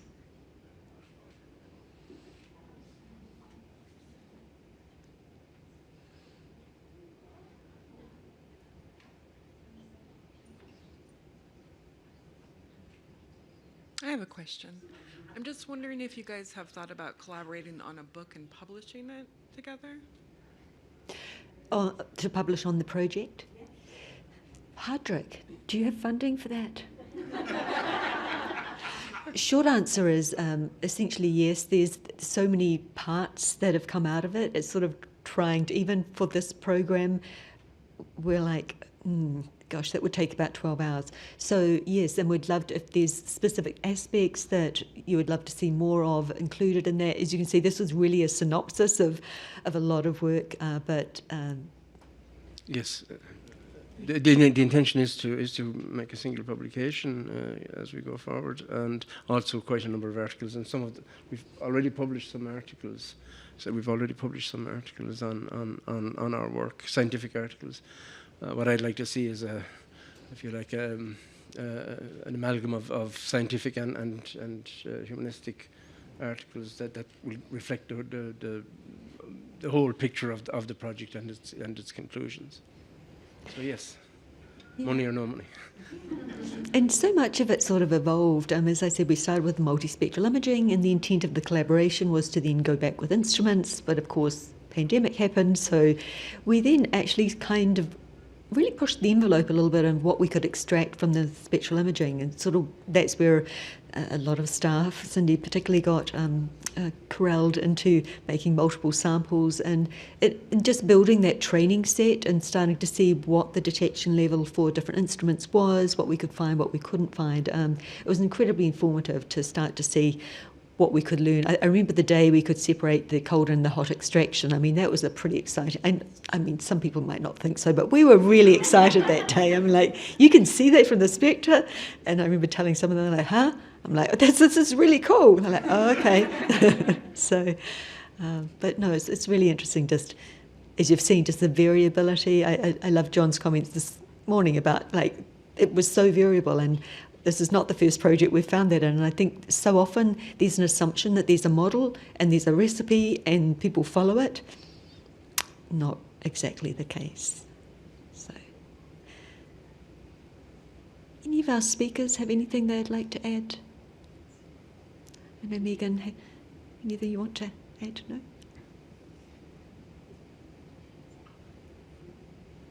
I think we have one more question coming. I have a question about that amazing database of data that you have from all of the imaging that you did. And I was wondering if there are any plans to make that sort of accessible for other people to play around with. Yes. The answer is yes. The challenge is the platform to do that on, and the capacity to do that in our current IT platform. But I'd love to talk with you more about that, because one of the things, he was not able to be here today, but he'll be here tomorrow. One of our new fellows is working with us in terms of that, and we are really interested in focus groups, people like how you'd work with it, what you like, what you don't like. So please chat with me, because we really need people to sort of go, this part's great, no, that needs to be there, and love to talk more. But yeah, it is really fun when you can kind of zoom and come out And may I add that we have an obligation from our funders, from the Irish government, to make data available in open access. So we're thinking of that and working as to how best to do that. Thank you.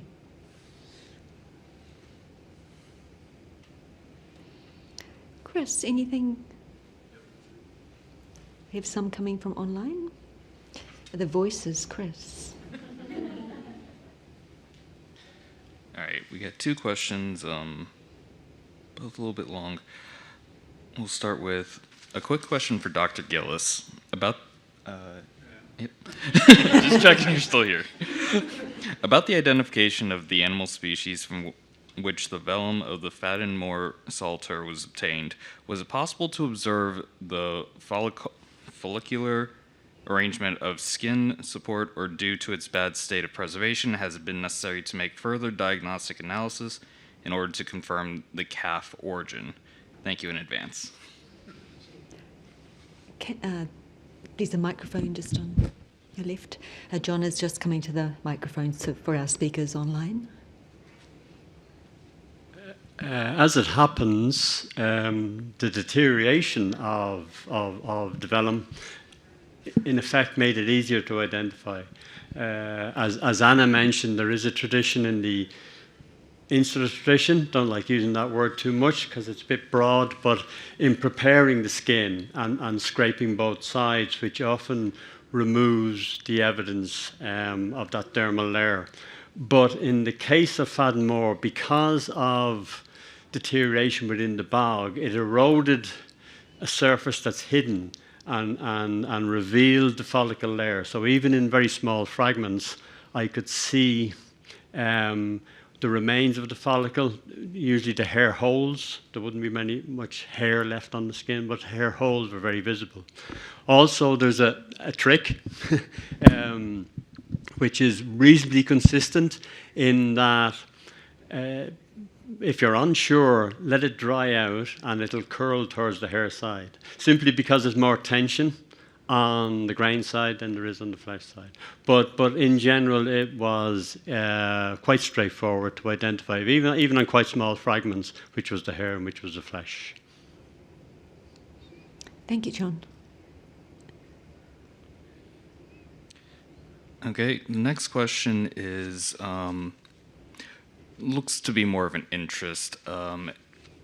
This person says, I work in X-ray imaging. I've been using X-ray tomography for about 15 years to read iron gall ink on damaged parchment.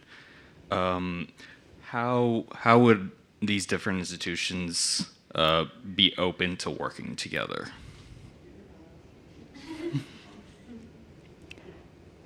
I'll let Padraig take that call.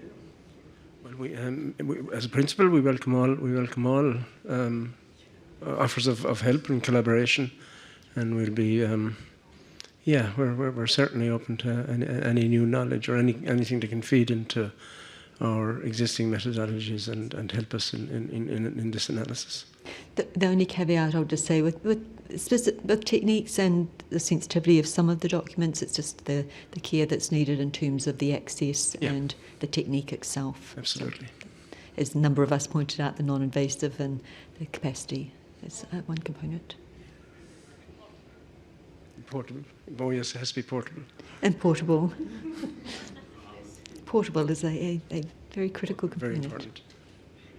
Particularly when, but as we may not have highlighted, but we had the luxury of having full labs here, but as you've seen, much of this work was the instruments were taken to libraries, to small monasteries, and that's the volumes don't necessarily come to the instrument goes to the volume, which is a very nice change. So.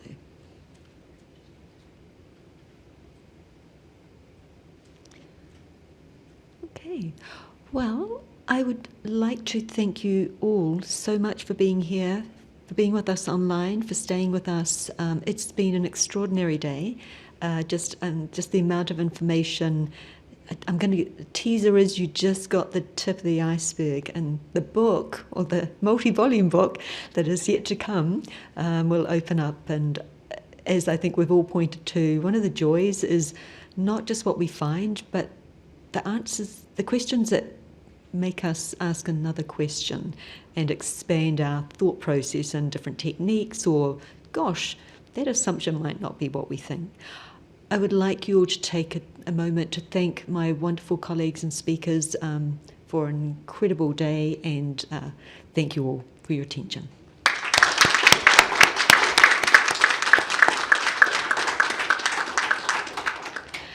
Before those of you in the room leave, there's an amazing display down the back left corner, my right, and please stop and take a look at some of the samples and some of the facsimiles of the beautiful volumes that we got to work with, some of us in person. So, thank you.